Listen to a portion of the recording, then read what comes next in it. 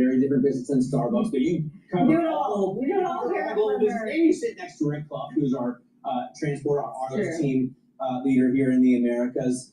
I thought that people were going to be buying more used cars because, you know, new cars are so expensive and people are trying to save money, and yet they missed on the top and bottom line at CarMax. You're not wrong. People are buying more used cars, but this is an instance where you saw a lot of pull forward because of the tariffs. You saw a big frenzy of buying back in April after the Liberation Day and the tariff announcements. And so we're lapping some of those things. And also, you know, as a lot of people, you know, went into new cars, some of the used car business fell down a little bit. Yeah. Shares getting smashed this morning, down 16%, adding to a 30% year-to-date decline. Shelley, thank you so much for joining. That is Bloomberg's Shelley Banjo. Now, all of those things would seem to suggest that this is an economy in trouble. Not so, according to the economic data released in the last hour. It showed the U.S. economy growing at the fastest pace in nearly 2 years, thanks to consumer spending, though apparently not on used cars. But Governor Stephen Miron spoke to Bloomberg ahead of that data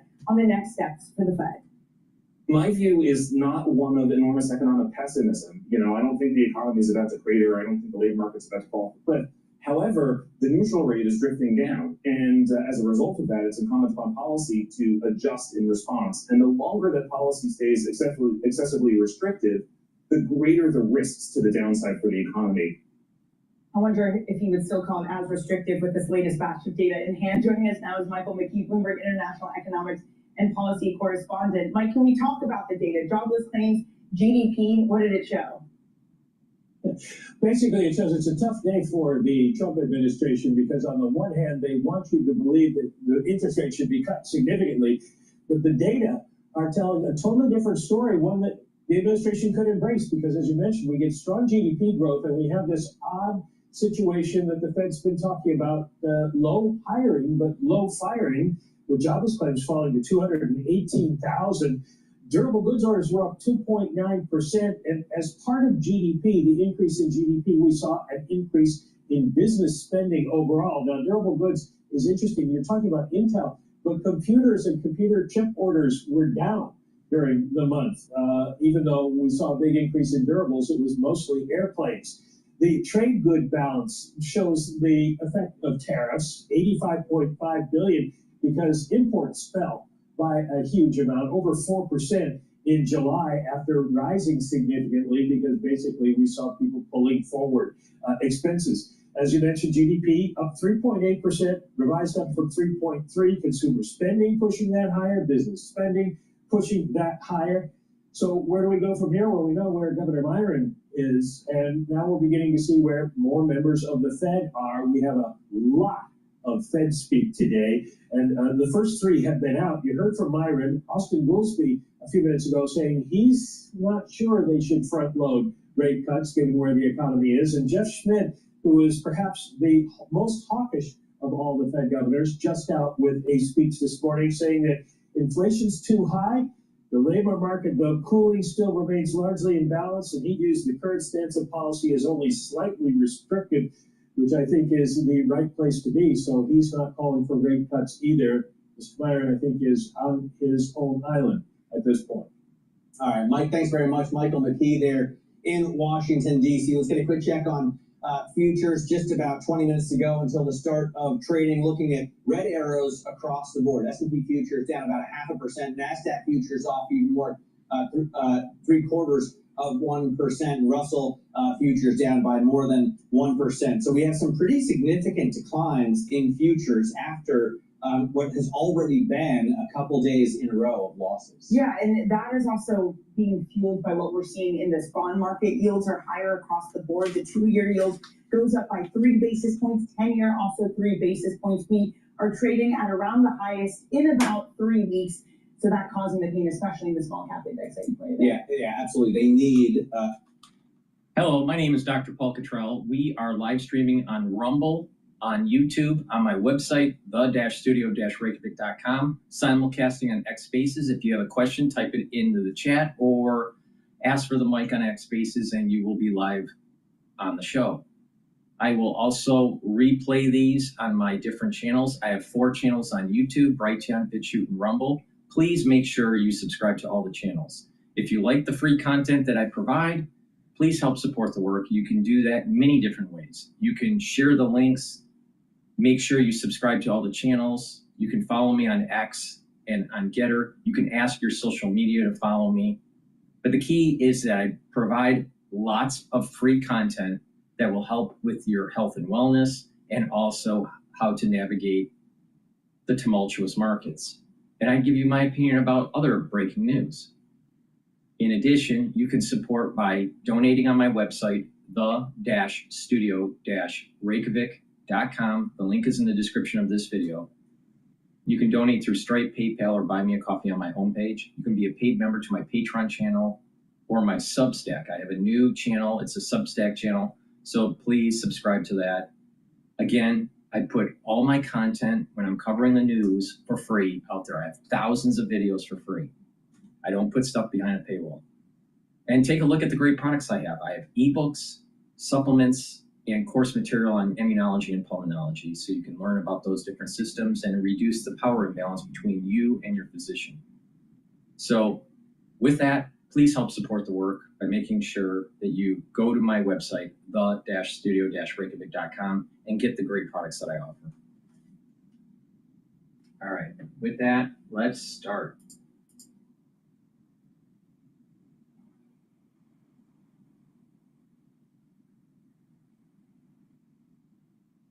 All right, I want to place CNBC here about the OMB to agencies.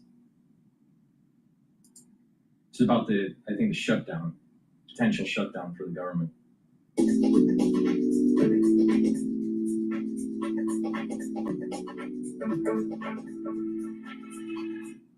Federal workers could be at risk of more than furloughs if the government shuts down in a few days. Emily Wilkins joins us now with the latest from DC and we'll talk at the end, Emily, but the as expected rhetoric. If you need 60 votes in the Senate, right? Is that what you need? You need 60 votes in the Senate, Joe, and you got to map the math. There are only 53 Republicans. Some of them have to be Democrats. And look, but how are you going to say? How are they going to say? So so you get all the Republicans. The government shuts down because you don't get to 60. With a straight face, how do Democrats say the Republicans are shutting down the government? Well, if you're a Democrat, and we listened to Chuck Schumer and Hakeem Jeffries, and what they've kind of said is, look, what we want is for some healthcare provision to be in there. I know. They haven't been super specific on exactly what it needs to be, but they're hoping, they want to get that in there. And they do point out that there are these tax credits for the Affordable Care Act that are expiring. That does seem something that does have Republican support. And look, I mean, this is part of what we're seeing with this news last night. This Trump administration going ahead, escalating the stakes of a federal shutdown, putting pressure on Democrats, saying that they're going to implement a large-scale federal layoff if Democrats don't vote with Republicans to keep the government open. Now, the Office of Management and Budget, they're the one who sent out this memo, and they told agencies that they should consider firing employees who would have otherwise merely been temporarily furloughed in a shutdown. Now, the last time there was a full government shutdown in 2013, about 850,000 employees were furloughed. That's according to the Committee for a Responsible Federal Budget. The guidance from OMB that CNBC got says the layoffs should not apply to agencies and programs that were funded in the Trump mega bill, so things like border security, the military, or those who have programs in line with the president's priorities. But the memo also makes clear that no mass layoffs are going to take place as long as Democrats vote to keep the government open. The agency actually ended their memo saying that they remain hopeful that Democrats in Congress will not trigger a shutdown and the steps outlined above will not be necessary. But at this point, the pressure campaign doesn't seem to be working. Top Senate Republican Chuck Schumer, he remains unswayed. In a statement, he called the move an attempt at intimidation, and he said that these unnecessary firings will either be overturned in the court or the administration will end up hiring the workers back. And Joe, as we were just discussing, again, you need at least 7 Democrats. You might even need a few more, depending on what the votes we saw last time. They're out of Congress right now. They're off of Capitol Hill. They're coming back on Monday. That's when we expect to see the next vote. And this is kind of the back and forth that we're seeing right now. Democrats pushing healthcare and Republicans pushing that. we all have government shutdown fatigue in the brinkmanship that both sides play. A couple of years ago, when the Republicans were out of power and the Democrats were going to do they say if it shuts down, and the Freedom Caucus, they're saying we want these kind of cuts and we're not going to do it until. And they say, so it's not really us. We want cuts, and if you don't do This it, time feels a if you little don't- different. yeah, but how it's Oh, but no, this it's is a Schumer shutdown because they're the minority party. They can't dictate what I'm not goes arguing into it. with you. What I'm saying is this time feels different because Well, they instead might of do it. compromise, I think Because they it's might not actually go good. ahead with this. And the Democrats have been the ones who have been so unhappy about the number of layoffs in the federal You government. can't Those say came. do what we want Right. as a minority party, or else it's your fault the government Agreed. shuts down. My guess is this is, The look, it Schumer looks like a shutdown. big game of chicken at this point.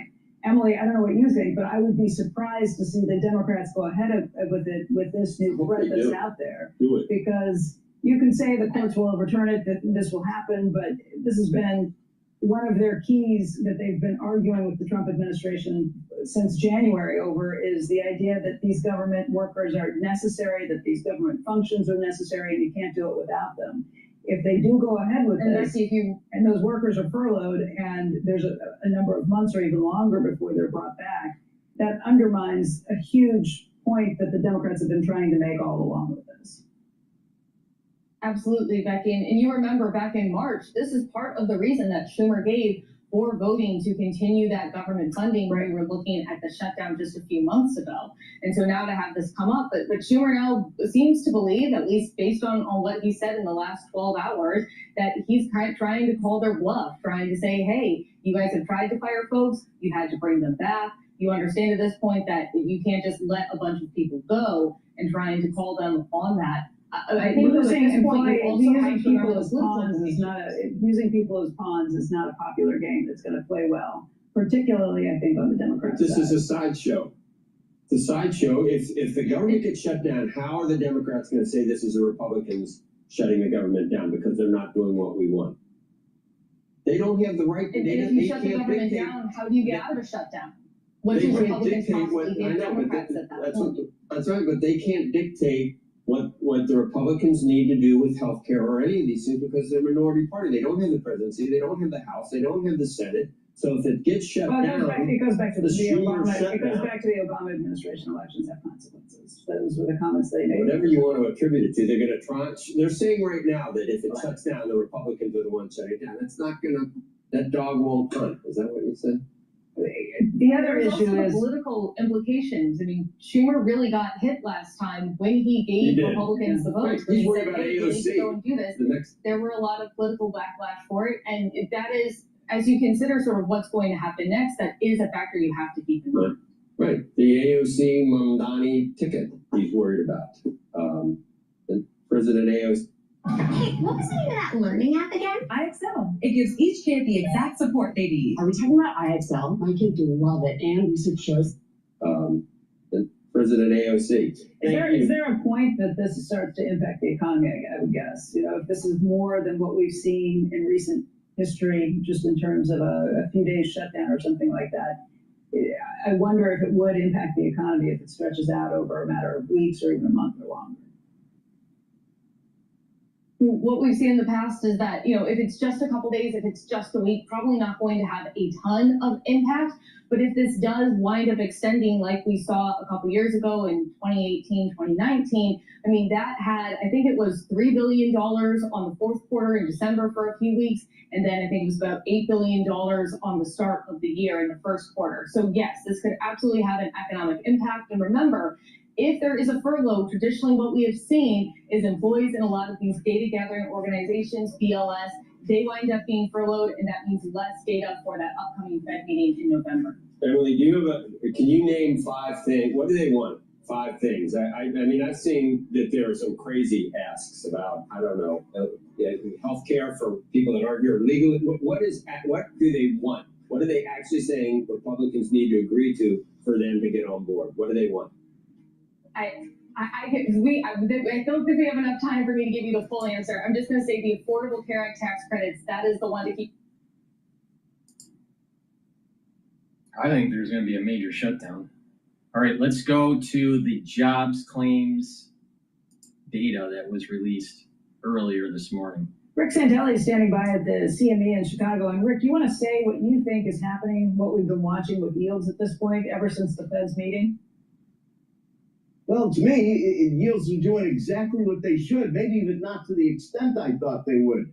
To me, the yields are going to continue to be firm, especially all durations, all maturities from 7-year on, so 10s, 20s, 30s. I think they're going to be sticky, and the reason I think they're going to be sticky, well, just think about yesterday's 5-year note auction. All right, before he continues on, when the Federal Reserve lowered their rates last week by 25 basis points, the thought was that the 10-year yield would be around 4 or slightly below 4, like maybe 3.98, 3.87, somewhere in there over time. But it's now trading at 4.1.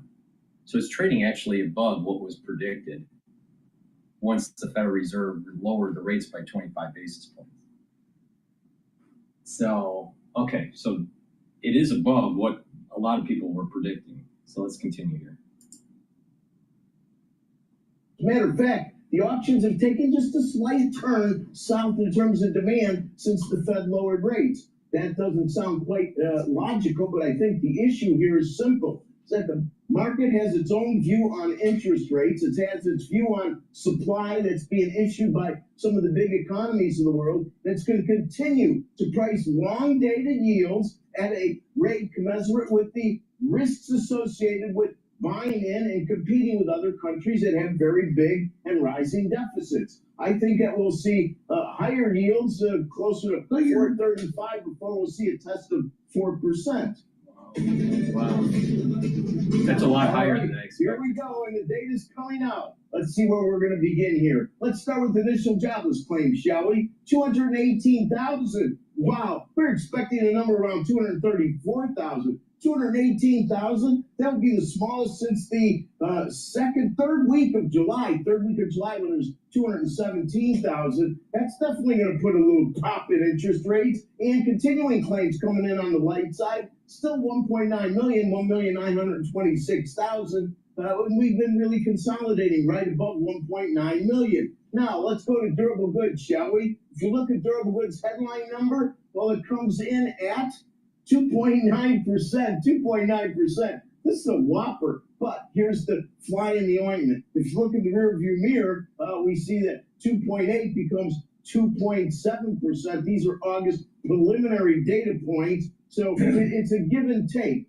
We see that there's a lot of volatility in durable goods because there's a lot of volatility in things like prices and tariffs and inventories. Now let's strip out transportation, and what happens is we get a much more normal looking number, actually much stronger, up 0.4%. That would be the best going all the way back. Well, last month it was up 1%. Now, if you don't look at that and you take that out, we'd have to go all the way back to last year to get in September to get a higher number. And if we look at non-defense X here, a proxy for business spending, it also comes in at a very strong rate there at 0.6%. That would be comping with last month when it was 1.0. We're really starting to see some strength there. Last month, by the way, downgraded to 0.8. But now we have some back-to-back strong numbers. The shipments, on the other hand, going the other way, -0.3. Now, on the GDP side, this is our third time around the block on Q2, and we see a really solid revision.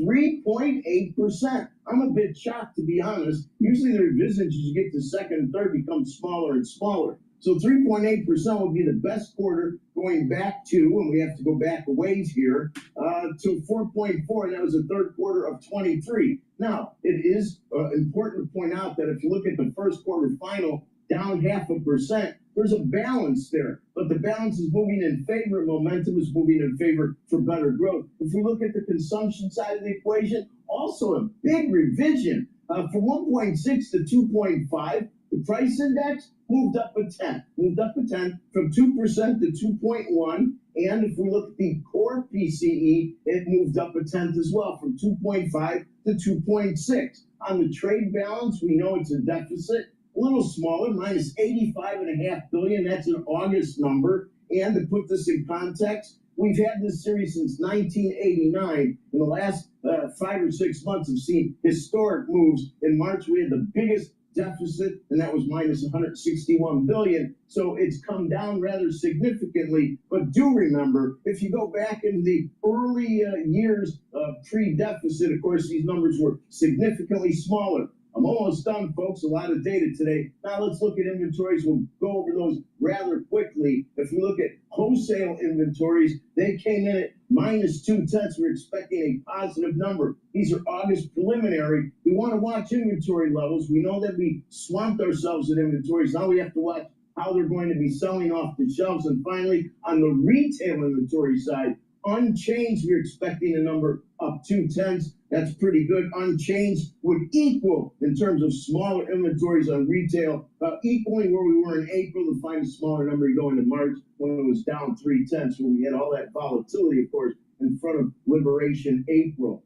I was correct. The numbers that really shined here, obviously, was that drop in initial jobless claims. We moved up to the 417, 418 almost in a 10-year, and we see that the pre-opening equities, they're still in the red. They're in the red a little bit more, but not heavily. Dow futures are down by, about 71 points. Once again, Becky, I think it's very important to note, we want to pay particularly close attention to auctions. Today we have the final auction in a 7-year note, an odd maturity, but it'll still give us an idea if investors are holding back. And the only reason they would hold back, we're still the best dirty shirt in the hamper in terms of issuance and solid issuance. And we have our treasury behind it. We have the reserve currency, but that doesn't mean investors aren't going to want a little bit more for the huge amount of paper that's out in the globe right now to finance much of the world's debt. Back to you. Okay, so the reason why the 10-year Treasury yield is at over 4.1% is due to the market sentiment that the Federal Reserve may not be as aggressive with rate cuts going forward in this year. Because if the job market is stronger, then there isn't really that much of incentive to lower rates, especially if you're above the 2% target for inflation. All right, the market did open up, and the S&P 500 is trading at 6,600. I still have a target, year-end target of 6,800 to 7,000 for the S&P 500. You have a support level at 6,500, and you have a resistance level at 6,000. Wait, you have a support level at 6,500 and a resistance level at 6,700. All right. Good morning. So for the last few trading sessions, the S&P 500 is having a problem to get above that 6,700 mark. Again, resistance level 6,700, support level 6,500. So today probably will be bouncing around at the 6,600 handle. All right, with that said, let's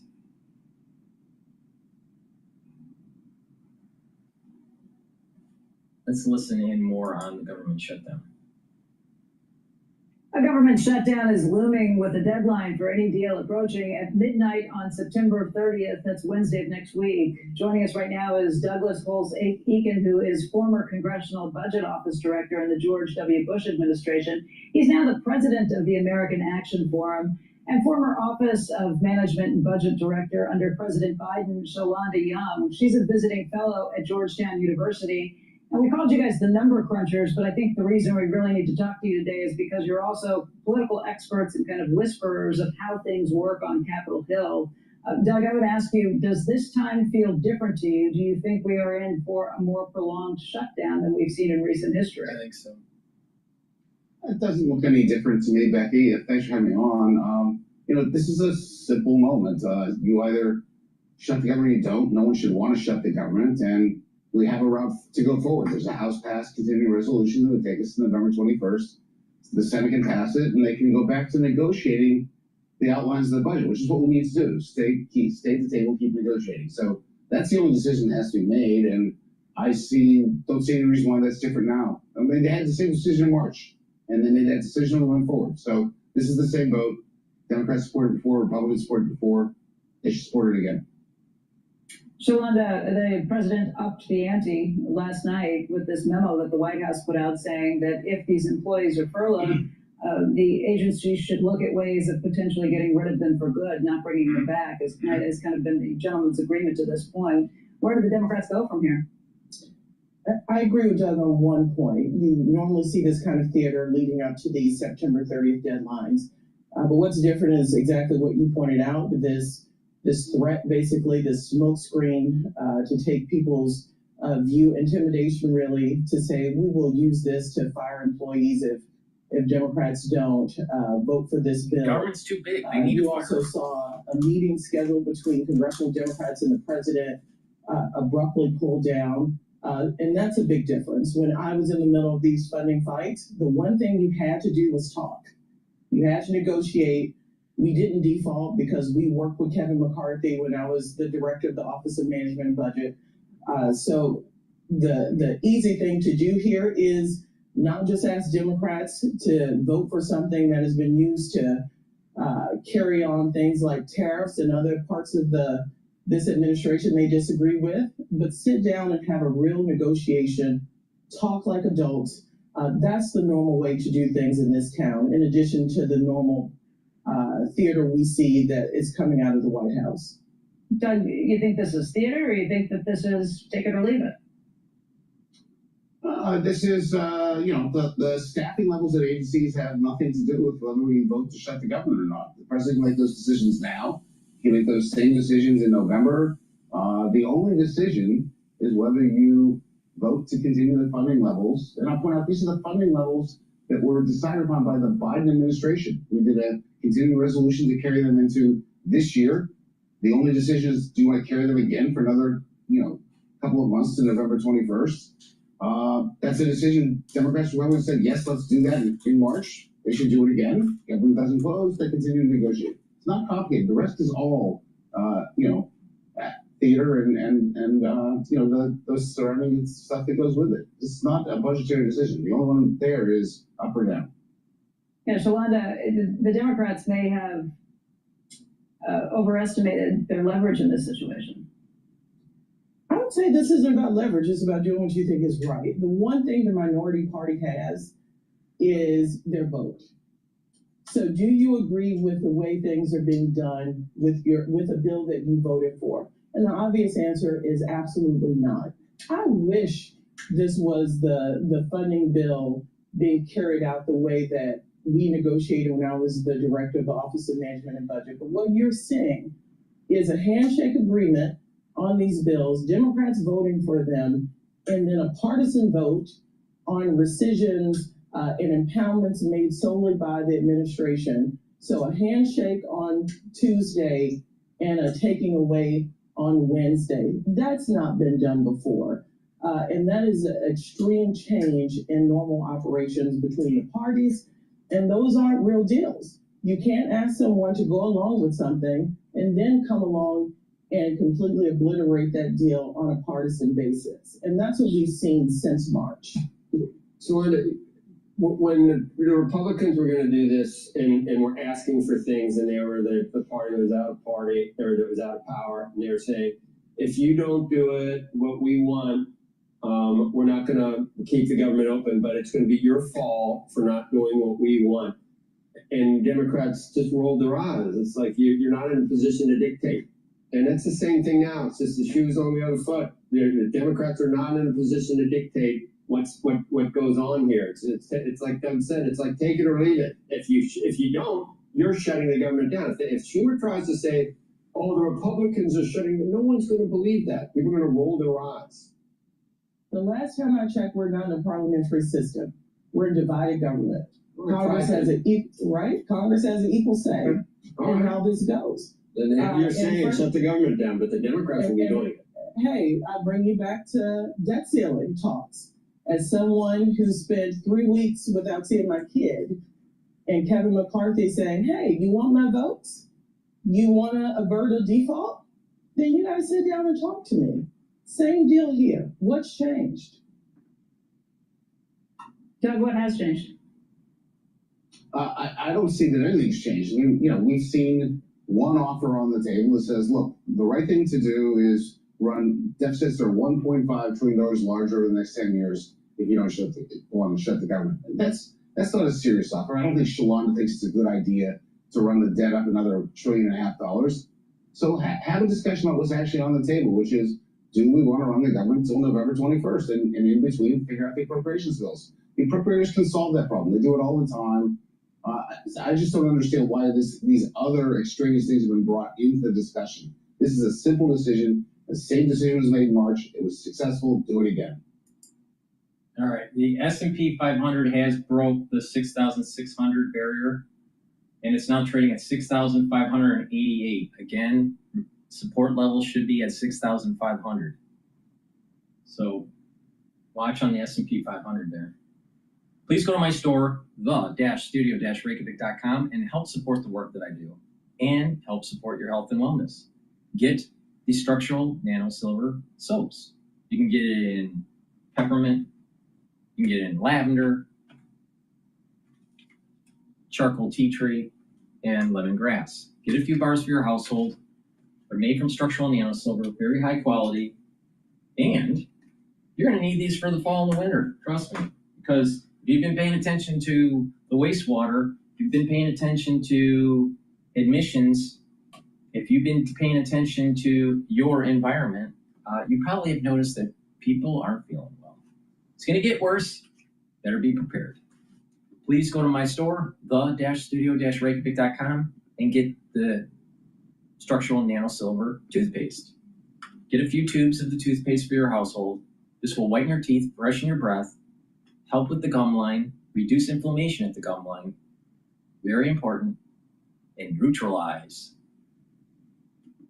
You're going to need this for the fall and the winter. But if you don't want to pay attention, it's your own damn fault. Please go to my store and get the cleanse. This is 30 parts per million, or the max 35 parts per million. Now, what this will do is help to boost up your immune system. I've been doing this protocol for over 5 years every day. Take a teaspoon a day every day, swish it in your mouth, gargle about 20-30 seconds, and swallow. What that will do is improve your oral cavity, your oral pharynx, maintain your mucosal barrier, help with the health of your epithelial lining. Super important, boost up that immune system. If you're not feeling well, or someone around you is not feeling well, take a tablespoon or two a day. Do the same thing, swish in your mouth, gargle about 20 seconds, and then swallow it. And then once everything is better, go back to your maintenance dose of the teaspoon a day. But the point here is to be prepared. Get the max 35 or the cleanse.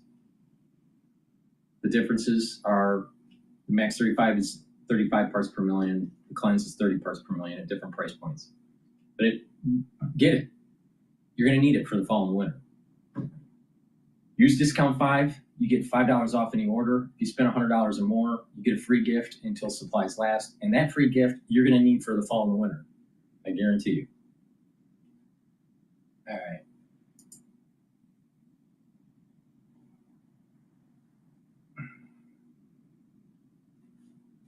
All right, let's see here. Let's listen about the money laundering with China. If your pet goes from weird to weirder, drooly to drool, What can you tell us about the leverage that we have with China? For example, will you continue to accept Chinese military companies like Cottrell and Hesai issuing IPOs out of Hong Kong involving U.S. firms? Who knows if they'll eventually turn their guns on America? We have a lot of leverage points with China, and obviously the IPO market is part of them. We've had 4 discussions with my Chinese counterpart, and we discussed the leverage at everyone. We just recently met in Madrid. We'll be meeting again. Our trade deal, we've been doing a 90-day roll with them. That'll be coming off on November 10th. So we will be meeting again in October, in November. And we approach them with mutual respect. They're the second biggest economy in the world, but the United States has made it clear we have priorities, we have interests, and we are going to defend them. Yeah. And that was U.S. Treasury Secretary Scott Bessent with me yesterday on these upcoming trade negotiations with China. U.S. and Chinese trade negotiators are set to meet again today, ahead of the next round of official discussions between Bessent and his Chinese counterpart. Chinese manufacturers have been flooding the global market with a record number of cheap goods, but the secretary just said that the U.S. still has leverage. Watch. So what can you tell us about the rare earth minerals flow from China? Is it going to flow? It is flowing, and look, we're not without levers on our side. We have plenty of products that they depend on us for, so there is a back and forth. We do not want to decouple from China. We need to de-risk. And in terms of those rare earth magnets and minerals, they were pushing back. What is the leverage one? There's a big group of products. It could be aircraft engines and aircraft parts. It could be certain chemicals that are used in production of plastics. It could be the ingredients for silicon. It's a wide range. Joining me now is the GETTR Institute Senior Fellow Gordon Chang. Gordon, good to see you. Thanks so much for being here. I know you've been pretty harsh in terms of saying, look, don't sell the chips to China, but we actually have to have an agreement here. The supply chains are in China. We're still reliant on China, and we need those magnets. Yes, we certainly need magnets, and we also need pharmaceuticals from China, and those are the two big cards.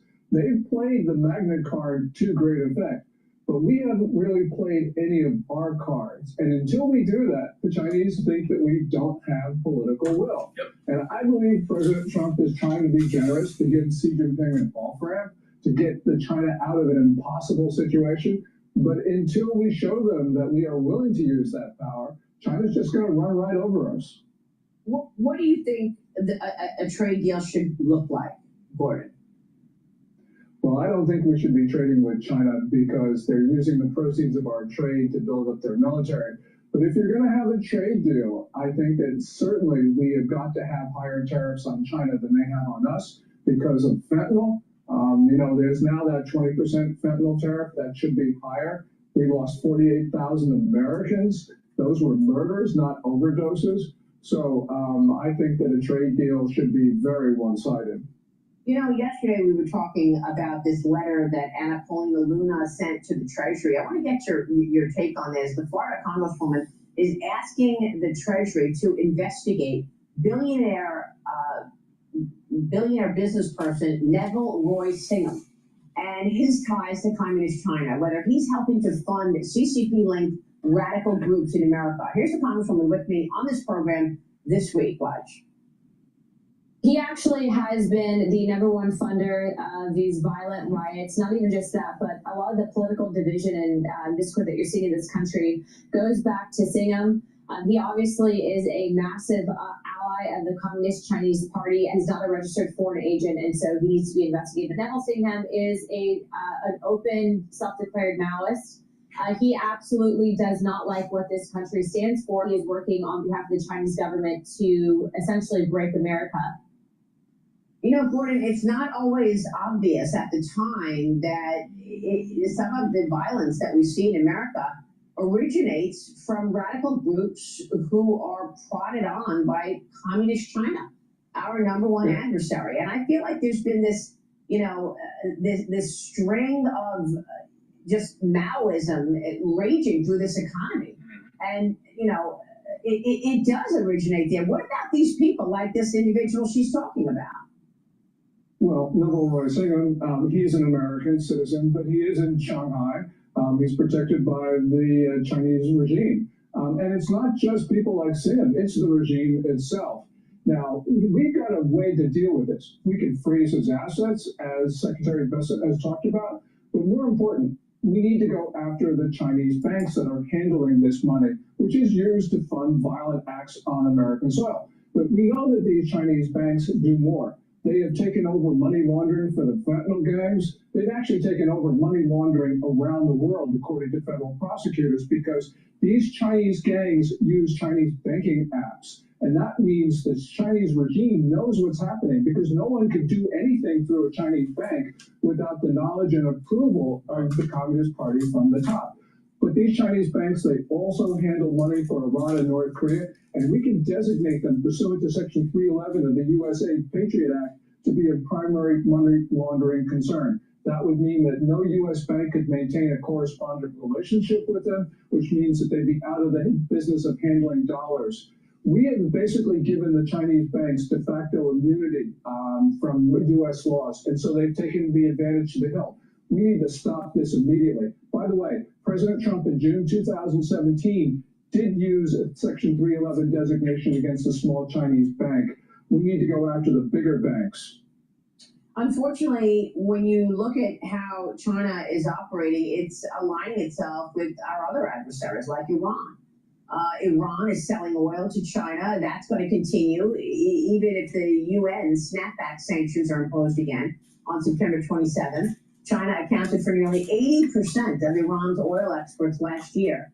And those snapback sanctions accused Tehran of failing to abide by the 2015 deal, which was supposed to stop the country from developing a nuclear weapon. Your thoughts? Well, China has been backing Iran for decades, including providing all that Iran needed to develop nuclear weapons. So it proliferated that technology and proliferated materials.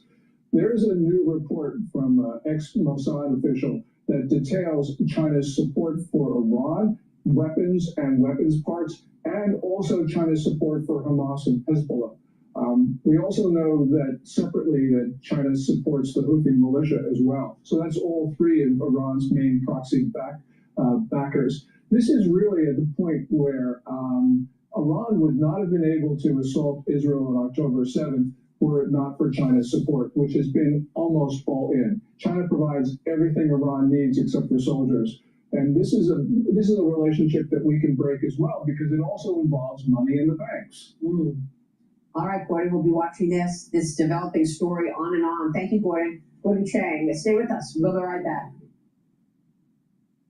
Now, it's important to realize. Forex.com. It's important to realize the relationship between the Middle East conflict and China. China's buying the oil, supporting financially Iran to conduct the war through their proxies, Hamas and Hezbollah. We are giving China, I'll say, a international affairs pass to do it without putting too much pressure on China to stop it. China is building up their military for a potential excursion in Taiwan, which would reduce our hegemonic power in the Pacific. So these are all tied together, all right? Now, part of the reason that the BRICS are starting to become a little bit stronger, a little bit more belligerent, where countries are shying away from the dollar dominance, isn't so much the economy of the United States. It's our international affairs usage of the banking system and shutting down certain countries and using sanctions. There's a book called, I think, Paper Soldier. And it's about how the dollar it's losing its prowess in the world. Not because of our economic hardships, but because of the overusage of it by the national security state.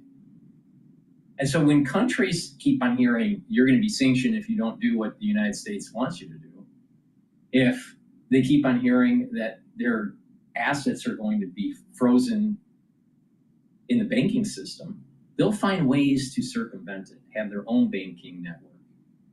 not be so reliant on the US dollar.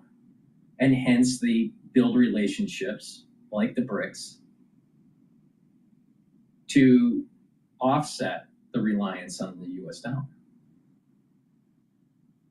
So this interplay that's going on here, that even though Gordon Chand said, well, we should be putting more pressure on China, by putting more pressure on China may actually exacerbate the reduction of the reliance on the US dollar, which would weaken it even further and cause disruptions potentially in our bond market. So there's this interplay that's happening with what China's doing with buying oil from Iran and our over usage of sanctions and the banking system to force international policy. All right, what I want to do is I want to play Stephen Miller here. I think he's talking about Kamala Harris.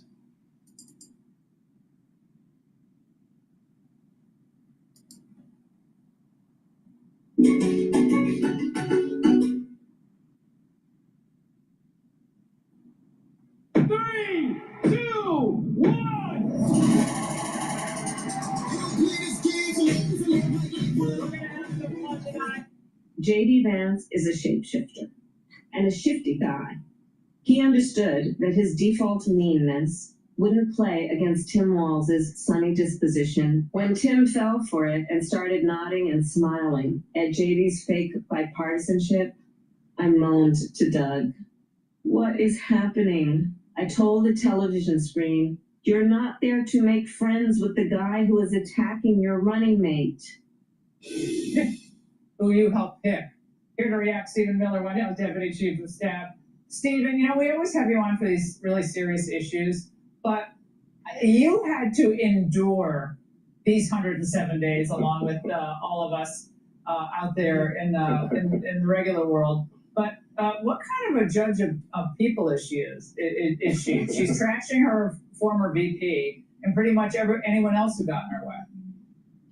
Yes, well, I think the most important point is that Kamala's biggest advantage as a candidate was the fact that she was put late into the race. Yep. Because it allowed the media to build this huge psyop to portray her as being bright and intelligent and gifted and talented. Time was her enemy. Yep. If she'd been running for 1,000 days, she would have finished at 10%. President Trump had to demolish her in 100 days, which took extraordinary skill to do. Let's also not forget, she was the vice president for 4 years. She wasn't some random lady off the street. She'd been running for the presidency as the vice president for the whole entire campaign. America knew her. And when they got to know her better, of course, because of President Trump's skills as a campaigner, she collapsed. But Stephen, I think you're really selling her short because there are moments when the eloquence is almost too much to take. Watch. I will confess to you, this might be a book of confessions in this interview. I will confess to you, I do not have all the answers, Joy. Yeah.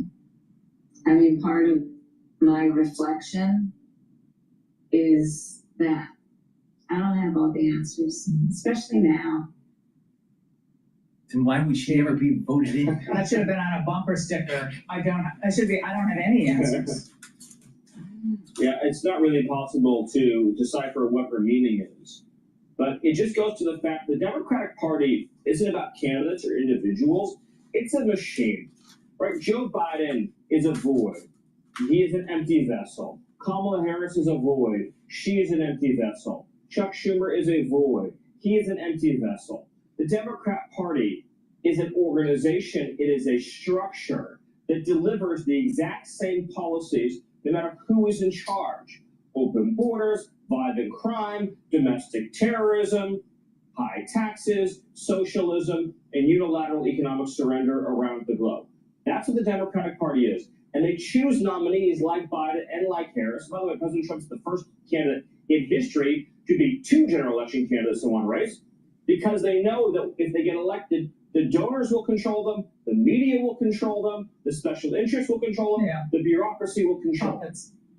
Stephen, I want to move on to this news that the DOJ is considering indicting former FBI Director James Comey for allegedly lying to Congress. Your reaction tonight? Well, I don't have any news to make on that subject of question, but I'm always happy to talk about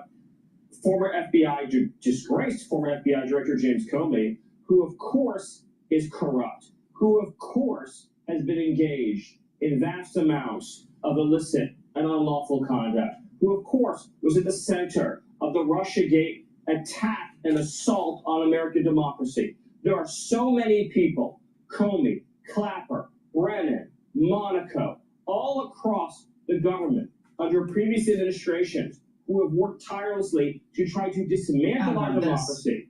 And it has to lead somewhere to accountability. Got to be accountability. And in 20 seconds, this government shutdown, is it going to happen, or is this going to get averted?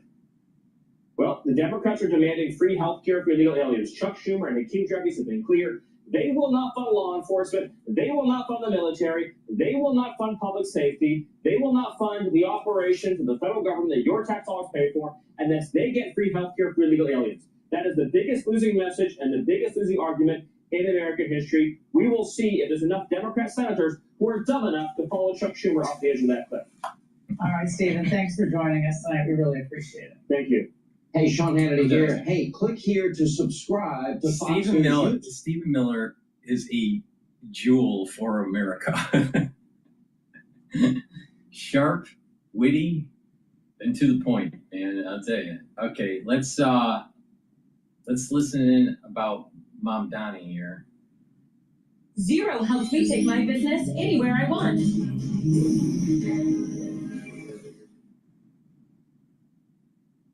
Raising the next generation is a big job, but feeding them well, that should be deliciously simple. With Go Macro, there's a nourishing Democracy sustains capitalism. Capitalism thrives in a democracy. Wait, And right democracy? now we are dealing with, as I don't know. Wait. Sometimes I don't understand her. I want to listen to that again. Democracy sustains capitalism. Democracy sustains capitalism.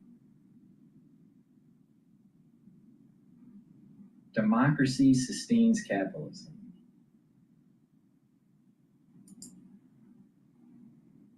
Thrives in a democracy. And right now we are dealing with, as I called him at my speech on the ellipse, a tyrant. We used to compare the strength of our democracy to communist dictators. That's what we're dealing with right now, Donald Trump. Wow. The liberals are are playing right out of the playbook of Marxism. They are Marxist, especially the ultra liberal. They're Marxist. To say that Trump is a communist is like, what? You're not even looking in the mirror.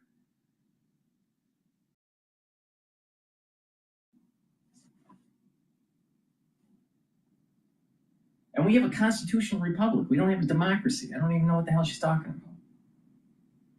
Democracies are actually, in the purest form, democracies are bad because if it's mob rule. If the majority wants to take away your property rights are taken away. But in a constitutional republic, you are endowed with certain rights, like property rights. There's words out there, but there's also incredible insults there. I don't know what she thinks she knows. We got Joe Concha Buck. She doesn't know anything. She's an idiot. WR radio host, Hall of Famer. I understand. Democracy is capitalism. Yeah, that's a pretty good start. There's probably no one pushing capitalism more than Donald Trump. I mean, he's cutting taxes, he's deregulating, he's opening up energy, he's equalizing trade, he's building factories. So how does he get to be a communist dictator, Mark Simone? She said it. This is, I'll call it the Charlie Kirk moment still, okay? We're trying not to call names. We're trying not to be inflammatory. We're trying not to use the F word, fascist. So she shifts into calling Trump a communist dictator. I don't see how that's possible. Well, he was a fascist, so this is a step down. I think this is one notch down. So is it? I don't know. I think the problem is they can't make the case against him. They can't figure out specifically policy. Because he's right. Exactly is wrong. So this is what I meant. They're just hysterical and hyperbolic. This is the reason. It's crazy. It's childish. This is the reason why I said that the ultra-liberal will eat itself. It's going to eat its own tail. I said this at the end of 2023. Right when they were starting to protest about the Palestinian cause and they were going against Israel and all that, I've said this is all going to play out, and what's going to happen is their logic will eat themselves. And Harris is a classic example. Trump is not a communist dictator. He's not Stalin. Obama was close to Stalin, but in terms of his philosophy, Obama was a Marxist.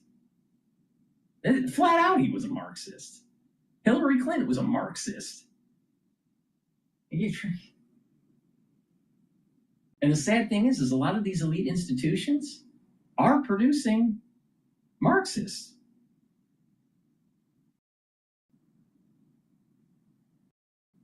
Trump is closer to Reagan, and Reagan was all about capitalism. Now, maybe he went a little bit too far with opening up markets, called liberalization of markets, with Thatcher. There's an argument to say that maybe he was pushing a little bit too hard with the liberalization of markets and not really, paying attention to geopolitical stability. But that's left for debate. But the thing is that the Republican Party is not a party of communism.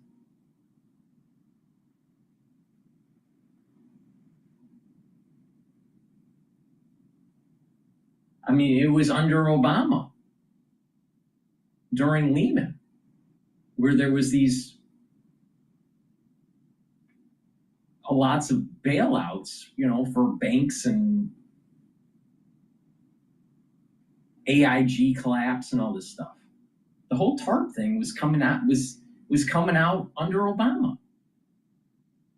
And the major injection of funds for TARP by the Federal Reserve, that was all under Obama. Now, some of it started under Bush. You got to remember, Lehman blows up at like September. The election's in November. So you had September, October, November, December, parts of January. So about 5 months of this was under Bush Jr.'s tenure. But navigating after Lehman and trying to build a recovery, that was all under Obama. And many of those policies were close to communism. Now, we weathered the storm and things ended up to be better, but this gets to a deeper point here. Is Keynesianism socialism? Is Keynesian economics socialism, where the Austrian school of economics through Hayek is more capitalistic? I would say so. But there are moments in time where the social system is starting to collapse and you have to do injection of funds and try to prevent deflation. But the problem is that we have now technocrats in government constantly hitting the Keynesian button and leading the country into socialism. And this is exactly the problem that we have in England. This is exactly the problem that we have in France. Too much debt, too much money has been printed by the central banks, too many social programs that the countries can't afford, porous borders that lead to instability in the society because of illegal immigration. These are all recipes for disaster. And these are all on the menu for liberal policies. So is Trump a communist dictator? Oh, she's saying that because he wants to make the city safe. So if Trump doesn't go into the cities and clean it up, these Democrat mayors, they're going to continue to have their city go into the gutter, literally. They've had plenty of time, years, to clean up their city. And it takes someone, a new sheriff in town, aka Donald Trump, to actually clean it up. Oh, that's being a dictator. Well, why didn't you clean it up without him? Isn't that your job, Mr. or Mrs. Mayor in the Democratic city? You just pick which one you want. All right, you got that issue. She's probably saying, oh, it's a communist dictator because the United States government is going to be taking shares, a 10% stake in Intel. Well, wait a minute here. It was under the Biden administration of the CHIP Act. And if we're giving money to a company, shouldn't we get a little bit of stake in it? So when we do sell the shares, that the Treasury gets some money out of it, their money back? That actually makes a lot of sense. Now, I think what's happening is that with this sovereign wealth fund that's being established, it's going to be able to invest in key technologies for economic growth, but also for military prowess. But if you go too far into purchasing into different companies, then you're moving towards state takeover, and I'm against that. But Trump is not at that point. So where's the where's the communism here? It's actually very capitalistic that he's doing. Where's the communism?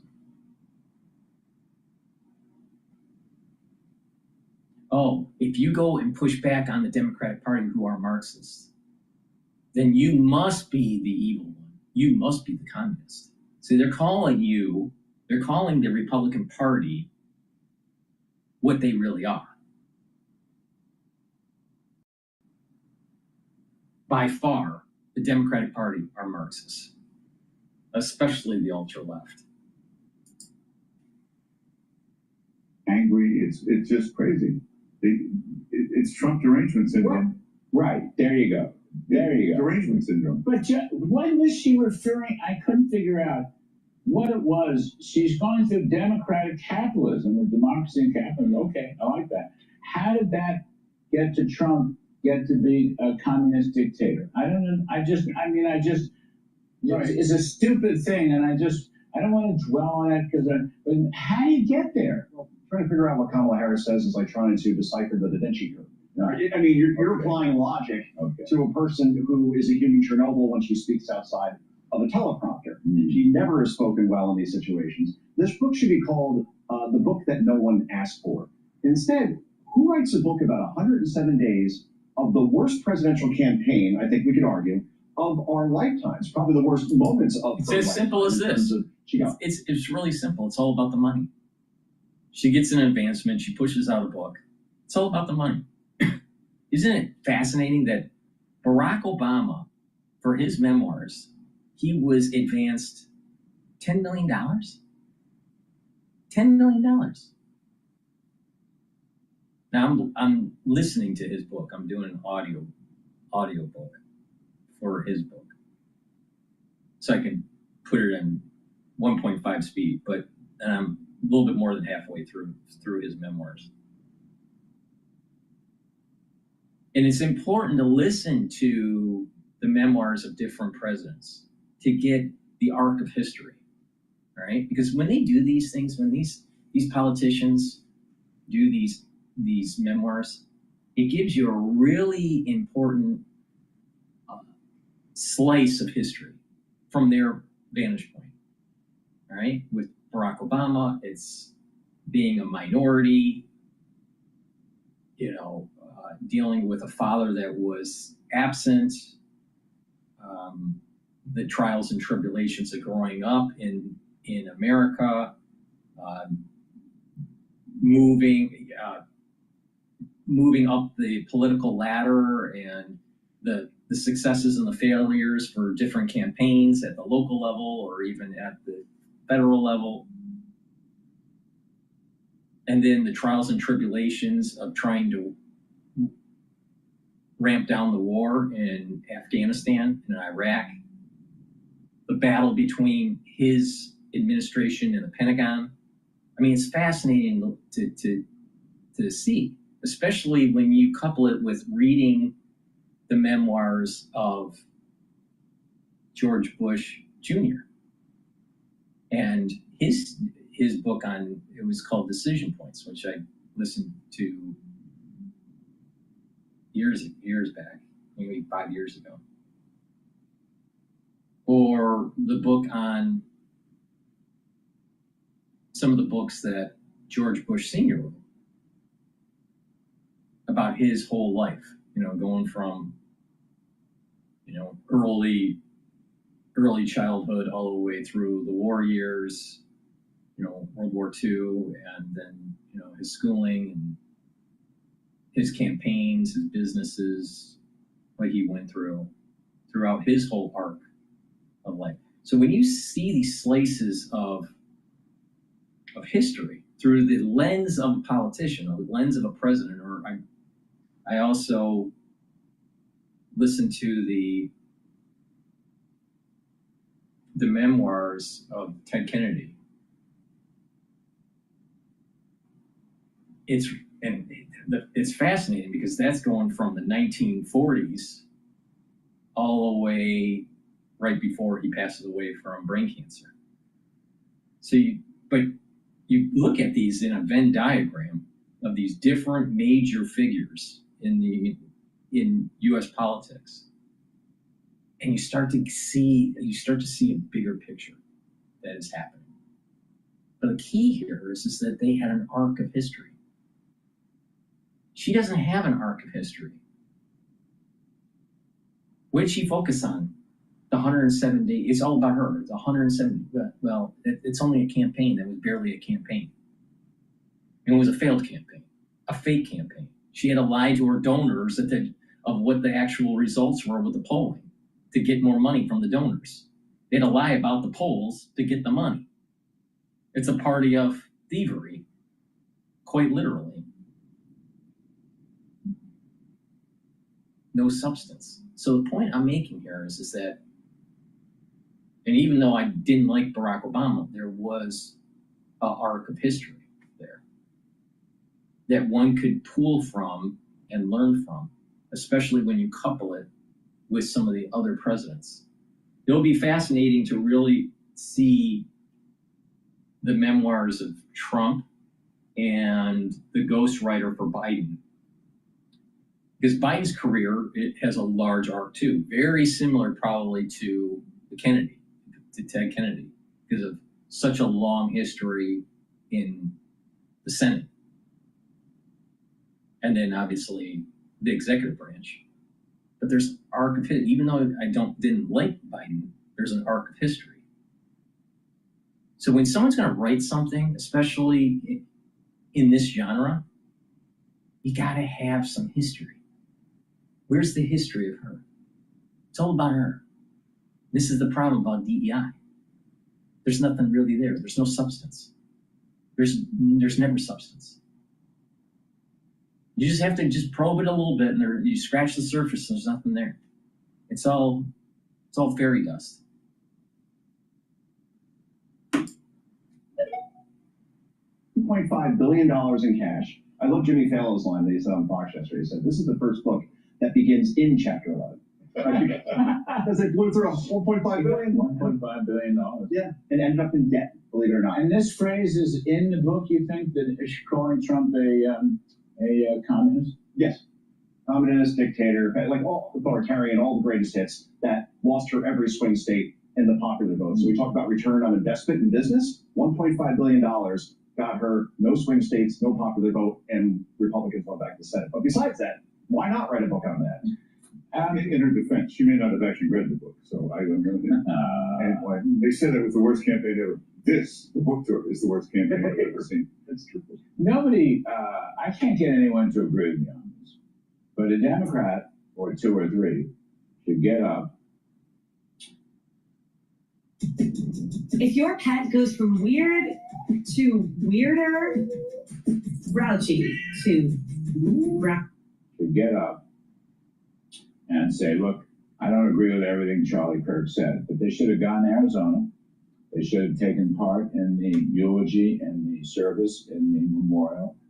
There's no reason why they couldn't. There were a bunch of Democrats that voted for the resolution on the floor of the House, right? That was a good start. Somebody should have gone to Arizona, because the path they're going down now with all this name calling, including this stuff, is a catastrophe for the party. And their polls are catastrophic. I'll say it again. The Washington Post poll, whatever that's worth, Trump is +7 on the economy, he's +13 on immigration, he's +22 on crime. If I had polls like that, I would be making peace in Arizona and elsewhere. Well, yeah, whenever the Democrats are really out of power, it happened after Dukakis' lost. They go to the far left and the crazies take over and run things for about 2 years.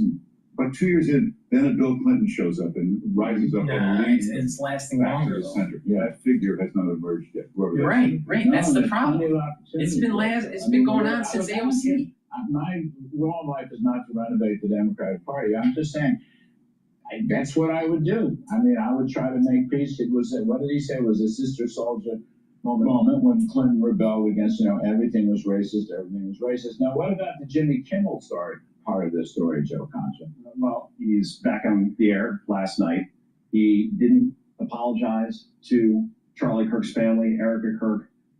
He basically did this. It was a weasel way of doing it. He said, if anybody was offended by my remarks, no, you said that this shooter, just days after Charlie was executed, was part of the MAGA gang. So he could have said, I got it wrong. It was inappropriate to say something like that so soon, and I regret it. Instead, he went down that route. Then he lied right after, of course, because that's what he does. He's a prolific one, where he said that Donald Trump actually took Stephen Colbert on CBS off the air. I'll give you 40 million reasons why Stephen Colbert is going off the air, because he was losing $40 million a year while getting paid $20 million in salary. That is not a sustainable business model. The same thing goes for Kimmel. And then even on Colbert last night, you had Gavin Newsom, not, Rickles, not Burt Reynolds, Sinatra like we saw during Carson. You have Gavin Newsom on there saying the most deplorable things about ICE agents, and look what happened today. Not blaming Gavin Newsom, but they have to your point, turn down the temperature, because this is not acceptable anymore.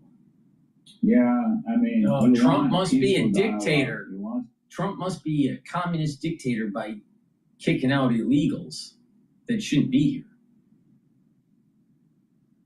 That's Harris's policy. Follow the logic of that one.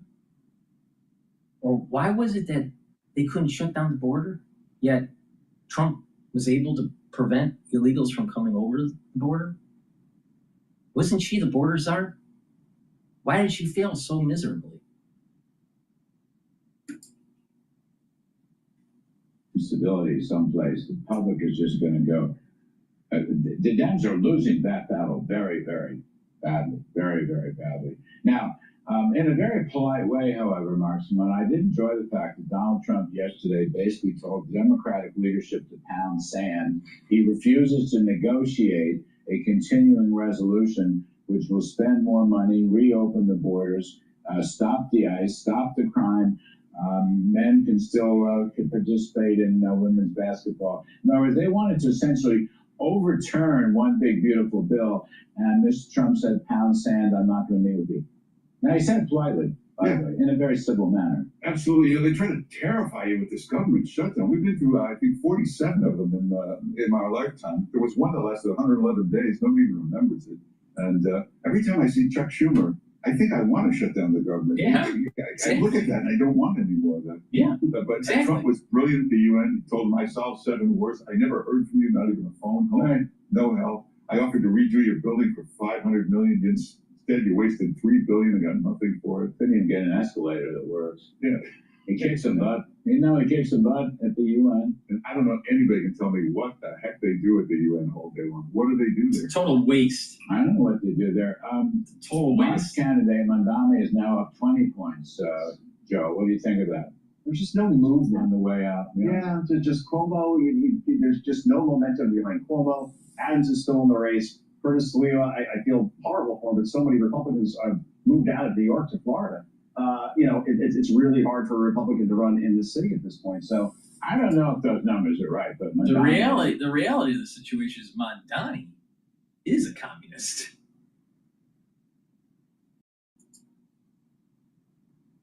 Increasing his lead against everybody. even if they're half right, he's still up by 10.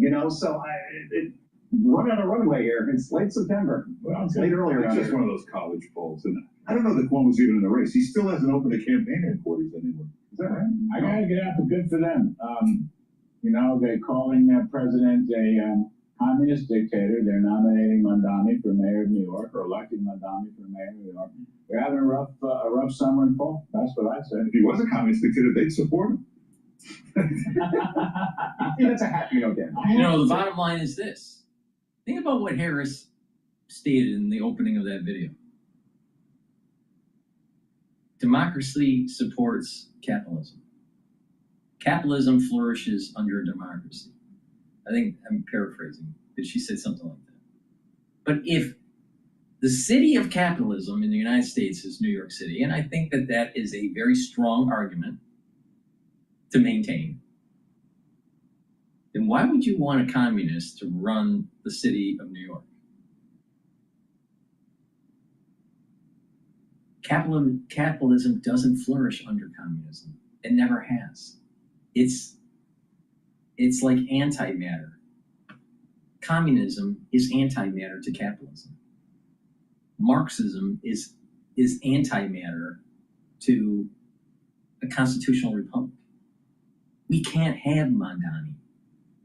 But yet, young people that are having difficulties economically think that the path forward is to have communism. And this happened in the 1920s in different countries and in different pockets of the United States. And also the worry during the Great Depression.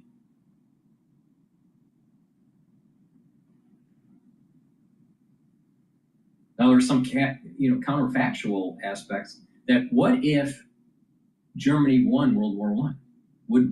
Would there have been a Hitler? Would there have been a Lenin or a Stalin? I mean, think about that for a second. If Germany won World War I, would we even have had the literature from and the push for Leninism? Probably not. Would we have had a Mamdani? Probably not.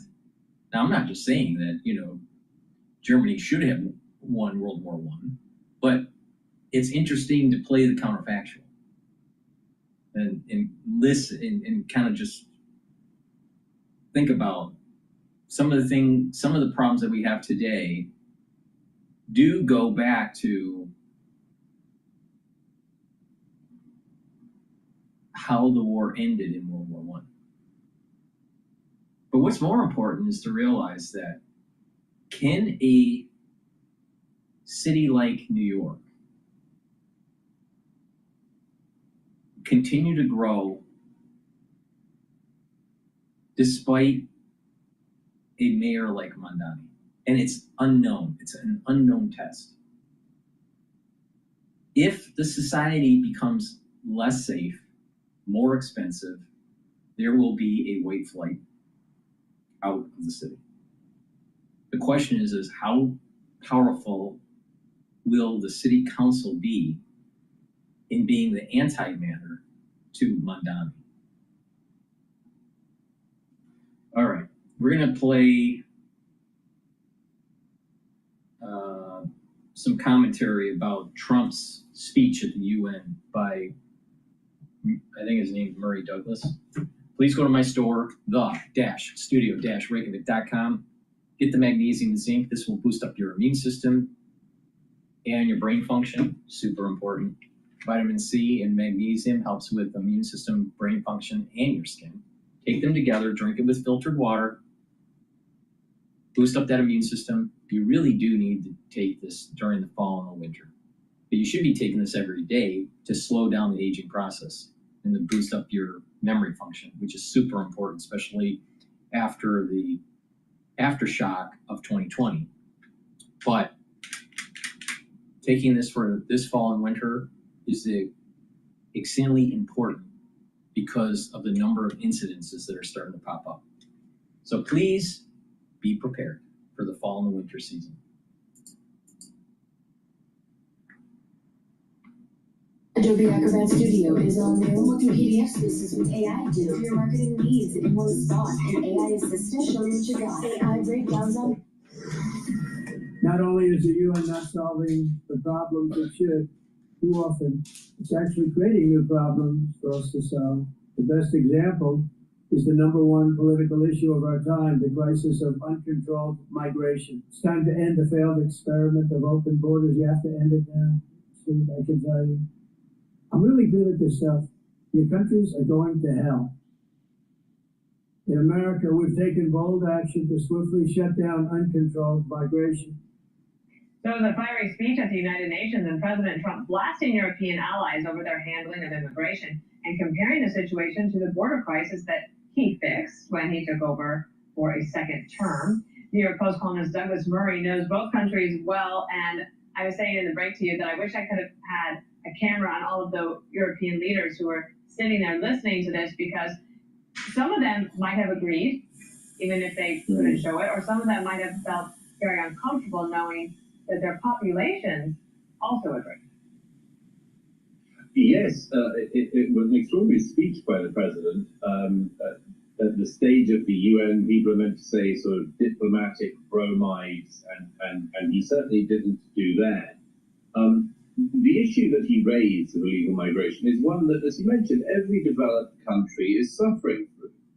The interesting thing is that despite suffering through it, with countries like the UK, France, and so on, having historic, unprecedented levels of illegal and legal migration, the extraordinary thing is that the leaders of those countries recognize that they have a problem, but they never face up to it. And they certainly never do anything to reverse it. Even purportedly conservative parties in most of these countries won't talk about repatriation or forced migration, remigration of people who've broken into their countries. And of course, what Donald Trump is demonstrating in America is that this is not a necessarily one-way fatalistic issue. It's something which, if you do have a problem that's got out of hand, you can reverse. Whether or not his counterparts have listened or indeed even observed what President Trump has managed to achieve in his first year of his return to office, we'll see. Caroline Levitt, the press secretary, was on with Jesse Waters last night, speaking to the broader message that she said the president was delivering. The president took a sledgehammer to the failing globalist world order. He talked about how all of these countries need to have pride in themselves, like we do here in the United States of America. They should be proud of their own heritage and culture. And Japan is beautiful, and Italy is beautiful, and the UK is beautiful because they all have their own unique history and culture and heritage, and they need to protect that, just like we are doing here. Is there a resurgence of this idea happening? Let's just talk about the UK, where my husband's flying home today from there, and he's very worried about the country of his birth, and he's very glad to be an American right now. Yes, there's huge concern in each of these countries, and it affects the domestic policy. It also affects, as Marco Rubio referenced yesterday, it affects the foreign policy of these countries. They have to do things that on the world stage because of domestic political pressure from people who've recently entered the country. I am very worried about this. I've written about this for some decades now. President Trump's completely right that if you have an open borders policy and you allow legal and illegal migration to run riot, your countries change. They just change fundamentally. he's completely correct that that's the case, for instance, in the United Kingdom. And it doesn't change for the better. You get this problem where you can't celebrate yourself, you celebrate all other cultures except your own culture. You've got to venerate all traditions other than your own. This is certainly the case in the UK, France, it's become the case in Canada and elsewhere. And as I've also said for many years now, this leads to another problem, which is if you don't love your country and if you don't love your history, I don't see that any country has a future. Right. Yeah. Absolutely. Douglas, it's sobering and it was grim, but also President Trump's speech was very blunt and fascinating. Lots to dissect there. Thank you for being on our show. Hey everyone, I'm Emily Compagno. Catch me and my co-host Harris Faulkner. We're gonna talk about the Comey indictment here on MSNBC. They're obviously going to try to demonize Trump because they hate Trump. Please go to my store, the-studio-reykjavik.com. Get the Myotrol. Myotrol is super important to take if you're 40 years of age, male or female, to build muscle. Do resistance training. This will help with the gene expression to build muscle. It has polyphenols, flavonoids, and lignans for that gene expression to build that muscle and to maintain that muscle. Super important. When you get older, it's harder to build muscle and you start to atrophy. And your aging process starts to accelerate. But if you do resistance training and take the proper supplementation, you will slow down that aging process.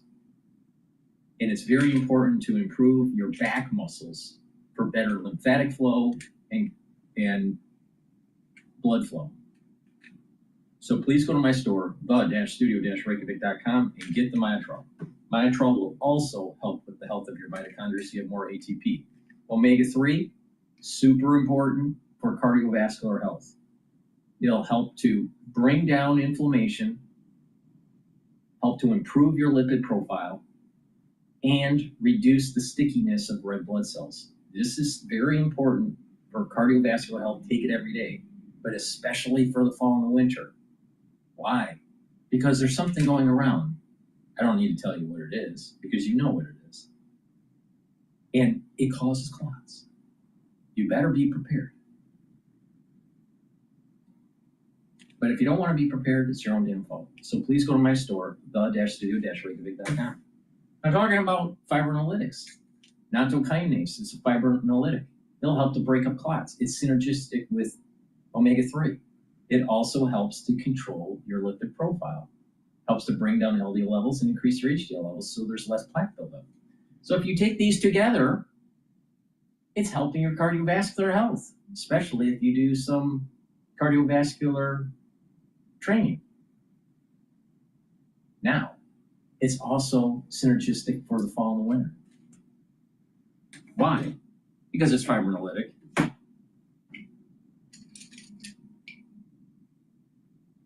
Olive leaf extract brings down inflammation systemically and at the vascular level.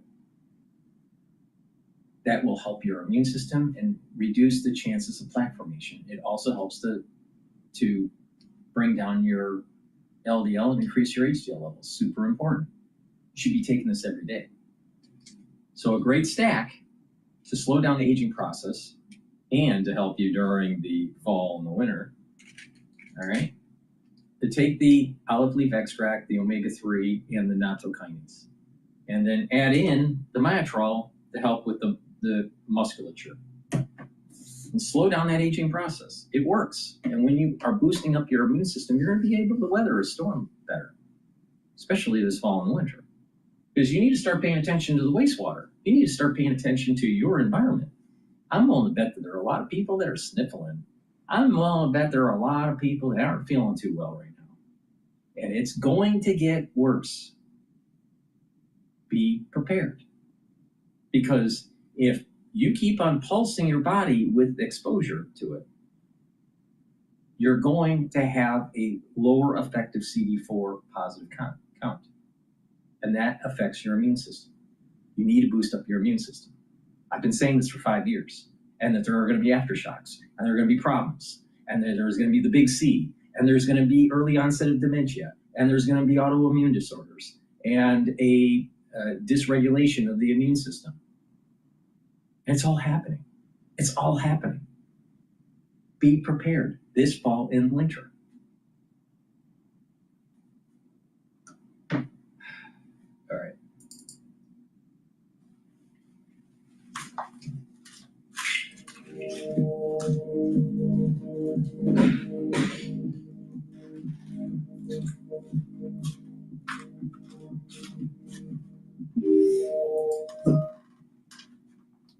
It is day 248 of the second Trump administration, and tonight MSNBC is reporting that former FBI Director Jim Comey, on your screen right there, is expected to be indicted in the Eastern District of Virginia. According to our reporters, if it goes forward, sources believe the Justice Department will accuse Comey of lying to Congress in 2020 about whether he authorized leaks of information. And the 5-year statute of limitations runs out next week. Now think about this for a second. What happened to Bannon and to Navarro? They refused to testify, and they were jailed. You would think that what Comey did is even worse, because he lied to Congress. But let's just roll that back a little bit, because the statute of limitations is coming. So he lied during his September 30th, 2020 testimony? Accused Comey of lying to Congress in 2020 about whether he authorized leaks of information. And the 5-year statute of limitations runs out next week. It comes as Trump has renewed pressure on Attorney General Mamdani to investigate his political rivals, including, of course, the former FBI director. Just this Saturday, Trump said Comey, along with California Senator Adam Schiff and New York Attorney General Letitia James, were, quote, guilty as hell, and that nothing was being done about it. And please remember, the top prosecutor, this couldn't be more important, the top prosecutor in the Eastern District of Virginia was fired and replaced with one of Trump's personal lawyers after he refused to indict New York's Attorney General. Joining me now to discuss is one of the superstar reporters who got this scoop, my dear friend Ken Delaney, an MSNBC and intelligence correspondent. Ken, walk us through this. This is your reporting. What do we need to know? Like, what is he like? Walk us through what they're even accusing him of specifically. It's not really clear to us, because these are facts that have been known for a long time. They've been the subject of Inspector General reports and Senate testimony. What we think they're focusing on is an answer that he gave to Ted Cruz in that September 2020 hearing that you mentioned. The statute of limitations lapses on Tuesday for this, where Cruz asked him about a previous question that had been put to him by Senator Grassley back in 2017 about whether he had authorized the leak of information. And there's a thing that happened during the Crossfire Hurricane matter, and during those days when the FBI was investigating Trump and Russia, where his deputy, Andrew McCabe, had talked to the Wall Street Journal about a story about a criminal investigation of the Clinton Foundation. And Comey said that he didn't authorize that, and Comey testified under oath. No, I didn't authorize that. Now, McCabe has apparently said that he did, but the Inspector General looked into it and found that, in fact, there was no evidence that Comey authorized it, and concluded that he didn't. So on this flimsy rod, a perjury charge appears to be being constructed here, and they're going to accuse him of lying to Congress, a few days before the statute of limitation lapses. And Steph, I gotta say, if you had told me the day after Donald Trump was elected that 8 months into the term, this is where we would be with the criminal justice system and the Justice Department, I would have said, Stephanie, let's not go too far. I mean, come on.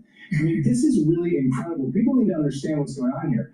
The White House is calling the shots on who gets indicted, essentially. Donald Trump posts on Truth Social to his Attorney General, we need to charge these people. He mentions Comey, he mentions Letitia James.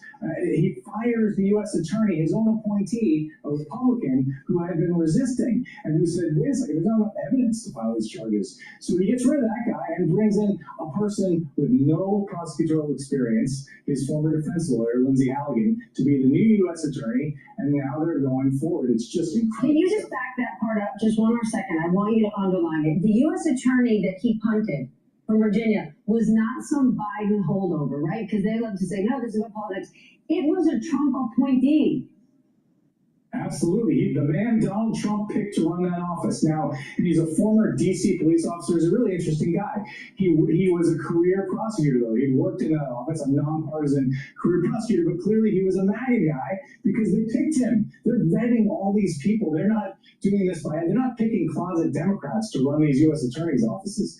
But he also is a man of integrity, and he looked at the evidence and said, there's no case here, both on the Tish James matter, we're told, and on this Comey matter. And so they showed him the door. They unceremonious, and Trump bragged about it. He said, Eric Siebert actually, the U.S. attorney, actually resigned under pressure. But Trump then went on social media and said, he didn't quit, I fired him. Proudly he did so. And now they're moving forward with these cases. Now, there's still some question, I think, as to whether the grand juries in these cases will actually go forward with the indictment. We've seen grand juries in other contexts resisting some of the things that Trump prosecutors are trying to do, Steph.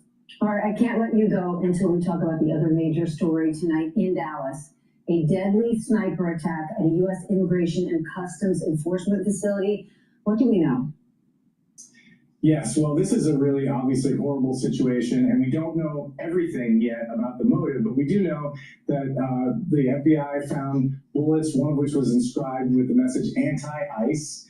And this man, the shooter, was perched on a rooftop, and he fired an assault rifle indiscriminately into a crowd of both ICE agents and migrants, and he hit migrants. But authorities clearly believe he was aiming for ICE agents, and this appears to be part of a kind of a wave of left-wing violence going back to Luigi Mangione allegedly killing the United Healthcare CEO in New York, and of course the assassination of Charlie Kirk. So, and obviously there's been right-wing motivated political violence as well. We're in a situation now where the extremes on both sides are deciding that they need to kill people to make their political points in this country, and there's ample weapons around for them to do it, and it's a really horrible situation. So 1 migrant dead, 2 wounded, no ICE agents killed, and the shooter dead of a self-inflicted gunshot wound. My goodness, Ken, thank you so much. Really important reporting. I appreciate you joining us tonight. Let's bring in our nightcap. Edmund McMorris-Santoro is here, reporter for Notice. Katie Drummond, global editorial director for Wired. And let's point out that Wired has been en fuego in the last 6 months. Their most recent issue explores big tech's influence over the government. And let's be clear, it's been really big. And David Litt is here, former presidential speechwriter and author of the book, It's Only Drowning, a true story of learning to surf and the pursuit of common ground. David, the president has made absolutely no secret about wanting his Justice Department to go after his political enemies. Your thoughts on this Comey indictment? Because, all these things we could say, like, this is crazy, I can't believe it's happening. The president has said this was going to happen over and over and over.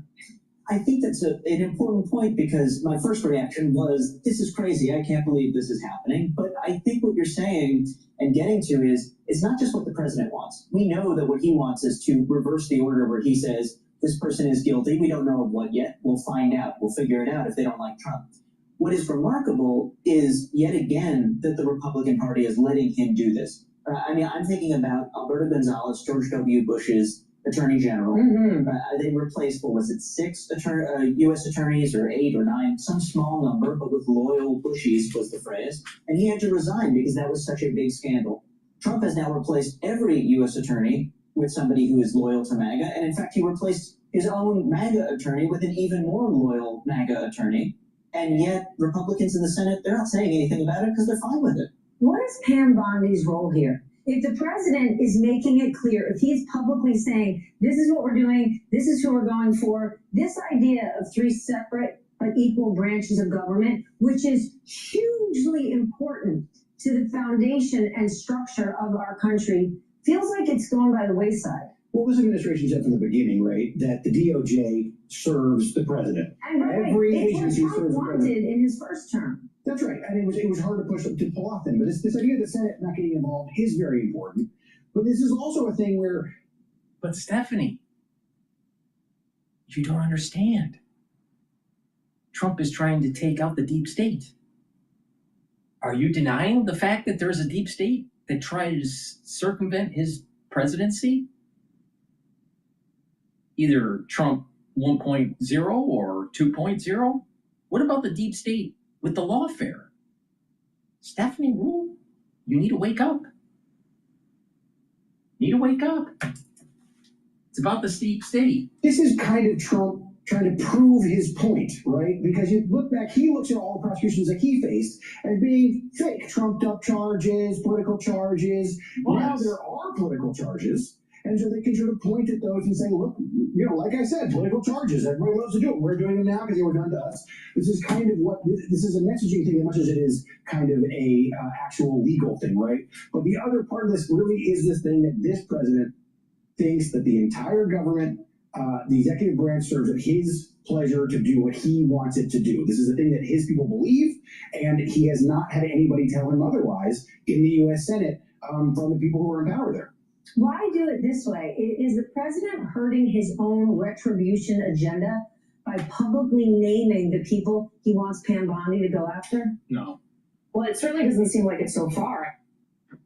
YouTube Premium is ad-free YouTube and ad-free videos on the YouTube Kids app, so kids can bounce the Kids Box. The problem is that the deep state. The problem is the deep state, including the Pentagon, the deep state has been trying to erode the actual power of the presidency.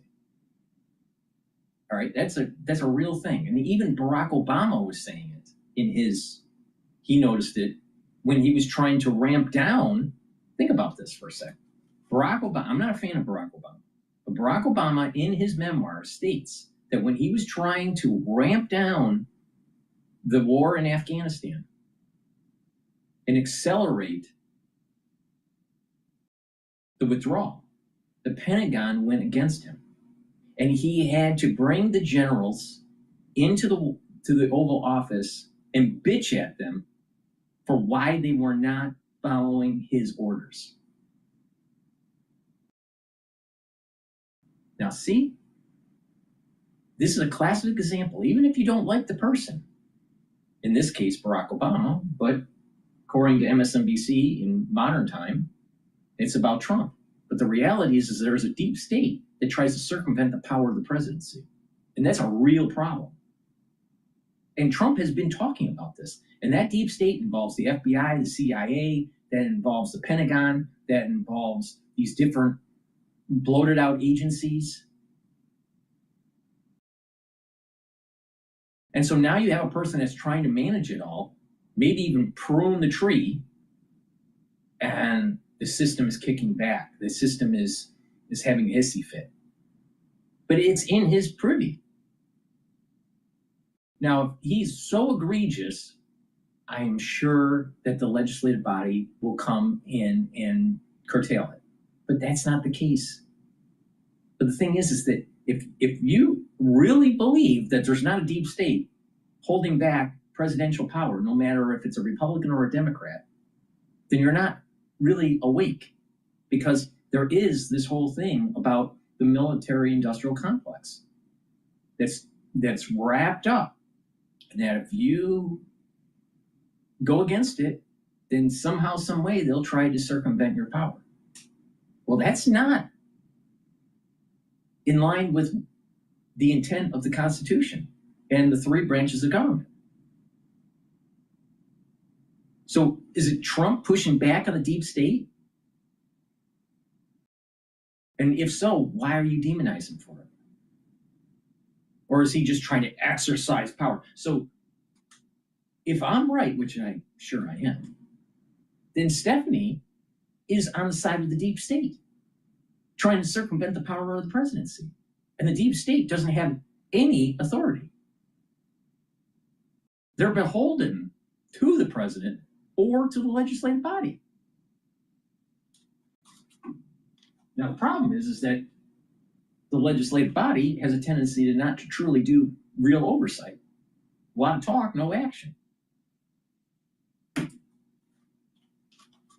It so far. I mean, he's been able to get away with this for months and months on end. And I think, one thing that stands out to me as someone who is not as close to these types of issues as the two of you is with Trump so often, right? Like, the chaos is the point. So he can publicly name and publicly shame and point fingers and get on X and post whatever he wants. It's incredibly difficult for the average American to keep up with, okay, this guy's in, this guy's out, this guy's indicted, Comey, what did he do again, right? It all sort of collides together into this giant ball of chaos where what's happening is ultimately despicable, But the average American, I think, has a very difficult time even discerning what Trump is up to here. And they're exhausted by it. Let's turn to the looming government shutdown. Oh, Trump must be the bad guy. Right? Whether or not Jim Comey is indicted isn't on people's mind, but a government shutdown can and will be. And I want to share what Senate Minority Leader Chuck Schumer said earlier today. Watch this. And we Democrats definitely want to avert a shutdown. Okay. We know how bad it is. And we're asking something very simple, Joe, for the president to sit down and talk with us. You know, he's not the king. He can't just dictate what happens. Ask the Republicans first. They control the show. They have the presidency, they have the Senate, they have the House. So they're in charge. And God forbid there's a shutdown, which we don't want. American people are going to know they're in charge and say, what the heck? Well, who do you think would own a shutdown? Whose messaging looks stronger? Because to Katie's point, Trump is basically saying you're not getting extensions on the insurance. Obamacare. Trump's basically saying you're not in charge anymore, Democrats. This isn't about, us capitulating, the Republican Party capitulating to the Democratic whims. So it's going to be obviously on Schumer's fault, not Trump's fault. Election has consequences, and the Democratic Party lost. Why? Because they're too ultra-liberal. They accelerated our debt. They've caused deficit issues. They caused social programs to be ineffective and non-productive. The society, the zeitgeist, is moving from liberalism to conservatism. Things are changing, Schumer. And by the way, you need to learn how to cook, because it doesn't look like you know how to make a cheeseburger.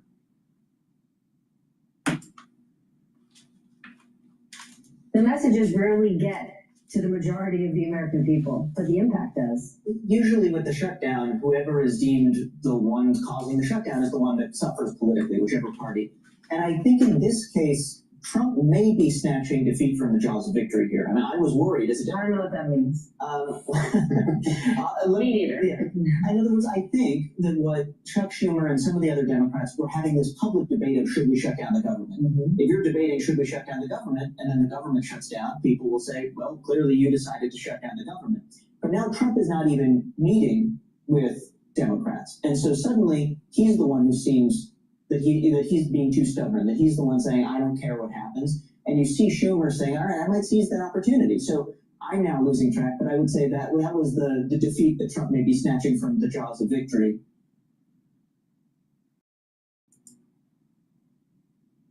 I think that the shutdown is actually going to strengthen Trump because the ultra-liberals are out of fucking control. Please go to my store, the-studio-reykjavik.com. Get the zeolite. This will help to detoxify your body. Get rid of heavy metals, toxins, and chemicals. Take 3 small drops underneath your tongue. Drink the filtered water. Do that every day. If you want a heavier detox, take 10 small drops underneath your tongue. Drink the filtered water. Do that every day until the bottle's done. Do that once or twice a year. But it is better to do it daily. 3 small drop protocol. Please go to my store and get the zeolite. Super important to improve your immune system and your endocrine system. And oh, by the way, when you detoxify your body on a regular basis, you're helping your other organ systems like your brain, like your liver, like your kidneys, even your bladder. Resveratrol. Resveratrol helps with youthful gene expression. It also gets rid of cells that need to go, get cells that are in senescence, get them to go into apoptosis, so you're getting rid of senescent cells. It helps with the health of the mitochondria, so you have more energy. And when you take this on a regular basis, it's actually slowing down the aging process. Super important. It stacks very well with C60, clarity factor, NAD+, ubiquinol. It's a great supplement to take. I've been taking it for decades. So please go to my store and take the resveratrol. Super important. If you're 40 years of age or older, you should be taking the vitamin B complex. The first 4 B vitamins helps with the mitochondrial health to boost up your energy levels. It improves your cellular metabolism so your tissues perform better. And it has B12. It's going to protect your neurons. You need to protect those neurons when you get older, but especially after the 2020 crisis, because one of the aftershocks of the 2020 crisis is early onset of dementia. I'm just saying. Clarity factor. It allows you to concentrate, gets rid of that brain fog, and over time increase that neuroplasticity. So your dendritic connections are improved, you're thinking faster, and you have improved memory. Take it every day, drink it with filtered water. And like I said, it stacks well with resveratrol and C60. So a great stack, help with your brain function. Clarity factor, help with youthful gene expression, resveratrol. And resveratrol also helps the basal layer for your skin, so your skin's going to improve. You ever wonder why people that take resveratrol actually look younger? Well, I just told you why. And vitamin B complex, protect those neurons and rev up that metabolism. It's a great stack. Use discount 5, you get $5 off any order. All caps, discount 5, $5 off. If you spend $100 or more, you get a free gift until supplies last. You will need that free gift for the fall and winter. Something's coming and you need to prepare.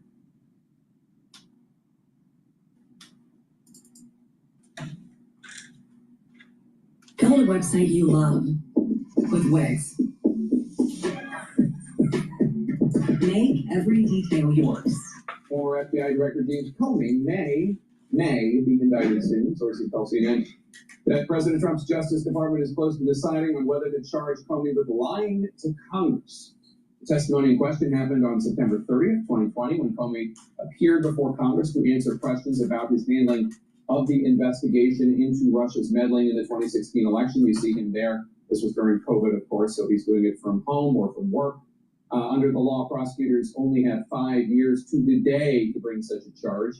If a grand jury does approve the case in the coming days, this would be one of the highest profile indictments in President Trump's second term. And this comes after President Trump made blatant public directives to his Attorney General, Mamdani, to prosecute his political enemies, including Comey. And of course, he fired a U.S. attorney for not bringing criminal charges against his opponents. CNN Crime and Justice correspondent Caitlin Polans, CNN Senior Justice correspondent Evan Perez join us now. So, Caitlin, what are prosecutors doing right now before they run out of time?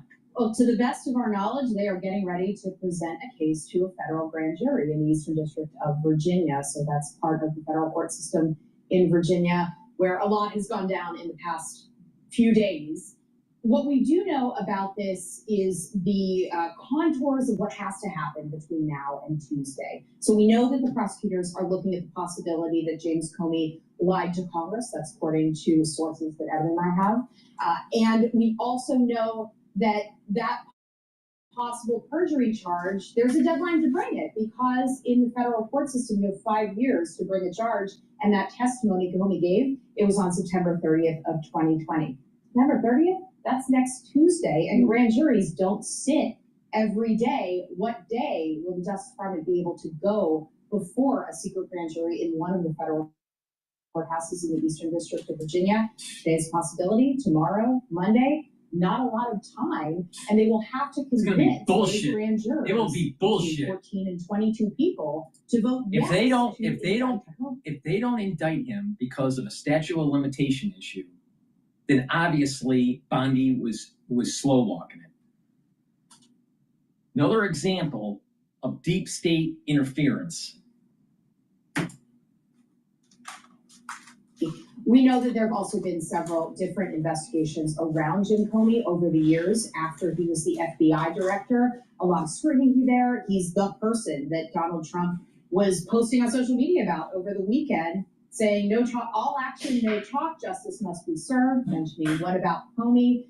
This situation, we don't know the exact details of what this indictment will say, but we are waiting to see exactly what emerges out of the federal. We don't know specifically what he's accused of lying about. That's right. That's interesting. And Evan, the Eastern District of Virginia, the U.S. Attorney's Office there, we've been talking about that. Yeah, we were talking about this Friday. Yeah, remind everybody. Well, Eric Siebert was the U.S. Attorney there. He was the acting U.S. Attorney, and he was picked by Donald Trump to run that office. And we know that one of the things that he's been investigating, not only Comey, but also the investigation into alleged mortgage fraud by Letitia James, who is the New York Attorney General who brought the civil fraud cases against Trump and his company. Siebert and his prosecutors there were balking at that case in particular, which led Trump over the weekend to essentially lash out at Mamdani and at Siebert. He fired him on Friday, and he installed on Monday Lindsay Halligan, who is one of his former attorneys. And so she took office on Monday, Jake, and she has now been seen in the last few days at the Justice Department. Surely this is among the cases that she's looking at to see when they could bring it. And as Caitlin points out, we don't know when they'll do it, but they certainly have to make a decision between now and Tuesday. Siebert, conservative, and bringing a bunch of immigration cases, worked his way up through the office of the U.S. Attorney's Office. And his one sin, according to Trump, is that he had the support of the two Virginia Democratic senators. Which is how he worked. We also know his real sin was he didn't bring charges, right? Exactly. And his replacement, a former insurance lawyer, right, was present when Mar-a-Lago was searched. But very loyal. Very loyal. Right. And the assumption is that she will likely do the things that Trump wants. I mean, that's why he wants her there. All right, Caitlin and Evan, thanks so much. Joining us now, CNN political analyst at New York Times is Pulitzer Prize winning White House correspondent Maggie Haberman. Maggie, what are your sources telling you about these potential charges against FBI Director Comey? Look, Jake, this is something that, President Trump has made no secret. What I've been hearing from people privately is what he's been saying publicly is that he wants to see James Comey prosecuted. There has been an effort to try to make that happen. There was resistance, I believe, and that's in some of the reporting we're seeing now about going through with this because prosecutors just didn't believe that there was going to be enough to make a case on, or so we have been told. Now, to go ahead in spite of that is a risk because it's not really clear that you're not guaranteed an indictment just because you go before a grand jury. And so we will see what this looks like if, in fact, they go ahead. Now, as CNN's reporting shows, they are debating what to do. But again, Lindsay Halligan is President Trump's hand-picked person. He wanted her there. He did not want Eric Siebert in that role anymore. He was not just Trump's pick. He was his person. It was his office who went ahead and backed him. And yes, Democratic senators were fine with him, but that got used against him by some of his Siebert's opponents and critics within the administration. So this is something, again, we know that President Trump has been looking for this for many, many, many years, and I expect him to try to push this ahead as far as possible, but we'll see. And just to be clear here, President Trump wanting the prosecution of James Comey, does it matter what the charge is, or he just wants his political enemies charged with something? Well, I think to prosecutors it matters. I don't think that the president is necessarily the closest observer of the criminal law, but I do think that for prosecutors, they realize there has to be a case that they can argue. We have seen other prosecutions in the Trump era, such as some that emerged from the Durham report, that did not end up in convictions, even though they ended up with indictments. So if there is a decision to move ahead with an indictment here with Comey, then it would go to trial, and then we would sit, presumably, and then we would see what that looks like. There is also a world where there isn't necessarily an indictment returned. And so this is, again, and this is all, Jake, playing out so publicly in the press. This is also typically not what prosecutors want. Some might argue, of course, a lot of Hillary Clinton supporters would argue that James Comey, in his announcement just before the election, that he was reopening the investigation into her. A lot of people think that including Hillary Clinton, think that James Comey is the reason Donald Trump won in 2016 because of that announcement. He did reintroduce those charges against Clinton just days before the election, the investigation. Well, he reintroduced the fact that there was an... Save big on furniture packed with innovative features during Ray Moore's Flanagan's Fall Smart Living Sale. Wherever the road takes you, Chevy is ready to drive you forward with pure power unleashed and future forward. Well, he reintroduced the fact that there was an issue about on a laptop related to emails that she had been sending, and there is certainly true that her folks believe that he is the reason that she lost. I think that her critics argue that there are a number of reasons that the election went the way it did, but regardless, yes, this is something that everybody can grab onto something and say they were harmed. President Trump has pointed to James Comey over and over and over again, in part because his own decision to fire James Comey led to all kinds of other things after the fact. If Comey does get indicted, would a charge alone satisfy Trump's crusade to go after his political opponents, or does he still want, as he noted in his public social media post to Mamdani over the weekend, he wants charges against Letitia James, the New York Attorney General, against Senator Adam Schiff of California. It does seem as though his appetite when it comes to these things is insatiable.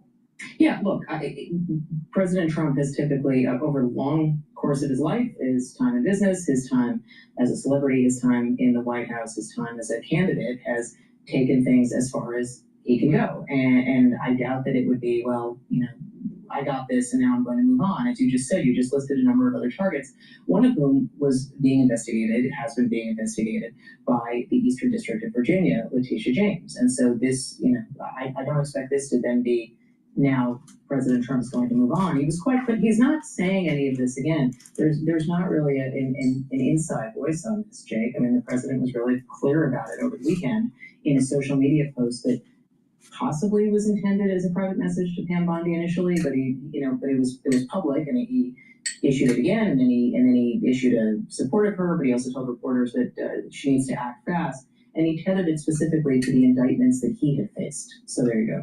All right, Maggie, everyone, always great to have you. Thanks so much. Jake. Someone at the DOJ is slow walking. That's what's happening. Justice Department seeking to indict former FBI we director believe the Jim U.S. Comey Attorney is over pressing perjury, forward with this saying case that and he may be lied to presenting to a Congress grand during his jury 2020 as soon as about today, and we're of course handling working of to Russia learn more. collusion And this is investigation and Sorry about that. who leaked information to the press. Let's redo that. Let's redo that. Justice Department seeking to indict former FBI Director Jim Comey over perjury, saying that he lied to Congress during his 2020 hearing about the handling of Russia collusion investigation and who leaked information to the press. Watch this. Mr. McCabe, who works for you, has publicly and repeatedly stated that he leaked information to the Wall Street Journal and that you were directly aware of it and that you directly authorized it. I can only speak to my testimony. I stand by what the testimony you summarized that I gave in May of 2017. So your testimony is you've never authorized anyone to leak. I'm not going to characterize Andy's testimony, but mine is the same today. Jim Comey walking a balance there and not saying too much. Devin Nunes joined me back in 2018 on Sunday Morning Futures talking about the movement of this information and whether or not it was Jim Comey who told Andrew McCabe to leak to the Wall Street Journal that Trump had colluded with Russia. Watch this. Mr. McCabe has been recommended that he face criminal charges. Now, his lawyer, and he has a right to his lawyer has said, no, this is not true with the IG. Mr. Comey is lying, essentially, is what Mr. McCabe is saying, that Comey did give him the right to go talk to the press. So, this all has to be fleshed out. Clearly, the IG doesn't believe, the IG believed Mr. Comey, that Comey did not give Mr. McCabe the ability to go talk to the press. Now, as it relates to Mr. Comey, you've got the added problem now that the memos that he wrote, the 7 memos that he decided to write on President Trump, never wrote memos on any of the other meetings he had with the other president or the AG or anyone else prior to this, but he kept 7 memos. 4 of those were classified. He decided to launder them to a friend who then leaked them to the New York Times. If those memos contain classified information, he purposely did that. He purposely leaked them in order to get a special counsel started after he was fired. He leaked pieces of these, so we need to figure out exactly what is it that he leaked. Who did he give these memos to? And was it just the friend that leaked into the New York Times, or were there others? I believe there were others. I think that these Comey memos were actually given to several people. It contained classified information.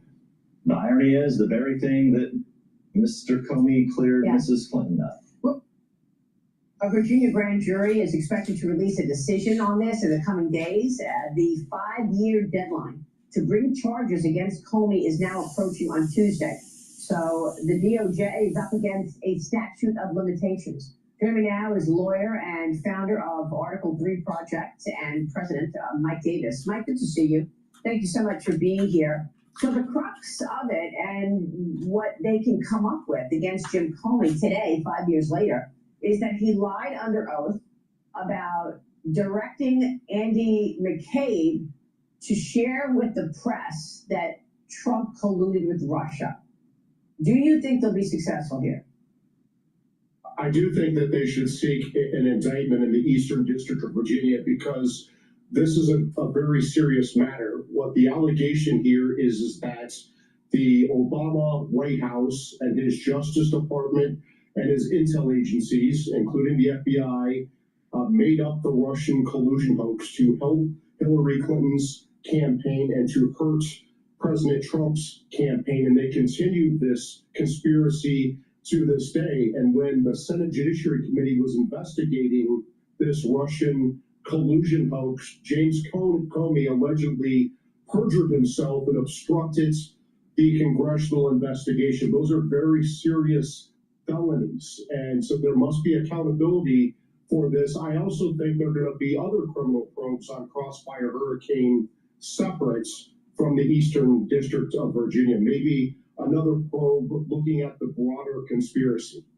So, I mean, Mike, there was a lot gone wrong with this whole operation, Crossfire Hurricane. Jim Comey pursued this investigation into investigating Trump colluding with Russia, despite the fact that there was absolutely zero evidence to actually originate an investigation in the first place. Is there criminality there? I mean, putting the lying under oath aside for a moment, is there other criminality that you can look at? Absolutely. I mean, we have to step back and remember this is the greatest scandal in American history. That's right. Have a president of the United States and his top aides and advisors colluding with intel agencies and law enforcement to take out their political enemy, to help their political ally to change the outcome of an election. And when they failed to do that in 2016, they continued this conspiracy to this day to take out President Trump. And so, yes, this is very serious. This is a conspiracy. This is obstruction. This is perjury. This is, you can't get more serious than this when you are using intel agencies and law enforcement to rig and steal elections. It's just unbelievable. And believe me, I understand how big this is. We all lived it together. And I reported at the time that we had no evidence of any Russia collusion. And how did this investigation originate in the first place? But the idea of conspiracy, Mike, I want you to drill down on that for a moment, because when I spoke with John Ratcliffe, who was really the truth teller in all of this, between Devin Nunes and John Ratcliffe, that is the only way the public really got real information. But Ratcliffe told me recently that when you're looking at conspiracy, and it looks like that's what this was, conspiracy against Donald Trump, there is no statute of limitations. Do you agree with that? Well, you can look at, for example, conspiracy against rights under 18 U.S.C. Section 241. Joe Biden and Jack Smith and their Justice Department is very familiar with conspiracy against rights because it is one of the bogus charges that Jack Smith brought against President Trump for questioning the 2020 election. But what they did was actually a conspiracy against rights when you politicize and weaponize law enforcement and intel agencies to take out your political opponents for not crimes. That seems like a textbook definition of conspiracy against rights. And generally, there's a 5-year statute of limitations for federal felonies, including conspiracy.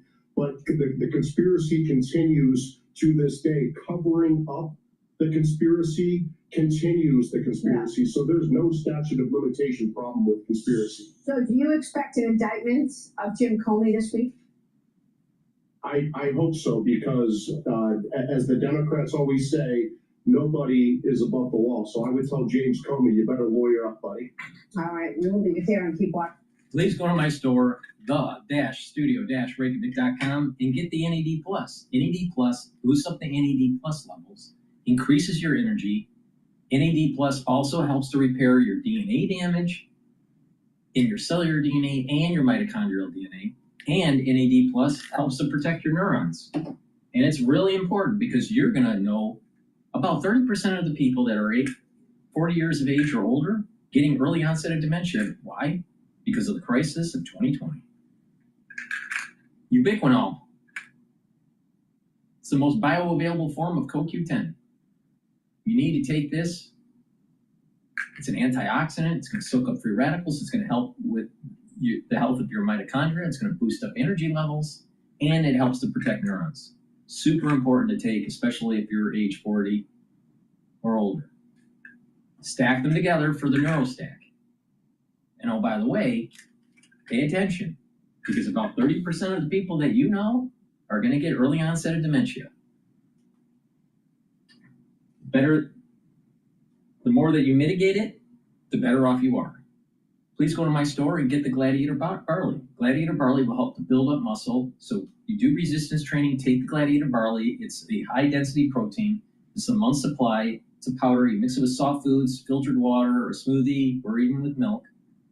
But take it every day. Do that resistance training. It's going to bring down inflammation, soak up free radicals through superoxide dismutase, and detoxify your body. So when you detoxify your body regularly, you're helping your immune system, your endocrine system, even your brain function. When you bring down inflammation, you're recovering quicker after your workout, you're helping your joints, you're helping your vascular system, because when you have less inflammation at the vascular level, you're reducing plaque formation. And when you're bringing down systemic inflammation, you're helping your immune system and your endocrine system. So this is a super supplement.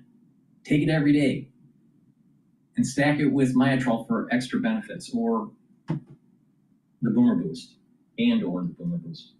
So those are a great stack right there.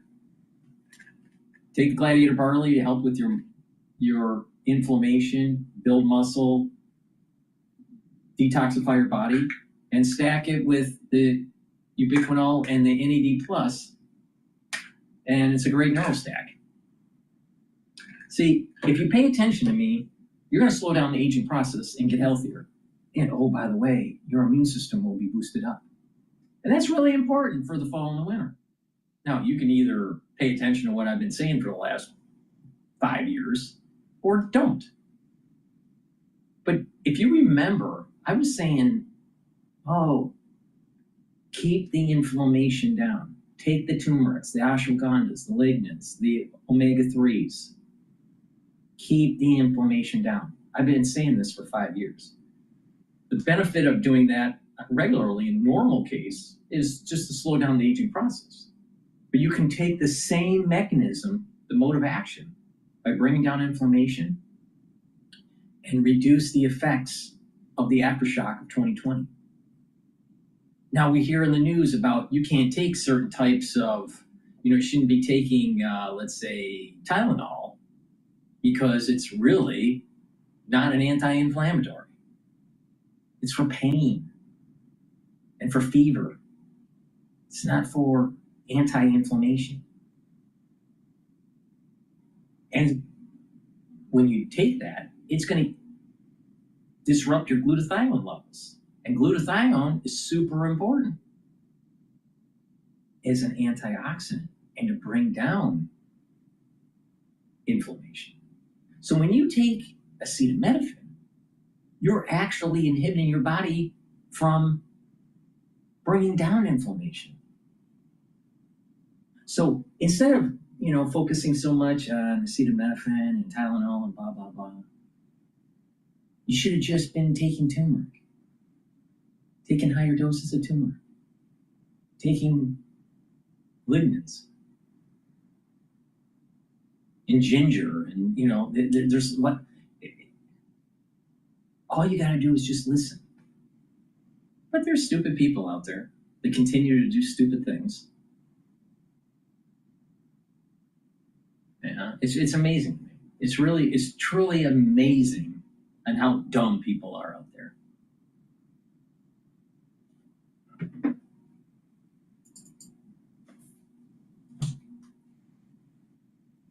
I love reading reviews, but if you want to know if a product really works, it's nice to hear from someone you know.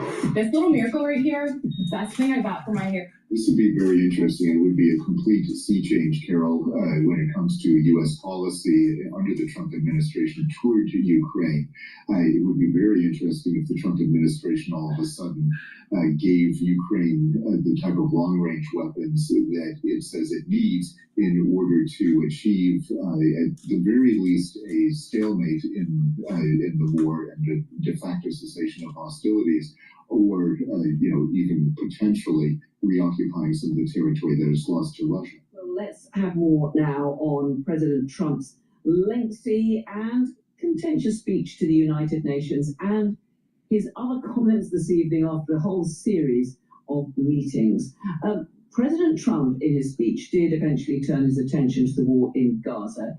He called once again for all the hostages to be released.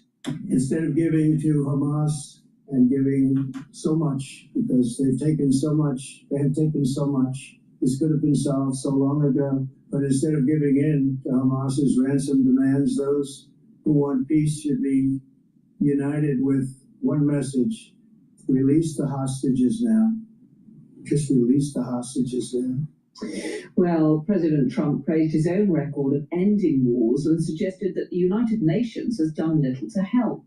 I didn't think of it at the time because I was too busy working to save millions of lives. That is the saving and stopping of these wars. But later I realized that the United Nations wasn't there for us. They weren't there. I thought of it really after the fact, not during these negotiations, which were not easy. That being the case, what is the purpose of the United Nations? Well, President Trump tonight said his next effort is to end the war in Gaza. He's been meeting Arab leaders this evening. And we want to end the war in Gaza. We're going to end it. We're going to end it. Maybe we can end it right now.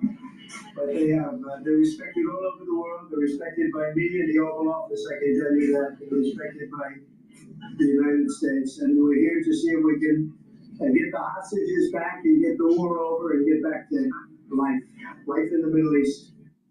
Well, in her address to the UN General Assembly, the new British Foreign Secretary, Yvette Cooper, explained why Britain and other nations are now recognising a state of Palestine.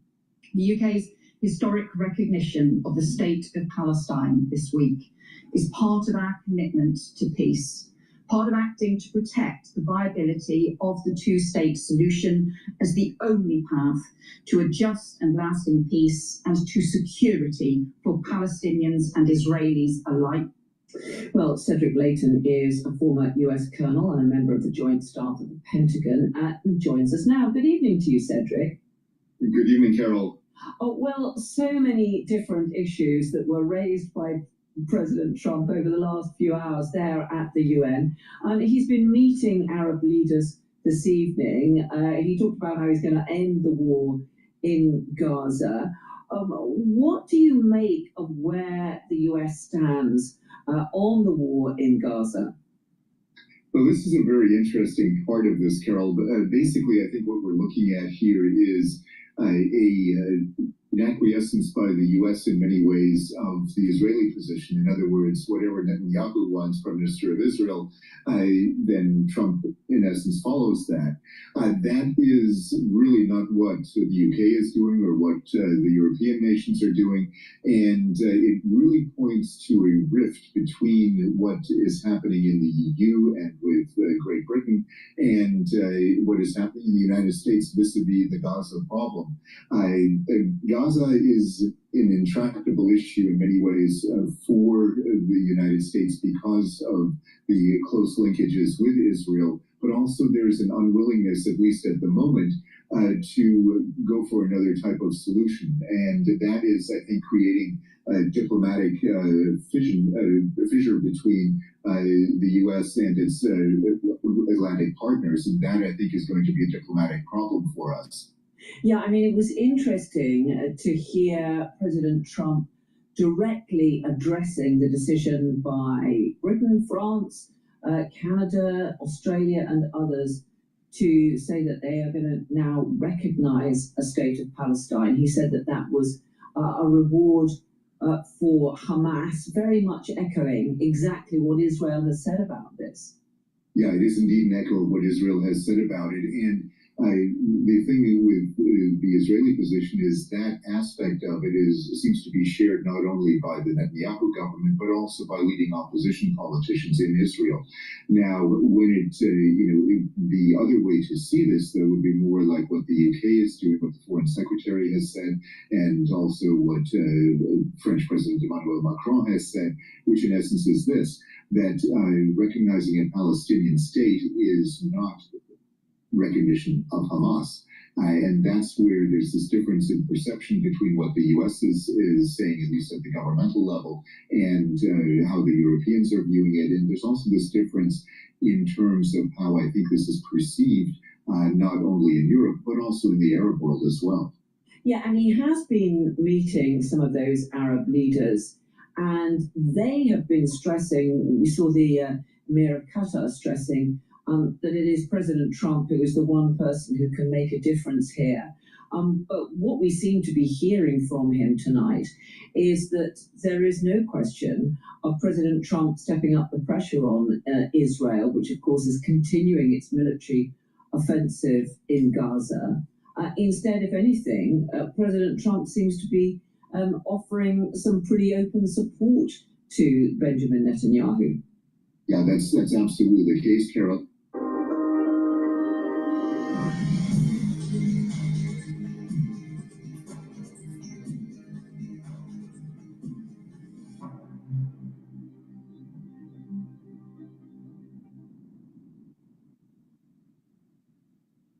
No college offers a degree in lifelong resilience, but I earned that before I ever stepped foot on campus. Yeah, that's absolutely the case, Carol. And I think the key thing here is that if red lines were to be drawn, the Emir of Qatar is exactly right, because those red lines can only be drawn by the United States, not because of a specific power that the United States has, but because of its influence over Israel. I guess that in some ways is a type of power.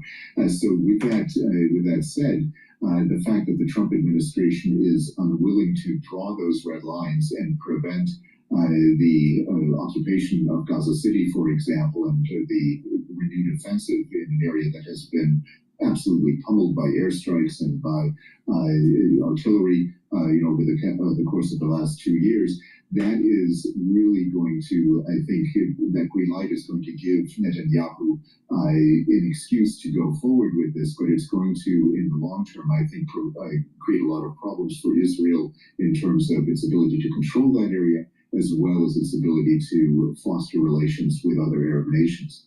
Well, we are going to talk more in a moment about Ukraine, but I would be interested in your thoughts on this. We did hear President Trump saying that he thought that Ukraine could get back all of its territory. President Zelensky has welcomed his comments, saying that they are a shift in his approach. I mean, is President Zelensky just being optimistic all this time? Do you think that President Trump really is prepared to take a more robust approach to President Putin? Well, this would be very interesting, and it would be a complete sea change, Carol, when it comes to U.S. policy under the Trump administration toward Ukraine. It would be very interesting if the Trump administration all of a sudden gave Ukraine the type of long-range weapons that it says it needs in order to achieve, at the very least, a stalemate in the war and a de facto cessation of hostilities, or even potentially reoccupying some of the territory that is lost to Russia. Now, whether or not it can reoccupy the territory that is lost to Russia the way President Trump has outlined today, that is definitely an open question. But the fact that Trump is saying that is a remarkable turnaround, and I think that's something that should definitely give pause to Putin and Russia, but it should also give some solace, in essence, to the Ukrainians who have fought long and hard for that kind of recognition from the U.S. president. Now the question is, how permanent is that going to be? How permanent is Trump's change of views on Ukraine. And if that is permanent, because there are a lot of forces in the U.S. that support Ukraine, then it could mean a change in the way the Ukraine war is conducted. And that could be welcome news for Kyiv. Cedric Layton, former US Colonel and member of the Joint Staff for the Pentagon. Great to talk to you. Thank you so much for joining.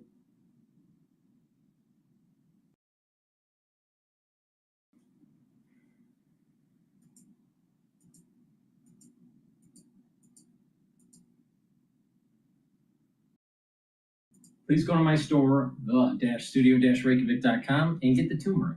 Turmeric is super important. You're not feeling well, take a lot of it. If you want to bring down inflammation, take turmeric. And guess what? It also helps with your cardiovascular system and boosts up your immune system. And it soaks up free radicals.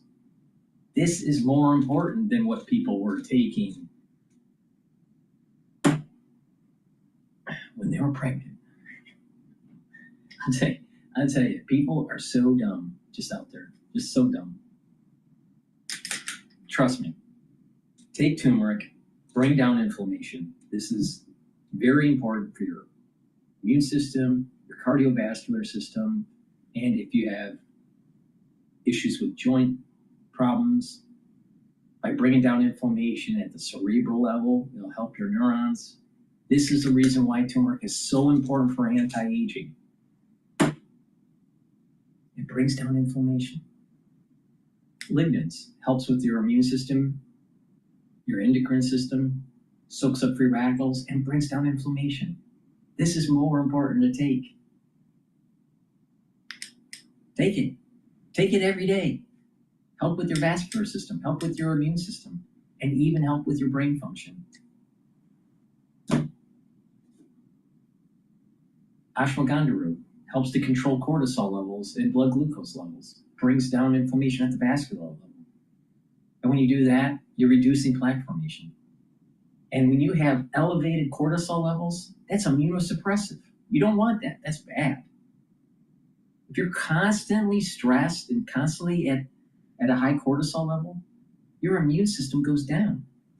You need to bring down the cortisol and allow for your immune system to be rebooted. Very simple. When you stack these together, they're synergistic. Take the lignans, take the turmeric and the ashwagandha, they'll help with your cardiovascular health and your immune system. And oh, by the way, by bringing down chronic inflammation, you're helping your neurons. Because people who have chronic inflammation have a tendency to have early death of neurons. But, you can pay attention to me or don't pay attention to me. I don't really care. Heirloom barley. It'll help to detoxify your body, bring down inflammation. Are you noticing there's a theme here? And soak up free radicals through superoxide dismutase. This is a high density protein, super powerful. Take it every day.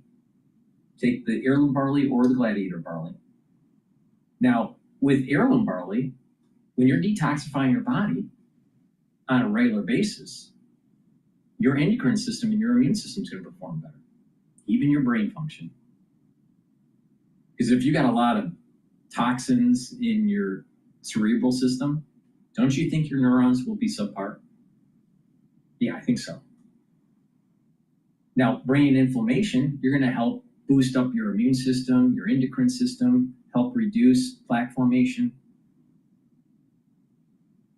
You're going to help with your joints and any joint issues, bring down that inflammation. You'll recover quicker after a workout. And bringing down inflammation at the vascular level and the cerebral level, that will help your neurons. Oh, and it also soaks up free radicals. So you're going to slow down the aging process. Now, those supplements that I just mentioned are far more important and far more overreaching because you can take them daily and you get compound benefits from anything that you're going to be taking in pharmacopoeia. So why would someone that is pregnant be taking certain things that they shouldn't be taking. Why? Well, there are natural things that you can take that are far better for you. Because people are stupid. People will always be stupid. And people will always make the wrong decision. So go to my store, the-studio-reykjavik.com. Don't be stupid. Don't make the wrong decisions. And follow my advice.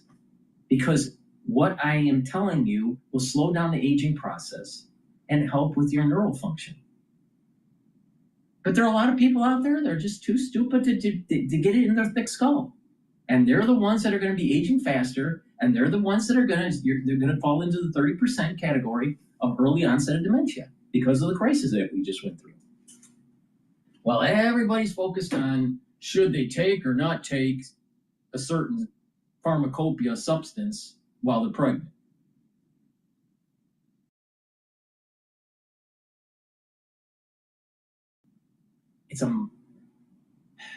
I should do a show just on that because I don't want to say too much because of the censorship. But the issue here is you should have never been taking it. It should have never been offered. Oh, their doctor said to take it because your doctor is a fucking idiot. Your doctor is only focused on pharmacopoeia. They're not trained to know to take ashwagandha root to lower cortisol levels. They're not trained to know that. They're not trained to know about lignans. They're not trained to know about turmeric. God.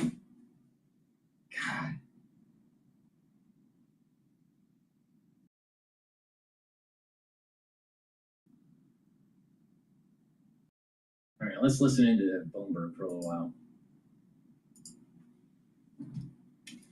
Are what's weighing on stocks, especially tech stocks. That's where you pay a lot of times for the projected future earnings for tech. Intel, actually the best performing stock in the S&P 500 right now. That's because they're seeking an investment from Apple, all part of their turnaround plan. And shares of Intel right now up 6.5%. Meantime, Rayan Vetrion at Callum Family Office says, investors are taking a bit of a break after a series of record highs. I think it's not unexpected at this point for the market to take a little bit of a breather. We're up over 30% from the April lows and have had really strong performance kind of leading up to that rate cut we finally saw last week. Oh, and I did the best performance of CarMax right now. That's the worst performer in the S&P 500. That comes after their earnings report. Those shares right now down over 20%. And here's one for you. According to Bloomberg Intelligence's fast growth scenario, if the Fed's interest rate cuts fuel strong economic gains, stocks, specifically the S&P 500, can crack 7,000 by year end. We check the markets for you all day long right here on Bloomberg Radio. Nothing is stopping this equity stream. I mean, aside from the last 2 days being down, but Yeah, that's a bearish signal. I don't know what it is. Exactly. You want my sound fix too? We check the markets for you all day long right here on Bloomberg Radio. I'm John Tucker. That's your Bloomberg business source. I didn't mean to dish you. That's okay. I shouldn't be recommending anything. Exactly. All right. John Tucker, thank you so much. We appreciate that. Scarlet Blue Paul streaming live here in our Bloomberg Interactive studio, streaming live on YouTube as well. The government shutdown October 1st, folks. The White House Budget Office telling federal agencies to prepare plans for mass firings, not furloughs, firings during a possible government shutdown. It's about time. So I'm going to blame all this on Nathan Dean, who's down there in Washington, D.C., senior policy analyst for Bloomberg Intelligence. He talks to everybody. He knows what's going on here. Nathan, where are we on this shutdown here? There's some crazy rhetoric going back and forth. Yeah, and that rhetoric was anticipated and expected. Obviously, Congress is not here this week. The House is actually not going to come back until after October 1st, or at least that's the plan. And so the rhetoric is only going to increase as we get closer to Sunday night when these senators come back into town. And as a reminder, the government would shut down Tuesday night at midnight, so that only leaves us 2 days for Congress and essentially the Senate to come together and come up with a solution. Now, I'm at a 40% chance of a shutdown, and I'm probably out of consensus on this. Polymarket and the betting markets have it around a 62% chance. The reason why I don't think that there's going to be a shutdown is I just don't see how this plays well politically for the Democrats. And my one thing that I would call out is that, yes, the Democrats want to be seen fighting President Trump, but this idea of a threat of firing government workers is a very valid threat. And so if you're one of the Democratic senators from Virginia or Maryland, you're certainly going to be wanting to protect those government workers going into this. And kicking the can 7 weeks to have this fight in November is something that's pretty easy to do when it's a clean CR. Okay, so you see the Senate Democrats coming in and blinking, essentially. Yeah, and the reason being is that when the Republicans offered a clean CR through November 20th, it's really hard for Democrats to play the message and say that we are not going to accept All right, Nathan. it. Nathan, unfortunately, we got to jump here. The president is speaking. You can understand that. Nathan Dean, Senior Policy Analyst at Bloomberg Intelligence. Right now, let's go down to Washington, D.C. The president is participating in a bilateral meeting with the president of the Republic of Turkey. Let's listen. He knows about rigged elections better than anybody. But when I was in exile, we were still friends. That's always a good way to find out, test a friendship. But he's a highly respected man. He's respected very much in his country and all throughout Europe and throughout the world where they know him. He's built a tremendous military, powerful military, uses a lot of our equipment. And it's an honor to have him at the White House. We're going to have a lunch together. We're going to have a discussion, big discussion. We do a lot of trade with Turkey, and we're going to continue. We're going to do some additional trade.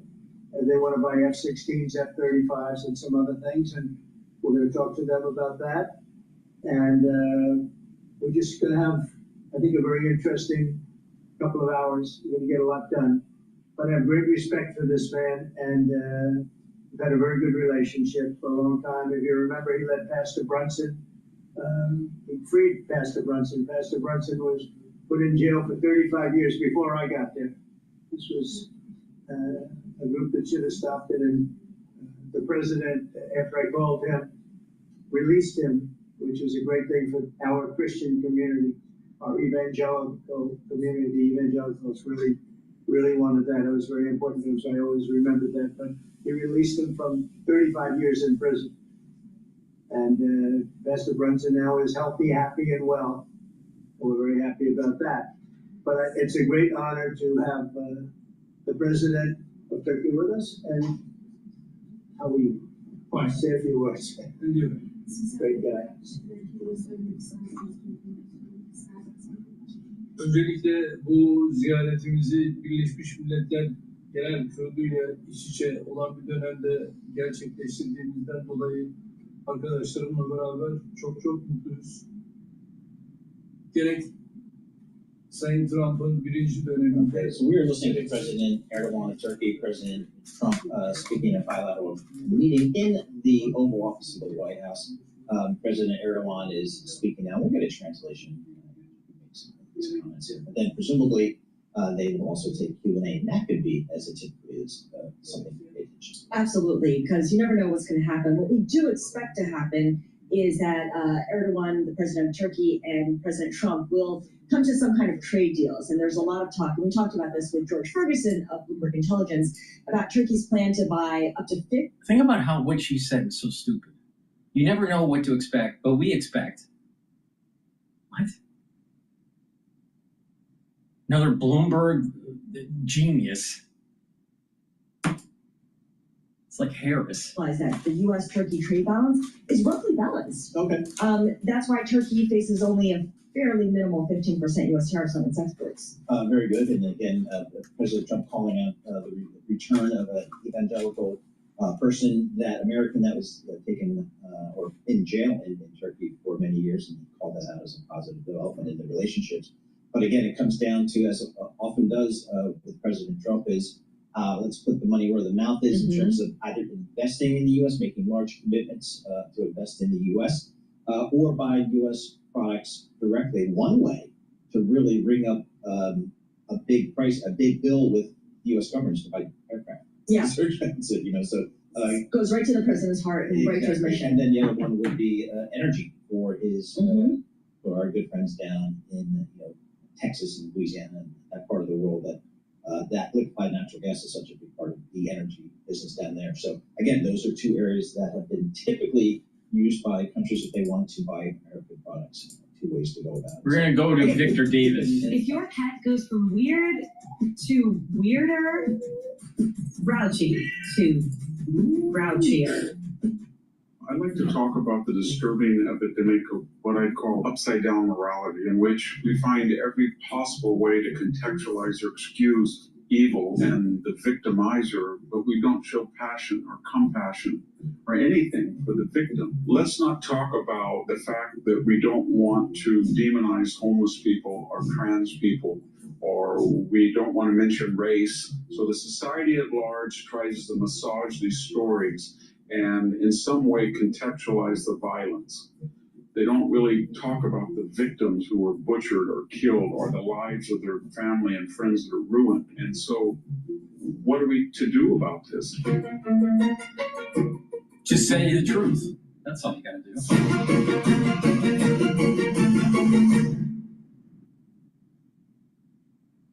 Hello, this is Victor Davis Hansen from the Daily Signal. I'd like to talk about the disturbing epidemic of what I'd call upside-down morality, in which we find every possible way to contextualize or excuse evil and the victimizer, but we don't show passion or compassion or anything for the victim. And any time in a society you get an ology or an idea or a pretext to excuse behavior, you're going to get more of it. Let's take the trans shooter, Audrey Hale in Tennessee. She obviously acted out of hatred because she felt her gender dysphoria was oppressed by organized religion. She wrote a manifesto, but we didn't get the manifesto. In fact, we heard more about her trans problems than we did the actual reason why she went out to kill these people. I don't know if Robin Westman, another transgender in Minneapolis, felt that if he were to also kill young Christian children, that maybe society would take a deferential view of him as they had done with the manifesto of Ms. Hale. But he also acted out. And my point on both of them, and referencing both of them, is the society itself began to rationalize it or explain the difficulties. They didn't say such things as, listen, if a person is taking dangerous levels of hormonal drugs, testosterone, estrogen, if they're engaged in very powerful antidepressant, which often accompanies that, if they've had very serious medical procedures, these things can promote, enhance, accelerate mental disturbance, and we have to be very careful about it. And when people act out violence, then we have to condemn it. If we don't condemn it, we can't deter it. And there's no excuse that a person is transgender.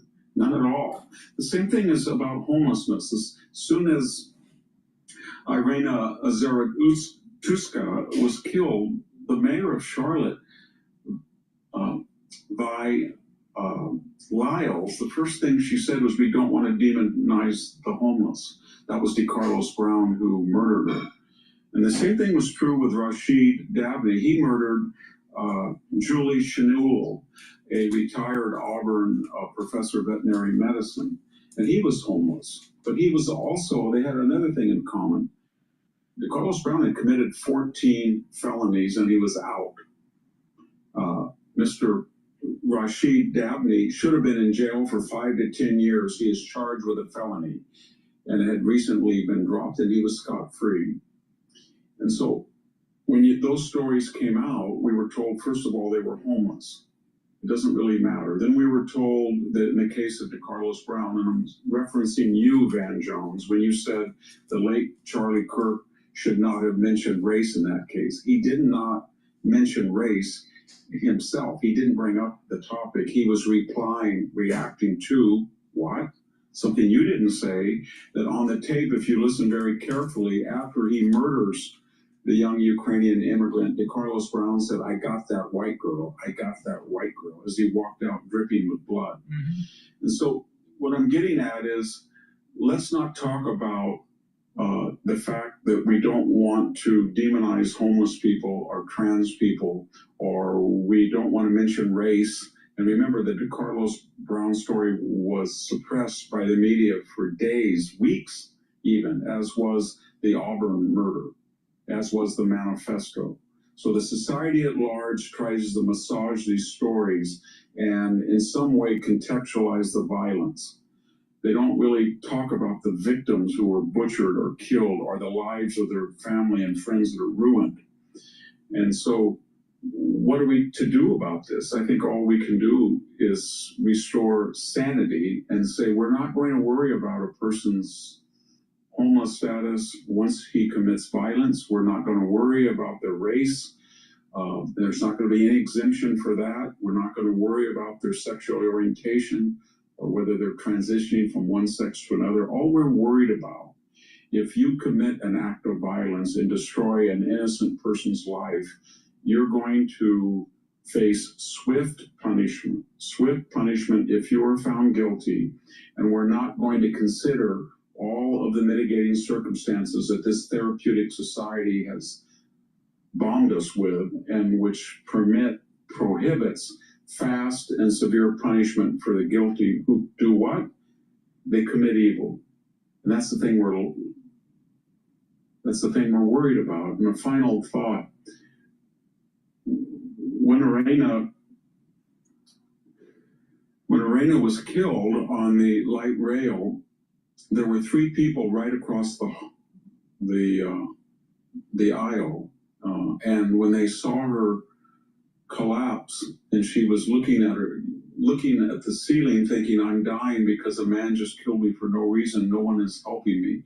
They each got up, solitarily walked right by her in her last gasp, did not offer a tourniquet, did not offer to help, did not call anybody.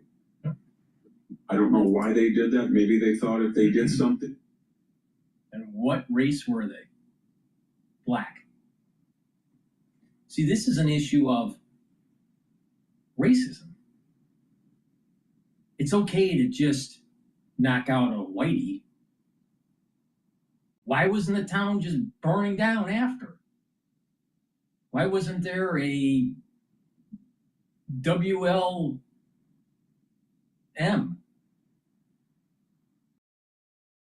Because if it was reversed, BLM would have been burning down a town. This was racism. This was racism.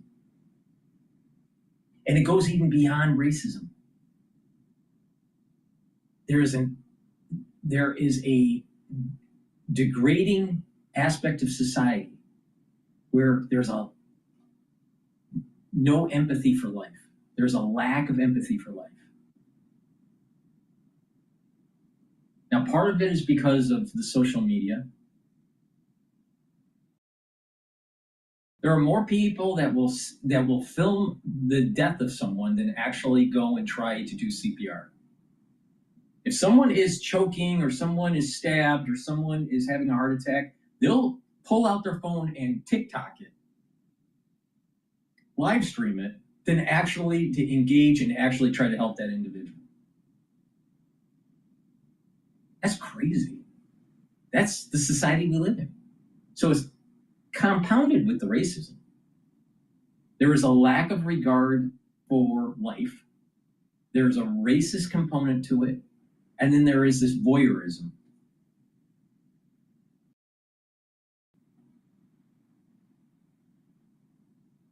That's where we're at in society.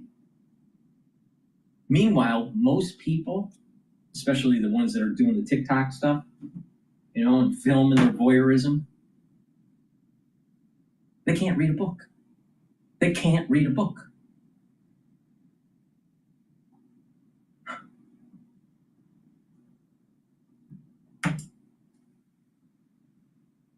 Like Daniel Penny and try to intervene and save a life, that they might be prosecuted or they might, who knows, or they were cowardly. But it's the same idea that we don't have any empathy for the victim. And if the victim doesn't fit a particular status that we call victim, the real victim of a physical act of violence or murder or assault, but if they don't fit a particular rubric as a victim, that is based on their sexual orientation or their homeless status or their race, that we don't really care about them. And that's a stinging verdict on our collective amorality. Thank you very much. This is Victor Davis Hanson for the Daily Signal. Thank you. It's going all the way back to what I said. God, country, and family. If you don't have those pillars, you don't have morality, and you don't have a strong society. It's that simple. It's that simple. Just like an how to improve your immune system. Take turmeric, ashwagandha, and lignans. It's that simple. It's not anything more complicated than that. Amazing. Please go to my store, the-studio-reykjavik.com. Prepare for the fall and the winter. Because guess what? Something's coming, and it's going to harm you. And you better be prepared. Get the gel. The gel is dual purpose. It will help to soothe your skin after shaving, so it's a great aftershave. If you have a cut, an abrasion, or a minor burn, put it on there. It'll keep it clean and help to heal it quicker. You can use it as a daily skincare to improve the health of your skin. And if you're not feeling well or someone around you is not feeling well this fall or winter, you better put it on your hands, around your eyes, around your ears, around your nose, around your mouth, and lightly coat your nostrils. It stays active for 5.5 hours. Now you tell me, who has told you anything more comprehensive or more effective than what I have told you for getting through this fall or winter? I know there's nobody out there. Nobody. Nobody. I'm the most comprehensive and the most effective on how to mitigate it. But if you don't pay attention, don't be surprised that something bad happens. And that bad thing that will happen isn't so much the actual incident that will take place in the fall and the winter, which it could. It's the aftershock. Yeah, the 3 years after. Vitamin K2. Vitamin K2 and vitamin D3. Vitamin D3 is a vitamin that will help with gene expression. It's a cofactor for gene expression. It'll help you to absorb calcium, and it helps to get rid of cells that need to go into apoptosis if they're infected. Really important in the fall and the winter. But it also helps with your cardiovascular health by taking out some of that calcium and reducing the calcium depositing around plaque. And if you do resistance training, it'll help with resistance training. If you take high doses of vitamin D3, it'll also help to remodel your bone when you do light resistance training on joints that have osteoporosis or osteoarthritis. So you can strengthen your bone by doing resistance training and taking D3, but you can also remodel and reduce osteoarthritis. Ooh, amazing how that works. Vitamin K2, MK7 molecule, dual purpose, helps your cardiovascular health. How? It reduces calcium depositing and helps to pull some of that out. It's synergistic with D3. So when you do resistance training, it'll also help to remodel your bone, make it more dense, and help to reduce osteoarthritis. Amazing how that works. But when you take these together in the fall and the winter, it reduces the severity. And I've been telling you this for 5 years. Dr. Drew didn't do that. Dr. McCall didn't do that. Dr. Malone didn't do that. Dr. Cole didn't do that. Dr. Oz didn't do that. All these celebrity docs, they're not worth a hill of beans.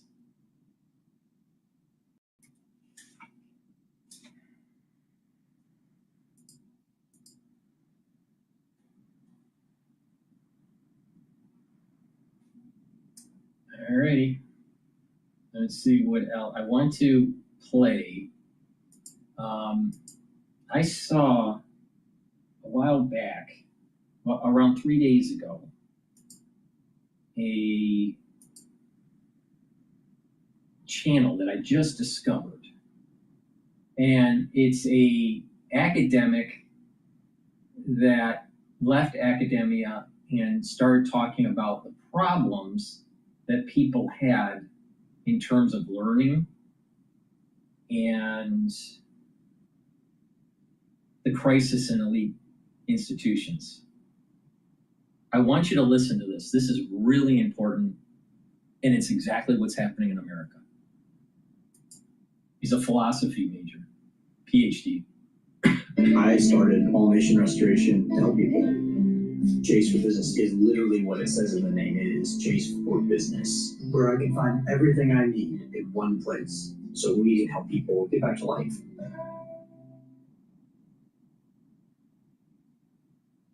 I have prepared a Thomas's breakfast. You should save it together. Thanks, Tom. Hey, are English muffins from England? Heavens no. From the pantry. Are you from England? Nay, I am also from the pantry. Huzzah! A toast to breakfast.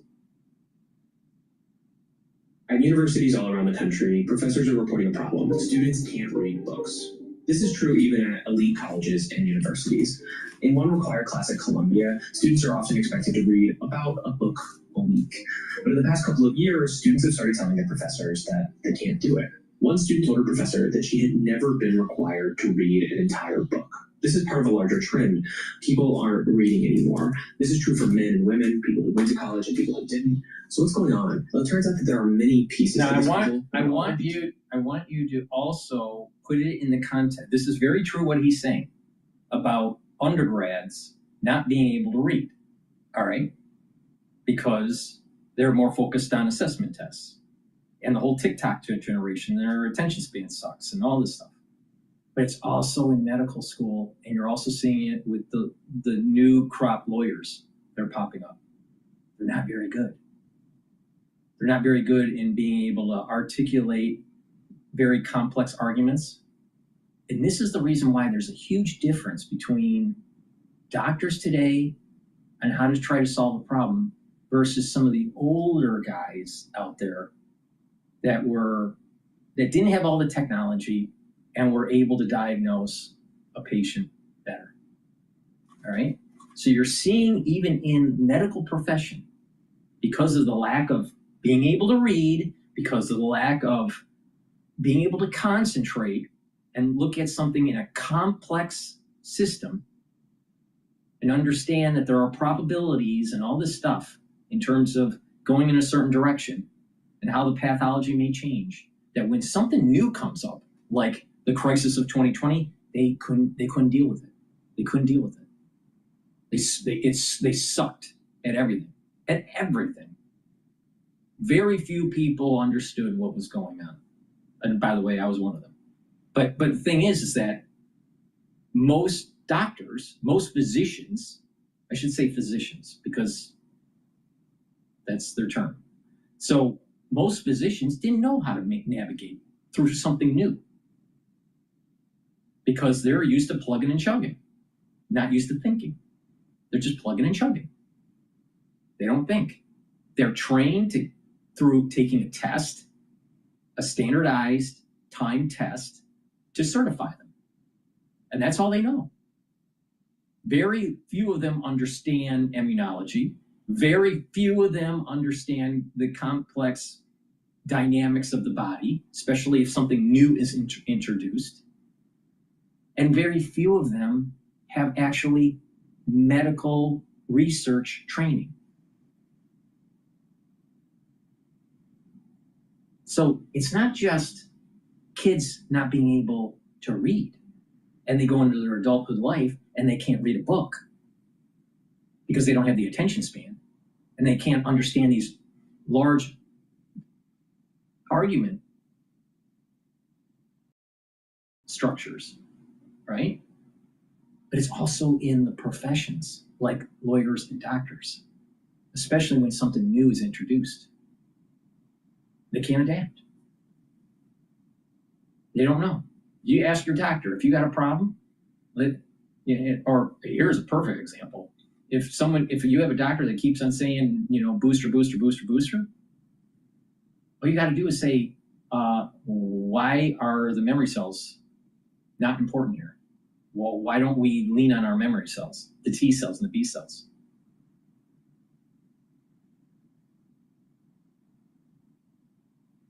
Oh, the CDC said. See, they're not even thinking. They're just knee-jerking. And this comes to the problem that we see with the acetaminophen. Oh, the CDC says it's okay. Oh, FDA says it's okay. All right, this is what we're going to do. Not even thinking about it. That if you take it, you're blocking glutathione. And glutathione is super important to bring down stress and soak up free radicals and bring down inflammation. But if you're blocking glutathione, the opposite happens. Oh, la la. Now we know why. But it's simple. It's simple. But when you have an organization or a profession that's not thinking, then don't be surprised that bad things happen in the society. Doctors aren't physicians. They shouldn't even be called doctors. They're physicians. Physicians are not thinking. And very few of them actually have medical research experience. So you have a society that's about taking tests and getting certified or getting into a school because of an assessment test. But the reality is they can't think. I have not experienced in my circle either students or practicing physicians that can dissect a problem as well as I can. Now, that sounds like a very boastful statement, but I'm telling you, these people are falling in the same trap that this guy's talking about. The nurses and the doctors, they don't have the attention span anymore. Now, part of it is because they're so busy and they only can see you for 18 minutes. But they're not that good. They don't solve the problem. They don't even know what the problem is. Very few of them understand immunology. And this, hence, brings up another issue. If you have doctors that are administering inoculations and they don't fully understand or appreciate the negative feedback loops of what they're administering, don't be surprised that something bad in the society happens. Just ask your doctor. Please explain to me in simple sentences how the fucking immune system works when you have to constantly boost. They can't do it. They can't do it. Because they fall in the same trap of what this guy's talking about. The attention span. They can't look at a problem and see the multiple layers. And this is, quote, elite education.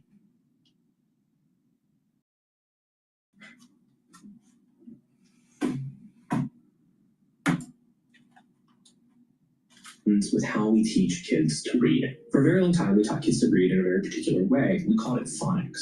With phonics, you start with individual sounds. You work your way up from those sounds into more complex sounds, and then you see how those sounds build words. If you come across an unfamiliar word, you're told to sound it out. But starting around the 1960s, a new approach to language education emerged, and we called this whole language learning. In whole language learning and some successor ideas like balanced literacy, the idea was that you should learn to read at the level of a word. Using a method called 3-cueing, students were taught to infer the meaning of words from context. This whole approach was pitched as a very natural, almost kind of organic way to teach kids how to read. The idea was actually that kids had a natural propensity to read, and that all you needed to do was put them in the right context and maybe give them a few small techniques or nudges, and they would basically teach themselves how to read. You wouldn't have to go through a kind of boring process like learning phonics. It's actually kind of a romantic idea, right? It'd be lovely if kids just had this natural ability to read as long as we just put them in the right environment. And it makes reading feel more like an art than a science. The only problem is that whole language learning didn't work. Literacy rates fell, and in the countries which had Managing schizophrenia with daily pills is a constant reminder of your condition. And missing them. Why is literacy rates fell. schizophrenia becoming more prevalent? Oh, maybe it was legalization of drugs. Maybe that's a part of it. Maybe it's also what's in the water. Maybe it's also what's in the food supply. You ever thought about that? Ooh.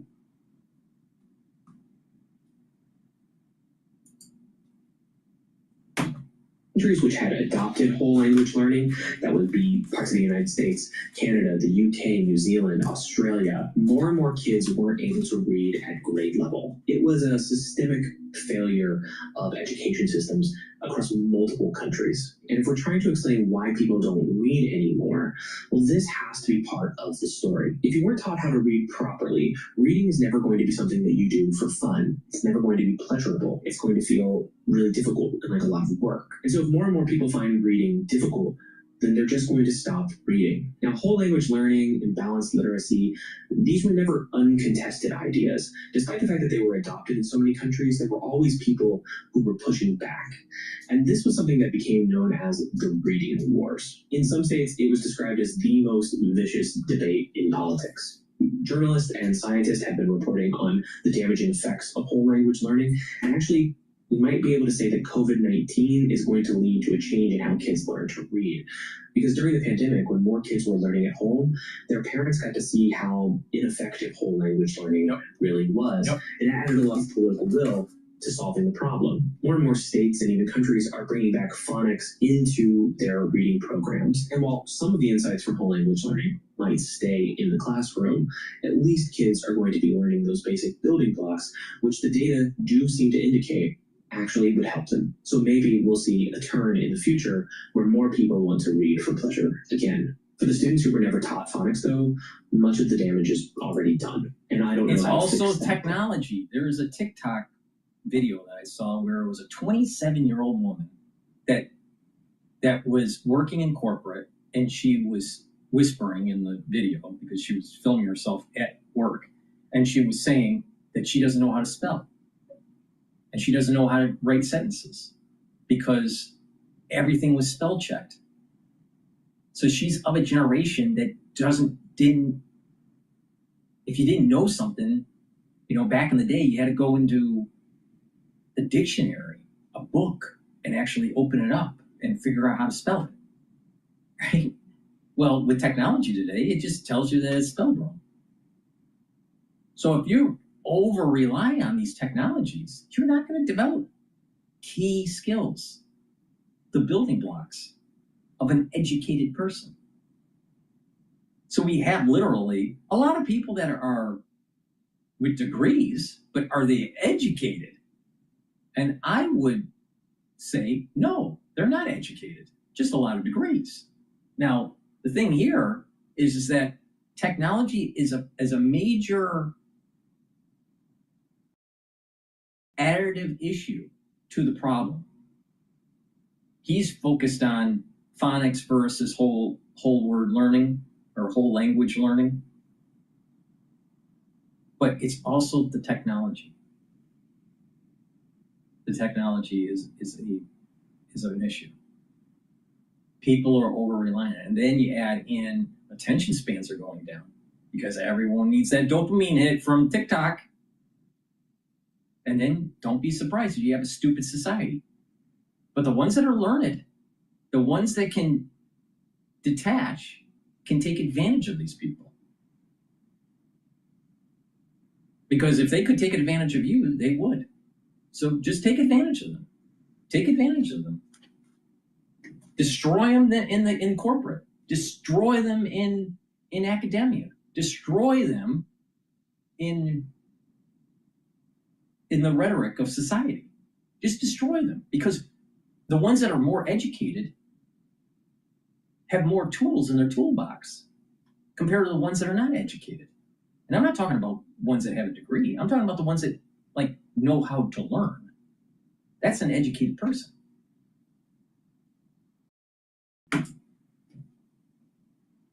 Now, this is speculation, but I would be willing to bet that kids who make it into a school like Columbia or other elite universities are probably able to read at grade level, but they were still telling their professors that they didn't feel capable of reading a book in even a week. And these are kids, remember, who are mostly full-time students.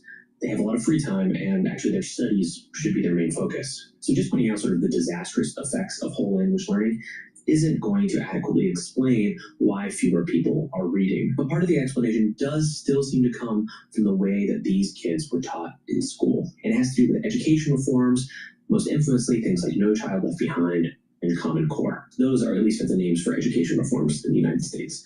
Other countries have different systems. I'm not talking about those here. The push to reform education in the United States emphasized two things: informational text and standardized testing. When students were being taught how to engage with the text, they were learning how to extract information from it. You can see people say that books were outdated and that we needed to teach kids about the text that they would actually encounter in real life, like articles or web pages. So as an exercise, a student might be presented with an excerpt from a longer text. They would be asked to analyze the argument or talk about what evidence was presented in the text, or even what the thesis statement was. And a lot of this would happen in English classes, where traditionally you would be first exposed to reading longer and more difficult books. So instead of learning things like analyzing symbolism or theme, or being able to practice your close reading of text, you were mostly focused on extracting information from those excerpts. Doing that traditional English stuff like close reading builds something that we could call your reading stamina. And when a student who is fully capable of reading says that they can't read a whole book in a week, it's likely because they haven't had a chance to develop their reading stamina. In fact, some professors and teachers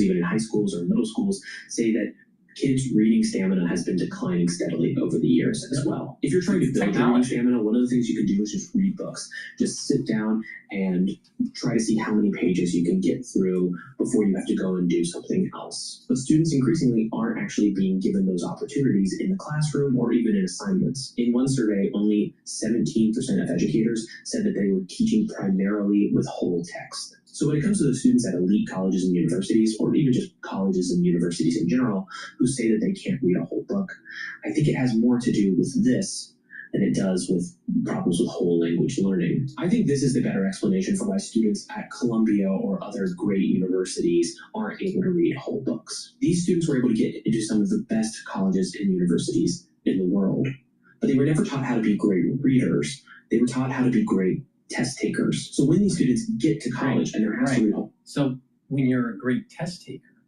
you'll get into a good school. But that doesn't mean that you can think. That doesn't mean that you'll be able to design something new. That doesn't mean that you can have new thoughts and concepts, or be able to ponder about two conflicting ideas and synthesize that. And this is part of the reason why you're starting to see such a conflict between the matter and antimatter, conservative and liberal, individualism, collectivism, because they can't think. Neither side can think. And so there's a battle between them. So it's not, it's the technology, the reading stamina, some of the other building blocks that are leading to a society that can't analyze with any level of sophistication. It's all superficial. You look at MSNBC, I mean, half my show is commenting and poking fun at the stupidity of mainstream media and how superficial it is. And these people that are on MSNBC or on CNN or even, other major networks, they're making a lot of money. They're making a lot of money to be stupid. Jake Tapper, he went to Dartmouth and he's a fucking ass. He's a fucking stupid ass. And he's Gen X.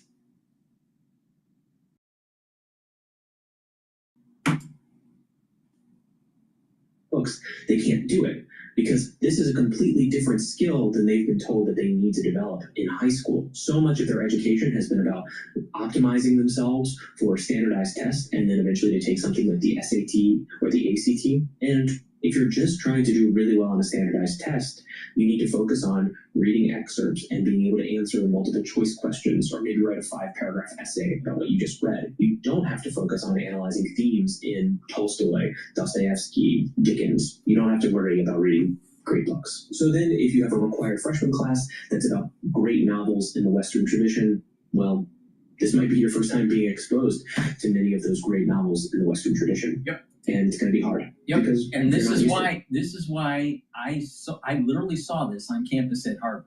All right.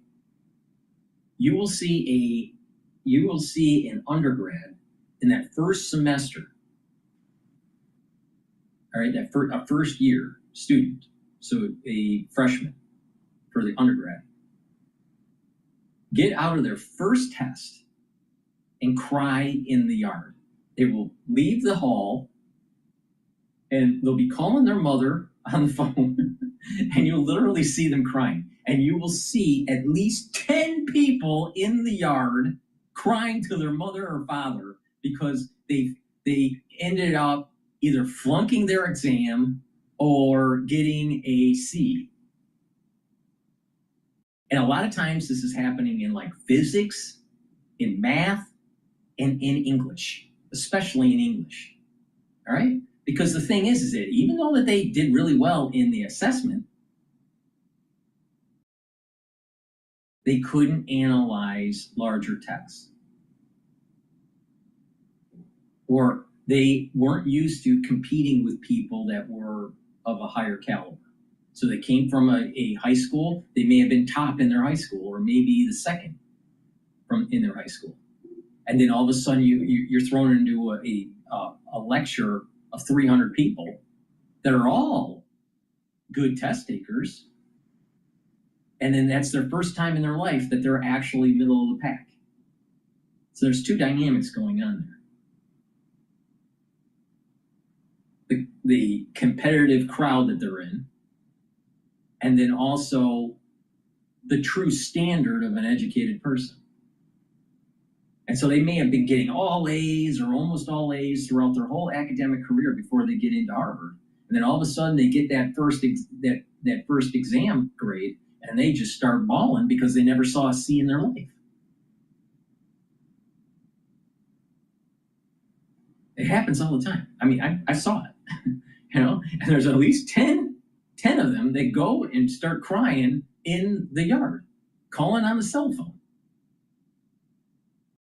Now, the ones that dig in and learn what they did wrong, they'll do well. There's others that just wither away on the vine because they thought they were good and they're not. It's a big problem. It's a big problem. And like I said, this is not just in undergrad. You are seeing this in law school and in medical school. The quality of the doctor to be able to really solve a problem that is not cookie cutter. They can't do it. They can't do it. Because it's not on a standardized test.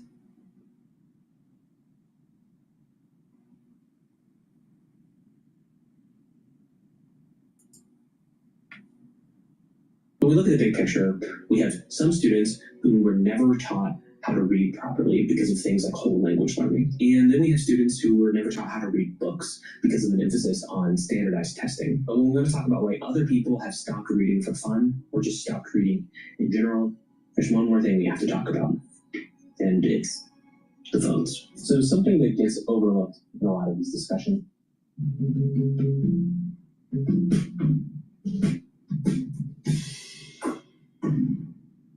How am I supposed to find time to go to practice? That gets overlooked in a lot of these discussions is that many people actually do spend their days reading. It's just that they're not reading books. If you're scrolling on YouTube or Twitter, then you are actually encountering an endless stream of text. More text than many people throughout history would have encountered in a week or a month. TikTok is maybe the most addictive of these platforms. And practically every video has burned in captions. So people are constantly reading something when they are online. And if you're driving, you're seeing road signs, you're seeing billboards, you're seeing advertisements. The world wants you to read. It just doesn't really want to give you the time that it takes to read a good book. So this is my backyard. And occasionally I'll come and I'll bring a book and I'll try to get some reading done. It's peaceful and it's quiet and it's one of the places that I really love. So maybe I start reading the book and I'll feel really good. And then within just a few seconds, this thing wants my attention. Mm-hmm. So if I want to get any reading done, I have to be disciplined and I have to decide. This thing, like he says, that's making Tim Cook a billionaire is making you stupid.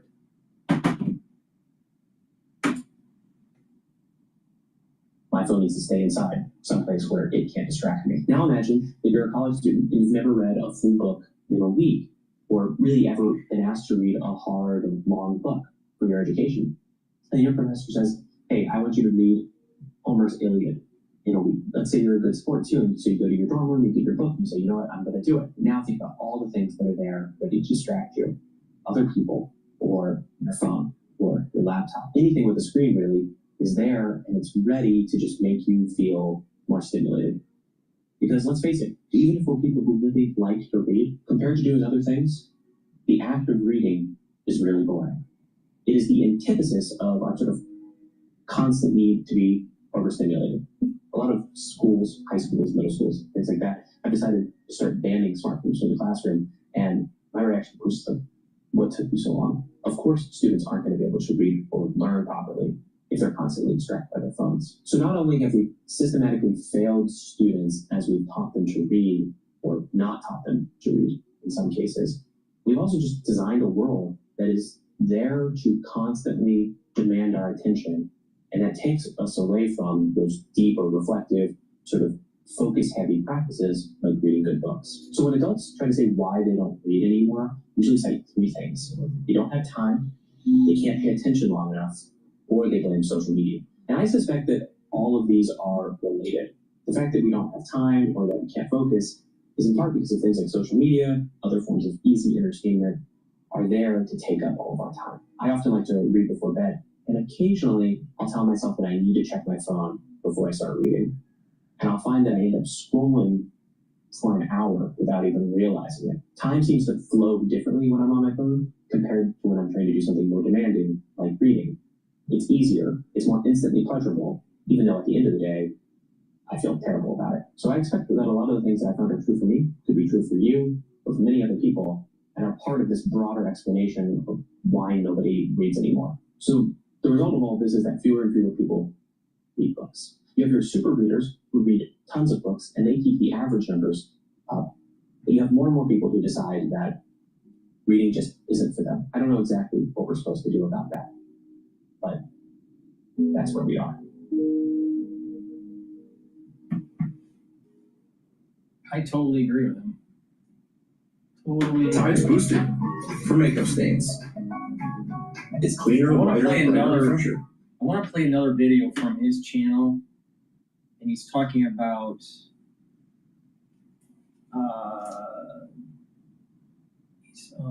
he's talking about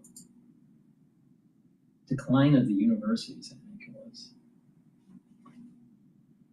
Let me see if I can find it. Oh, how universities became businesses. But I think that he had another one. He has one called Burnout Society.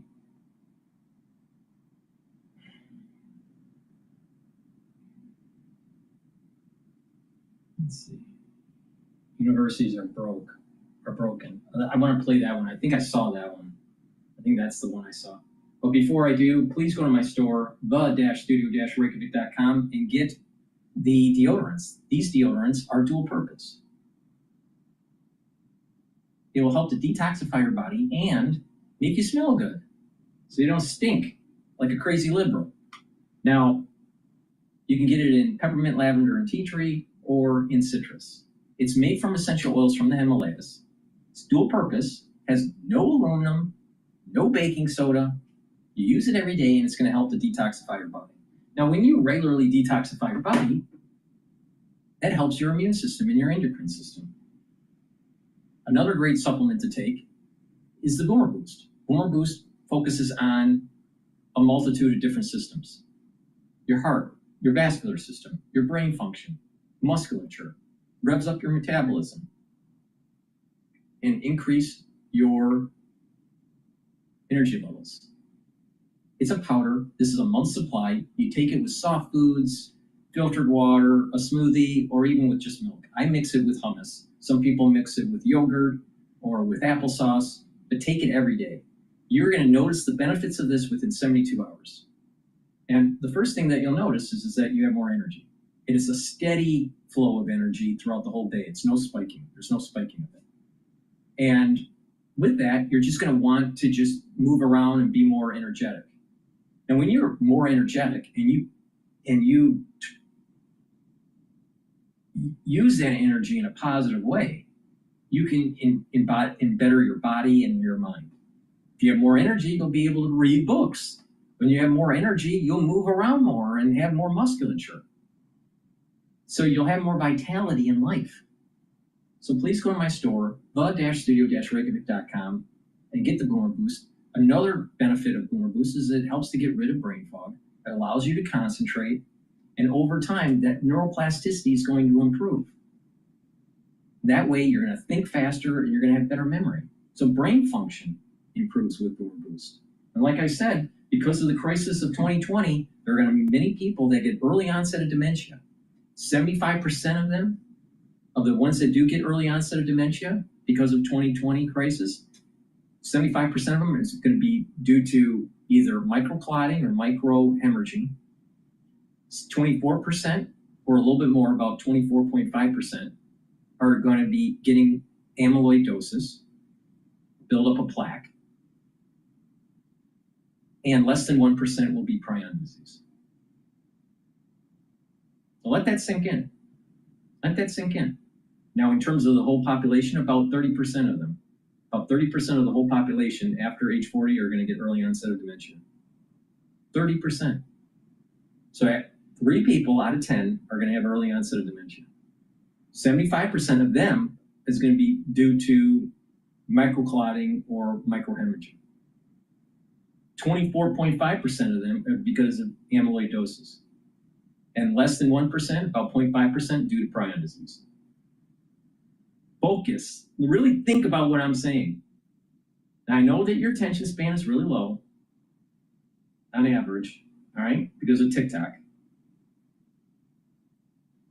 But what I just said is super important to pay attention to.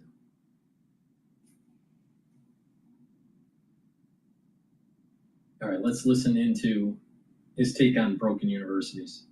Having insurance isn't the same as having State Farm. It's like getting Bateman. You need Batman. Stop. Whoa, cat lady. Time out. Nice thing. It's reading like a work of philosophy or a novel and intelligently discussing it. But that as we've lowered expectations, so rewind it. Today I want to address a question that I often receive, which is basically, would I go back to academia? So I left academia after getting my Ph.D. And then I worked in the tech industry. And then you might have known, if you saw a video fairly recently, that I was laid off and I lost my tech job. And so that has inspired some people to ask me, do I regret my decision to leave academia, knowing that maybe the tech world wasn't going to work out for me? And also, would I go back? So let's answer that first question first. Do I regret my decision? The answer is no. I still think that leaving academia was the right choice. I'll talk more about why that is when I talk about why I wouldn't go back. But in general, things did work out fairly well for me after I left academia. I moved around to a couple of jobs, which was pretty normal. And honestly, as I look back at those jobs, I realized that I didn't really love them. I didn't really love those jobs. They were fine, but I kind of felt like I was wasting my life. I don't think I would have gotten better employment if I had stayed in academia after all. And so you have to kind of compare relatively. But also, leaving academia allowed me to start this. I don't think I would have started a YouTube channel if I were a professor. I don't think now I would be writing every single day and for an audience and actually trying to make a career out of it. I used to think of leaving academia as me giving up on my dreams. Actually, I'm now seeing that maybe leaving academia was the thing that allowed me to pursue what I actually want my vocation to be. So I don't regret it. But the question of like, would I go back now knowing what I know or in my current circumstances? You know, someone offered me a tenure track job right now, would I go back? And the answer to that is also no. The main reason that I would not go back to academia, despite the fact that in many ways it's the dream, because you get to read and you get to teach, you get to write, and you get to research, and that just sounds amazing. The reason I wouldn't go back is because I don't think American universities, and I only really know about American universities, I don't think they're actually serving students well anymore. And I really want to clarify, this is not an argument against going to college in general. It's not one of those college is useless kind of rants. I am pro-education. I think that college can be a really great thing, and I wish that college and universities in the United States were even better. But right now, what we do is we have students take on massive amounts of debt. The average is something like $30,000 per year for an undergraduate degree.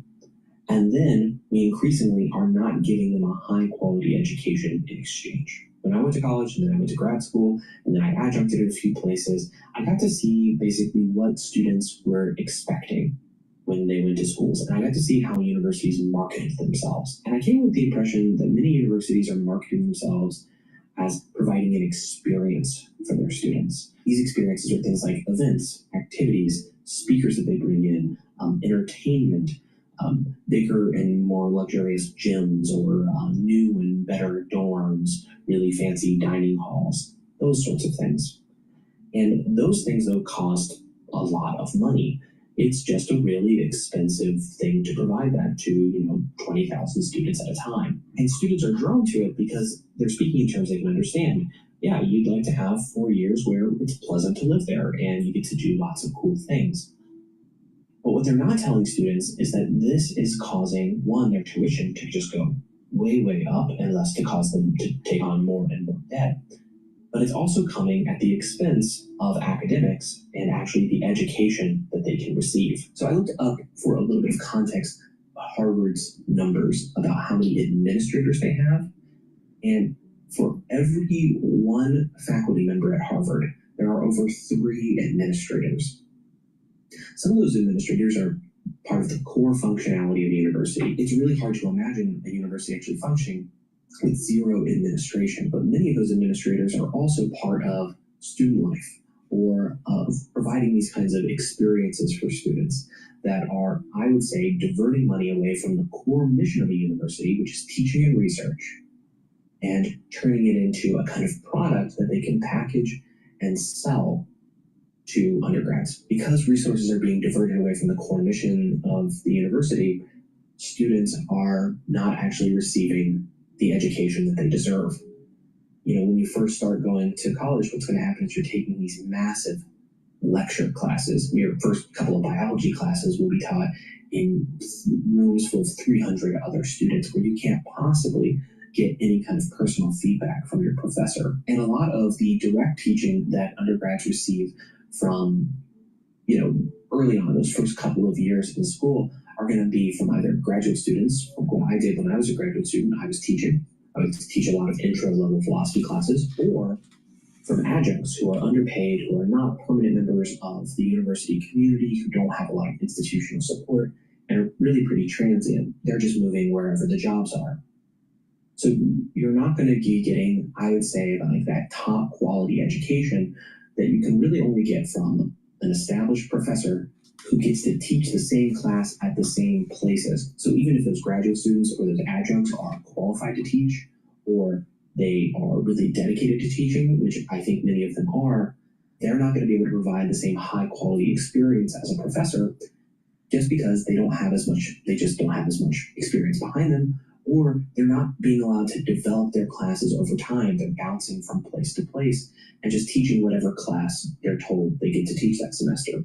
To bring this back to the main point about why I wouldn't go back, is that even if I were a tenure track professor and I could do a good job, and I think I would do an okay job, my worry is that I would be part of a system that is just ripping students off. It's not actually doing a good job at the thing that we're saying you're paying for. The promise of an education is that you're going to be able to expand your mind, that you're going to be introduced to lots of new and exciting and competing ideas, or you're going to learn lots of new skills that you couldn't get elsewhere, especially skills that you couldn't learn on your own. But I mean, if I'm being completely honest, when I was teaching at universities, pretty much every single year, I saw a push to make classes easier and less demanding. And what happened was that when you made classes easier and less demanding for your students, as you lower their expectations, they lower their assessment of what they're capable of as well. So here is just one example. This is very much a humanities example. This is not something you would see so much in the sciences, I think, because they're going to be doing different kinds of work. But, you know, since I was teaching philosophy classes, one of the things that I had to do was assign readings, and then we would discuss the readings and we would write papers. I saw this in my time teaching, but I also hear it from people who are still teaching, even at really great universities. Every single year, it gets harder and harder for the students to do all of the reading. Part of this is because a lot of students are being taught how to read by reading small excerpts and then analyzing them, because they're following the format of standardized tests, and they aren't used to reading novels or just whole books or even long articles from their high school education. And then you come to college and you think they're going to be ready for it, and especially those intro classes, they often just aren't. Now, it is my firm belief that they are actually capable of doing it. It's my firm belief, actually, that almost anyone is probably capable of reading like a work of philosophy or a novel and intelligently discussing it. But that as we've lowered expectations, we're actually signaling to those students that, oh, actually, sorry, that work's too hard for you. You're not going to be capable of doing it. And I think that eventually they start to internalize that message, and they teach themselves that actually it would be too hard. So you assign them 100 pages to read in a week, which if you spread that over even 5 days, it's just 20 pages a day, which if it's really hard prose, maybe that takes you an hour or so, right? That's going to take you 5 hours to read. Spread it out, and it's actually quite doable. But they've been told that that's really hard. They've been told that what they need to do is focus on selections and excerpts and just analyze those because that's what's going to be on the test. And they never build the skills, and they never build, I would say, the confidence to actually do university level work. Universities have responded to this not by challenging their students or by convincing them that they're actually capable of that work, but actually just by giving up. I don't think this is about the individual failings. Lower the standards and let them just riot in the streets. That's what universities are doing. And then they charge them $80,000 a year for it.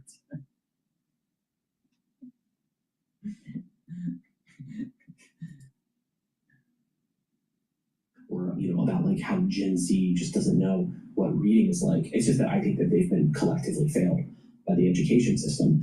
And so they haven't figured out that they're actually quite capable of doing all of this kind of work. Since universities ask you to take on huge amounts of debt, and then I think often don't give you that high quality education that you deserve if you're going to a university, it's just not a system that I would want to participate in anymore. You know, I talk about philosophy on this channel a little bit.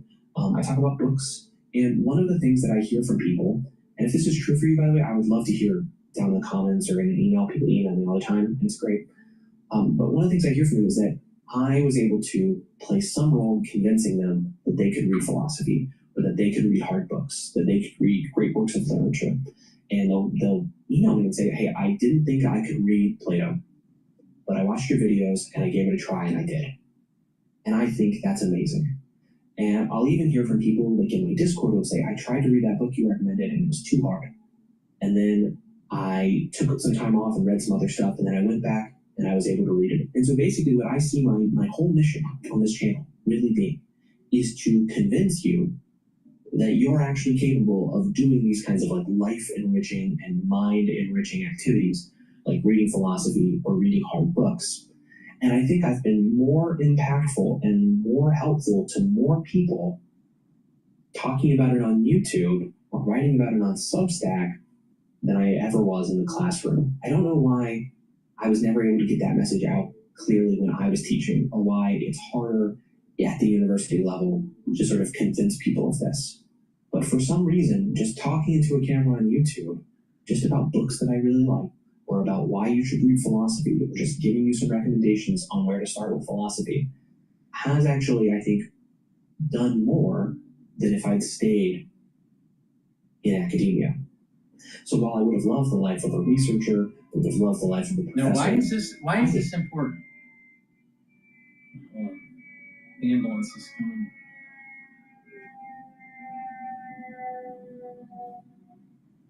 All right, so why is this important? In an AI world, all right, we are going to need to understand more about how to be human and less about being a cyborg.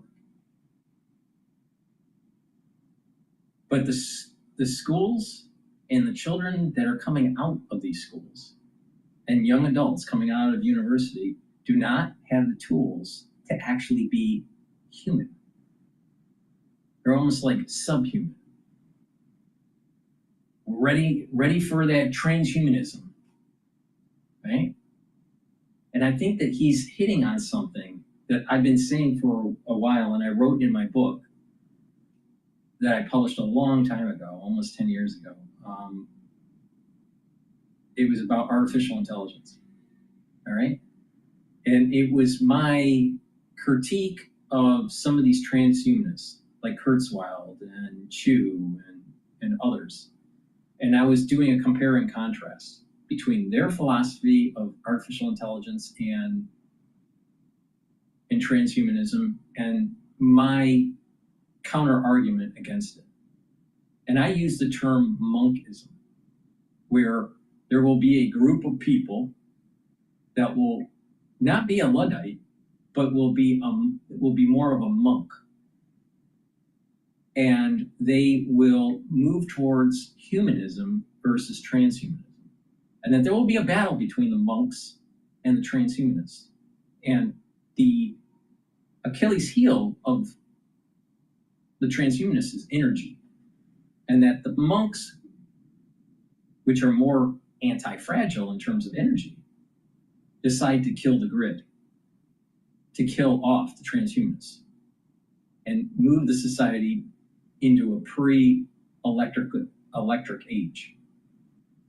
So it's snapping into the 17th century, going from the 21st century to the 17th century. Now, a lot of people will die from that, but that's part of the survival of the human race. So there'll be this battle between the transhumanists and the monks. Now, as the monks are learning and in their little clusters around the world, this is very similar to the concept of the cloister that Neil Ferguson has coined this year. He used this term, the cloister, and that is that in academia, he thinks that students should not have any technology, and they should be in a setting that allows them to use their human skills to learn.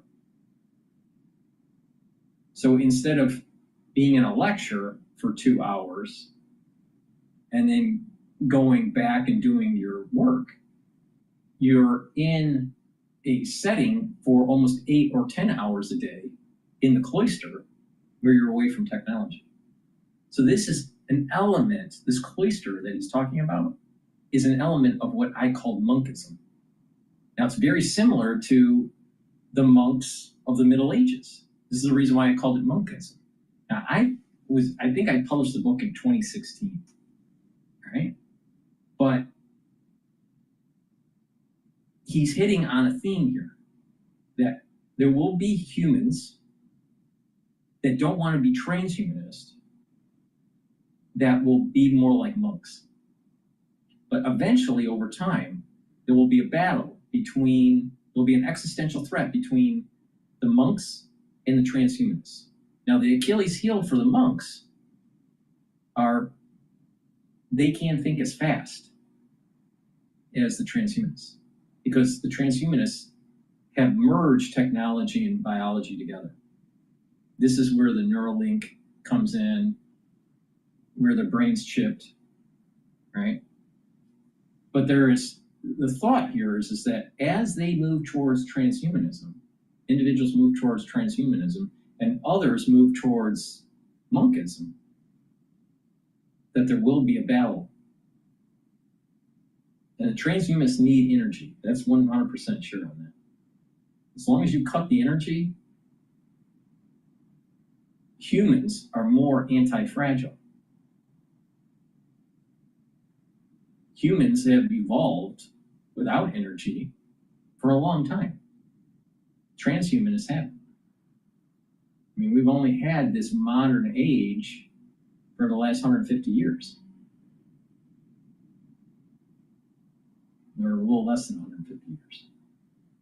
All right, so it's an interesting concept to think about. But I pondered about this all the way back in 2016, and this was when I was doing these conferences, and I was talking about how artificial intelligence was going to be a problem, and also how it will be tied to a meta-tagged currency system to prevent you from deviating from the norm of society,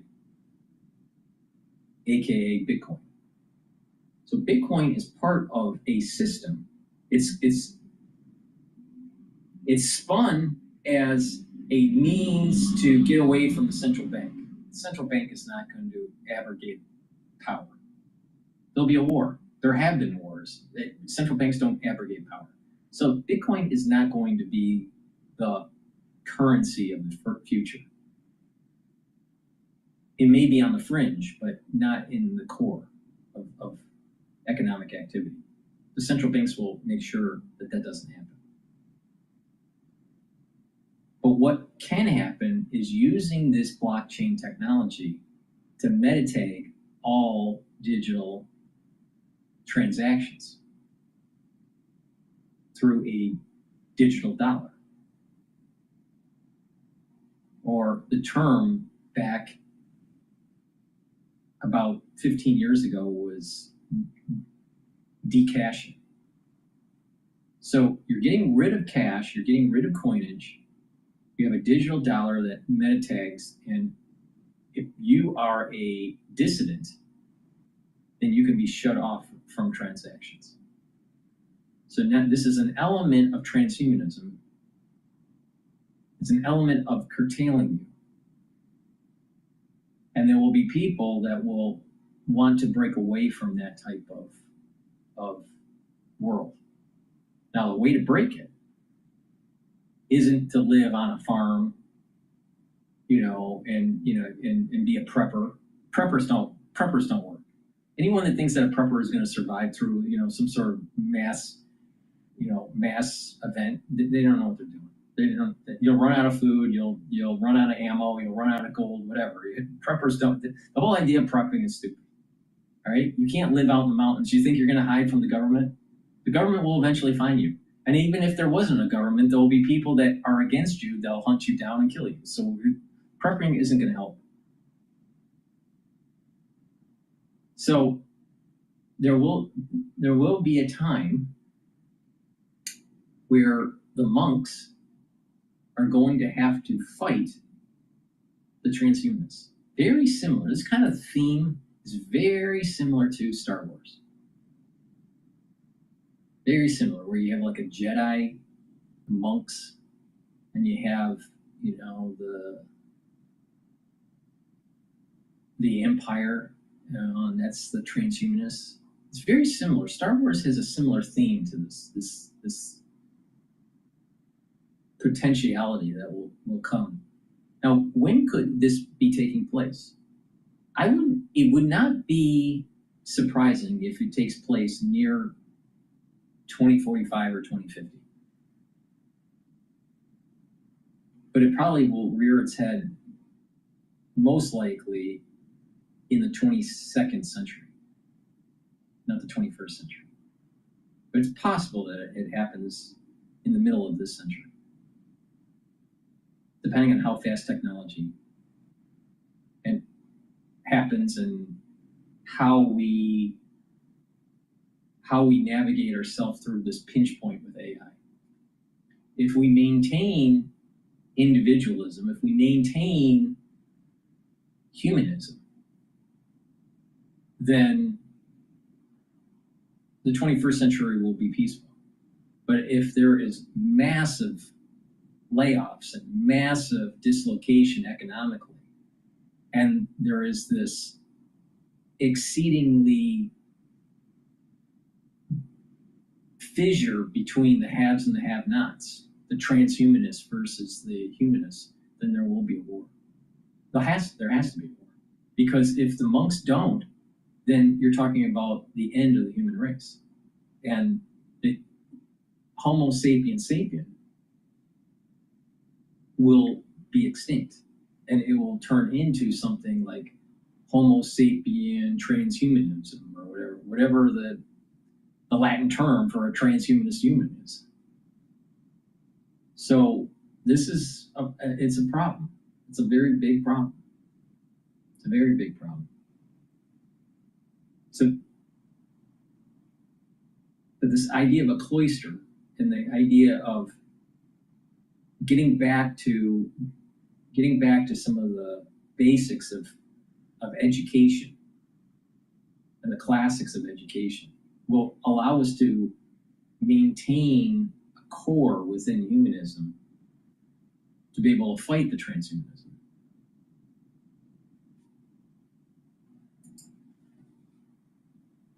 Quite good, in a tweed jacket with some elbow patches. I just think that I wouldn't go back because I can do more good here. And that idea that I could do some good in the world and that I could help people or even just make some connections with people is why I choose to keep doing this project.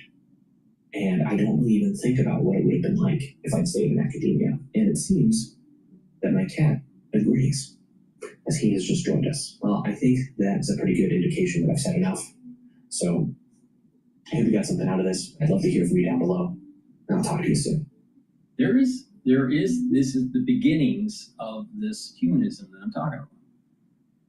Now we're in 2025.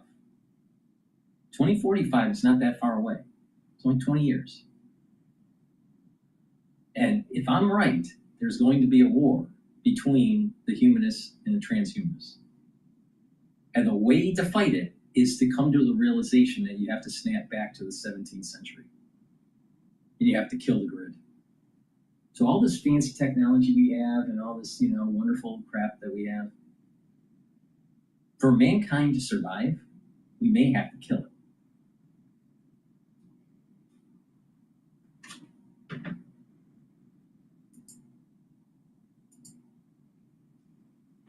Shutdown. And by the way, that still can trigger Russ Vought's efforts to try and gut some of the personnel in the administration. So I actually thought it was a pretty interesting gambit. And notice, nobody's really attacking him for it. I mean, I haven't seen the Democrats go after him on it. I mean, Hakeem Jeffries is attacking Russ Vought. Stand by, because Debbie Wasserman Schultz is coming up in the next hour. Rick Davis, Ophelia Haskell, thank you. Our great panel. All right. Please go to my store, the-studio-reykjavik.com, and get the probiotics. Probiotics are part of the foundation for slowing down the aging system and the aging process and allow you to have more vitality. Now, probiotics, you can get it in the powdered form or in the veggie cap form. But with a good probiotic, you're going to improve your gut biome. That will allow you to absorb nutrients, your metabolism will increase, your immune system will be better, your skin health will be better, you will be able to concentrate more, you will have less brain fog, you'll sleep better, you'll be detoxifying your central nervous system when you're in 3 to 5 cycles of REM sleep, and you'll be consolidating memory. So you'll have better brain function with a good probiotic. A lot of people don't think that. It was like a good probiotic helps with the gut. Yeah, but it also helps with the brain.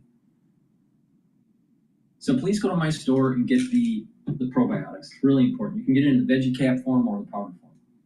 And also get the complete multivitamin. This multivitamin is easy to digest. And with a good multivitamin, you're going to have the cofactors for enzymatic activity so your cells work properly.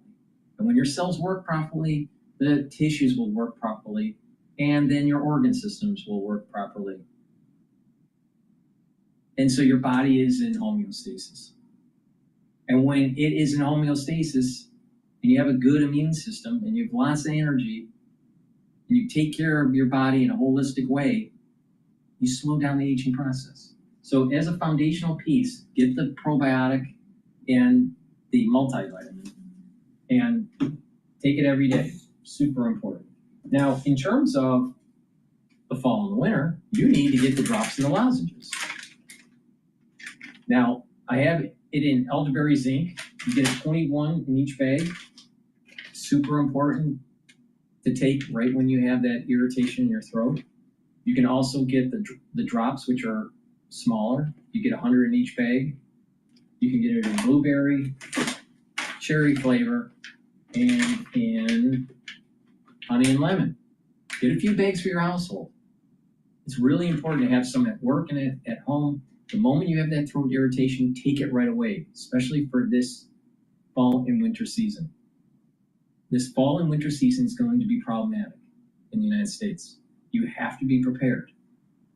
Because if you mitigate it right away, it doesn't fester and get worse. So please be prepared. Get a few bags for your household. Use discount 5. I want you healthy. Use discount 5 to get $5 off any order. If you spend $100 or more, you get a free gift until supplies last, and you will need that free gift for the fall and the winter to reduce the severity.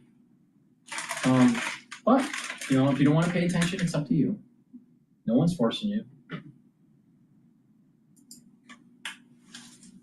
Now, the administration would be in control of where the money goes, and it codifies a conversation that we have been having for months, well, weeks on this program. It's been months in the making. Knowing that this deadline was here on the 30th of September, we've been talking to lawmakers, yes, for weeks, about the prospects of Russ Vought getting exactly what he wants. It was Mick Mulvaney on this set who told us he was jealous of Russ Vought at this moment because there was likely a plan. Now we're seeing the plan, and it does seem to be impacting the dynamics on Capitol Hill with more folks looking for a shutdown less than a week out. This comes against the backdrop of some pretty good news on the economy, growing at a revised 3.8% annualized pace in the second quarter. That's up from 3.3 in the latest reading here. The economy rebounding in the second quarter after a contraction in the first, and consumers are carrying their weight. As I mentioned, we're going to talk about this with Stuart Paul in a moment. We heard earlier today from Stephen Myron, the newest member of the Federal Reserve Board, earlier today on Surveillance, his take on this moment in the economy. Listen. My view is not one of enormous economic pessimism. I don't think the economy is about to crater. I don't think the labor market's about to fall off a cliff.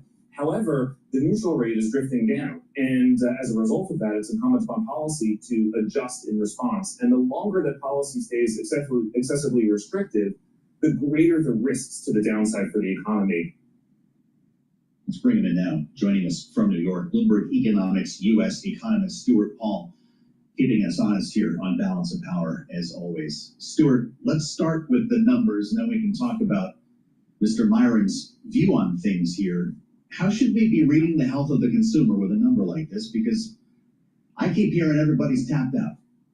Yeah, so when we look at the spending numbers that we saw in the revised estimates for Q2, the data looks strong as we continue looking into the third quarter, as we look at July, as we look at August retail sales, and tomorrow we'll get PCE spending. The health of the consumer looks pretty good. A lot of it, though, is contingent on the labor market. When the pace of hiring slows, when the pace of wage growth slows, consumers' capacity to spend going forward also gets dulled. And I think the big factor here that we can think about is firms' hiring plans, firms' expansion plans. And Joe, I want to point you to what I think is the most important revision in the Q2 numbers that were released today, and that's corporate profits. Corporate profits in the second quarter were revised down to about $7 billion from a previously estimated nearly $60 billion. When that's the case, when there's that little in corporate coffers, you can't expect to see the same investment and hiring plans going forward than we previously expected. And when that's the case, when labor market cooling and slowdown in investment, slowdown in firms' expansion plans is the most front and center item on my desk, it's hard to be very optimistic about spending going forward. Well, that's incredibly significant, Stuart. You just pulled the parking brake as we careen down the highway here. Because the whole story on Wall Street has been, don't worry about the economy, don't worry about the Fed. Look how much money we're making. Corporate profits are soaring, and you're telling me they're not. Looking at the VEA data and looking at the revisions that we just saw today, the VEA data do not paint that picture. It's a very difficult landscape out there. What's most significant when we break it down at the industry level and to relate it to policy in your world here on balance of power is that the firms that are being squeezed most appear to be manufacturers and wholesalers. It's the folks that are in the middle of the supply chain. It's the folks that are not yet able to pass along higher input costs to consumers, and instead they're stuck bearing the burden of the taxes that it's created by tariffs. So we do see this consequence of policy bearing out in corporate profits is right there in the middle of the supply chain. So you finally just said the word tariffs. That's what we're talking about here, because it's been seen as good news until, well, now, that companies or exporters were not passing this on to consumers, right? That's what we hear from the administration. It's not showing up in the CPI, therefore we're getting away with something. But if companies are eating that, it eventually eats into their profit margins, which is a problem for shareholders, which sends stocks lower. That's right. This is the scenario. That's right. It's a problem for shareholders. It's a problem for growth. It's a problem for expansion plans. And ultimately, it'll be a problem for the labor market. It's, again, the thing that I think is most important, that's below the fold, that warrants the most attention today. Fascinating stuff. What does the Fed think of this right now? Because we're supposed to be looking at, what, two more cuts, rather, before the end of the year? This is total bullshit. This is total bullshit. Of course, tariffs are going to affect the shareholders. Of course. What's the reason why the transnational capitalists want to use the labor arbitrage? So they can have a higher share price.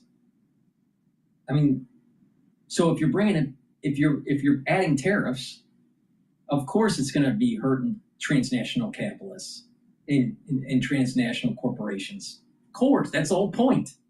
Now the thing is it's really simple. You either have taxes. What are the levers? Taxes, tariffs, and issuing more debt, or a combination of the three. Now, if you're bringing in tariffs, then that means that there's less taxes on the citizens, direct taxes, or less direct debt, because you could use that tariff money to pay down the debt or fill the hole of the deficit. There is no free lunch here. But the thing is, for the last 35 years, it's been the shareholder that's been benefiting and not the American citizen. Other than bringing in deflation. But then there's a hiccup and there's a recession and then there's overstimulation of the economy through printing more money by the Federal Reserve and issuing more debt by the Treasury because of fiscal spending. The fiscal packages that get issued by the Treasury through bond issuance. So who really benefits? In the long term, if you're a shareholder and they keep on printing more money, you'll benefit because inflation goes up, but not as fast as the stock price. So you get richer. You get richer if you have a lot of shares. But if you go, well, wait a minute here, let's give the benefits to the individual that's not heavily invested in the stock market, then the benefits will yield to the citizenry, not the transnational capitalist. See, this whole argument is about transnational capitalism. And then his last statement, well, this is going to eventually affect the labor force. Oh, because of trickle-down economics, really? Look at the last 35 years where jobs were being shipped over to areas because of labor arbitrage or regulatory arbitrage. You think people were benefiting from that? No, they weren't. And this is the reason why family creation and buying homes is being kicked down the road until they're in their 40s or 50s. Meanwhile, it wasn't that long ago when you were in your late 20s, you were already in your own home. So are we better off? I would say not. Are we better off with continuing on the 35-year trend of shipping our jobs overseas? No, I don't think so. I don't think so. This Wasserman, man, she looks ugly. Fuck. And shutting the government down will be... This is Charlie called in the Bloomberg Newsroom. Obviously, technical issues right now. We're getting those resolved. Let me bring you up to date on what's happening with U.S. markets right now. We are looking at a down day with Dow, the S&P, Nasdaq, all declining. Certainly looking ahead to earnings after the close of the trading today here in New York. Costco shares falling now by 0.6%. Again, they do report after the close of trading. But right now, we've got the Dow, the S&P, Nasdaq, all are S&P at 66.05. That is a drop there of 32 points, down by about 0.5%. Dow Industrials down 122, a decline now of 0.3%. While Nasdaq is down 104 for Nasdaq. I want to go to some breaking news by Live Now. U.S. fighter jets intercept Russian warplanes near Alaska airspace. But before we do that, please go to my store, the-studio-reykjavik.com. Get the collagen. This is dual purpose. It's a month's supply. It will help with your joint health, help with musculature, help with bone density, help with your skin, nails, and hair. Use it every day. Make sure you do resistance training. All right. God, I can't stand Wasserman. She's just so ugly.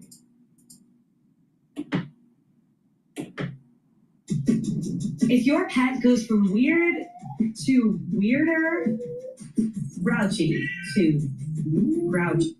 And thank you for joining us here on Live Hour Fox. We do have some breaking news that happened a little bit earlier today that we did want to get to you here on Live Hour Fox. As I put up this post here from Fox News, we are learning, according to the North American Aerospace Defense Command, also known as NORAD, the U.S. scrambled fighter jets and other aircraft to identify and intercept 4 Russian warplanes flying near Alaska today. It's the 3rd time in about a month and the 9th time this year that NORAD has reported such an incident involving Russian aircraft flying near Alaska. NORAD said in a statement issued earlier this morning that it detected and tracked 2 Russian bombers and 2 Russian fighter jets operating in the Alaskan Air Defense Identification Zone. A total of 9 U.S. aircraft, a command and control aircraft, 4 fighter jets, and 4 tanker planes scrambled to positively identify and intercept the Russian jets. The Russian aircraft remained in international airspace and did not enter American or Canadian sovereign airspace. Such Russian activity near Alaska occurs regularly and is not seen as a threat. However, the incident comes after President Trump said Tuesday he believed Ukraine could win back all territory lost to Russia, which is a shift from President Trump's calls for Kyiv to make concessions to end Russia's war in Ukraine. NATO warned Russia on Tuesday as well that it would use all means to defend against any further breaches of its airspace after the downing this month of Russian drones over Poland and Estonia's report of an intrusion by Russian fighter jets last week. President Trump also said on Tuesday NATO countries should shoot down Russian aircraft if they enter their airspace. Asked if the U.S. would back up NATO allies in a situation like that, President Trump said, quote, "It depends on the circumstance." Following a summit with Russian President Vladimir Putin in Alaska last month, President Trump said he was arranging for direct talks between Putin and Ukrainian President Volodymyr Zelensky, but Putin has shown no interest in meeting with Zelensky, and Moscow has only intensified its attacks on Ukraine. So once again, learning here, as I read you this post from Fox News, jets scrambled, NORAD detects Russian aircraft in Alaskan Air Defense Identification Zone. A story we will continue to follow here on. All right, well, the world's going to hell in a handbasket. All right, let's go back to Debbie Wasserman.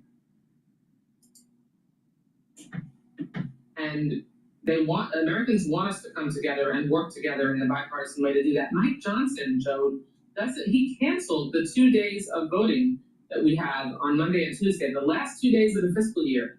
They're not even bringing us back to town. Democrats will be there. We'll be there ready to work on Monday.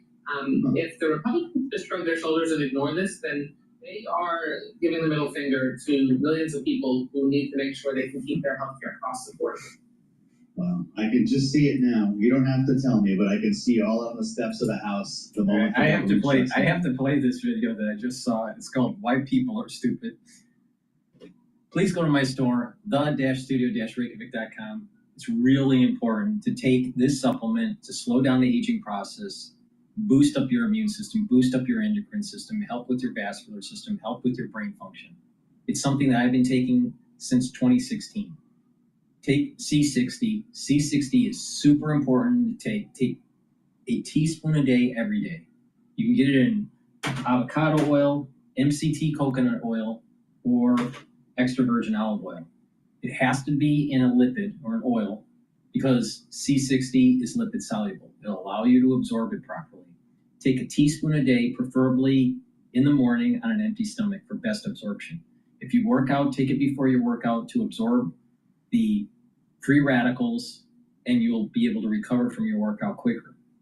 Now, what this will do is it'll soak up free radicals, help with the health of your mitochondria, boost up your energy levels. And when you do that, your tissues will perform better, including your neurons. Super important to take every day. It will also help with the basal layer of your skin and improve new skin cells, because the basal layer is where the adult stem cells are to produce new skin cells. So if you do this every day for a year, you will visibly see a difference in your external age. You'll look younger. Now, internally, you're going to start feeling the differences within 2 months of taking it. You're going to have more vitality and more energy, and you're soaking up those free radicals. This is one molecule of C60 is 1,000 times stronger than 1 molecule of vitamin C. So it behooves you to go to my store, get a 2 ounce, a 4 ounce, or an 8 ounce configuration, and make sure that you take a teaspoon a day every day. It's part of my anti-aging protocol. So please go to my store, the-studio-reykjavik.com. So let's play this video about why people are stupid by Robert Greene.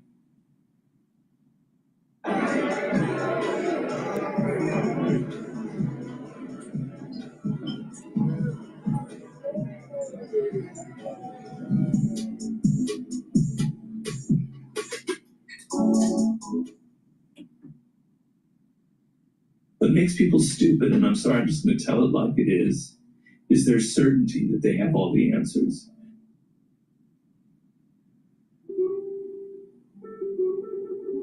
The stupidest people are always the ones who think they have the right answers. Yeah.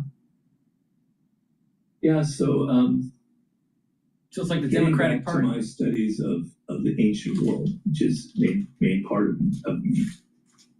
One thing that always excited me was this concept of the ancient Greeks, that more harm is caused in this world by stupid, incompetent people than by evil people, right?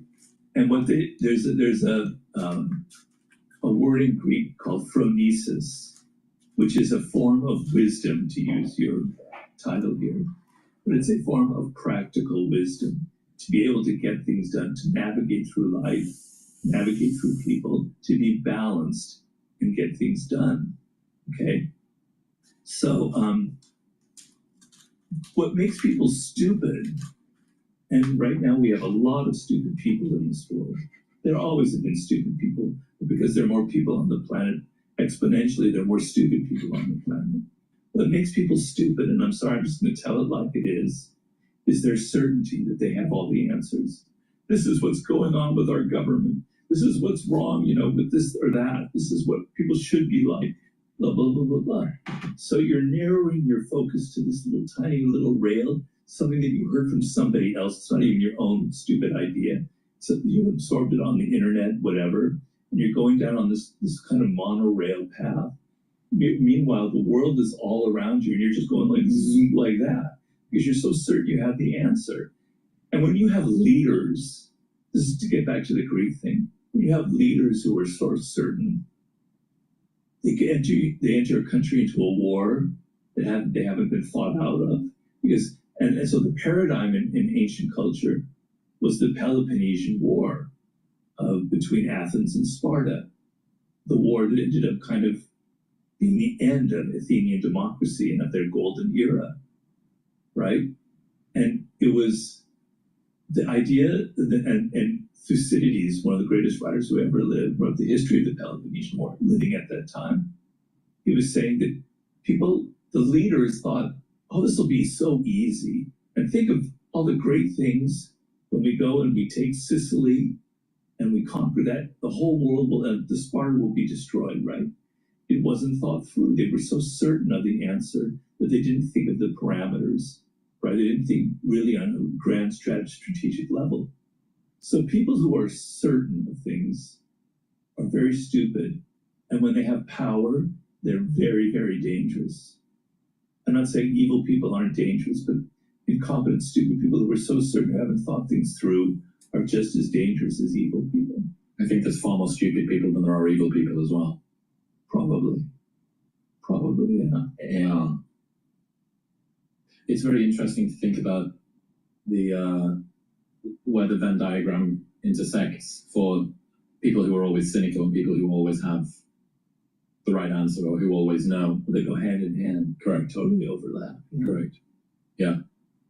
So one of your fellow countrymen from 200 years ago, exactly 200 years ago, a gentleman named John Keats, a poet, came up with a concept called negative capability. And negative capability, he wanted to answer the question was, why is Shakespeare another one of your countrymen? Why was Shakespeare so brilliant? Well, his characters were so realistic because he made them as real human beings. And what he could do was, they weren't stick figures. Shakespeare could think of a person and entertain two things about them at the same time. They could be both evil, but also have a strain of goodness inside of them. They were complex. Human beings are complex. And negative capability is the essence of being creative. It means you can hold two thoughts in your head at the same time, two thoughts that apparently contradict each other, but you can entertain them and not grasp at one or the other. Not pass judgment immediately. Yeah. So you're kind of able to deal with ambiguity, and you're able to say, life isn't that, it isn't that. It's kind of both at the same time. It's fuzzy line. That is creativity. That is real thinking. Yep. You know, I mean, I could go on and on about my ideas about live ideas and dead ideas, but this is real live thinking. I have been playing with an idea that's basically the same thing, just repurposed with a silly meme from me, which is a cognitive superposition. So like how in physics, yes, and then when you decide, you collapse the superposition down. But that I try to, think in superpositions as much as possible. There's a very good book written about like that. It's not perfect. It's a pretty good book called The Possibility Principle. You can look that up. He tries to apply those kind of ideas in physics to day-to-day life and psychology. It is interesting. It's worth looking. Yep.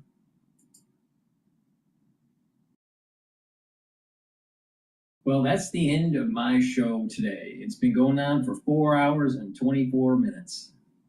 But I guess the big takeaway is there's a lot of stupid people out there. And a lot of them are in mainstream media.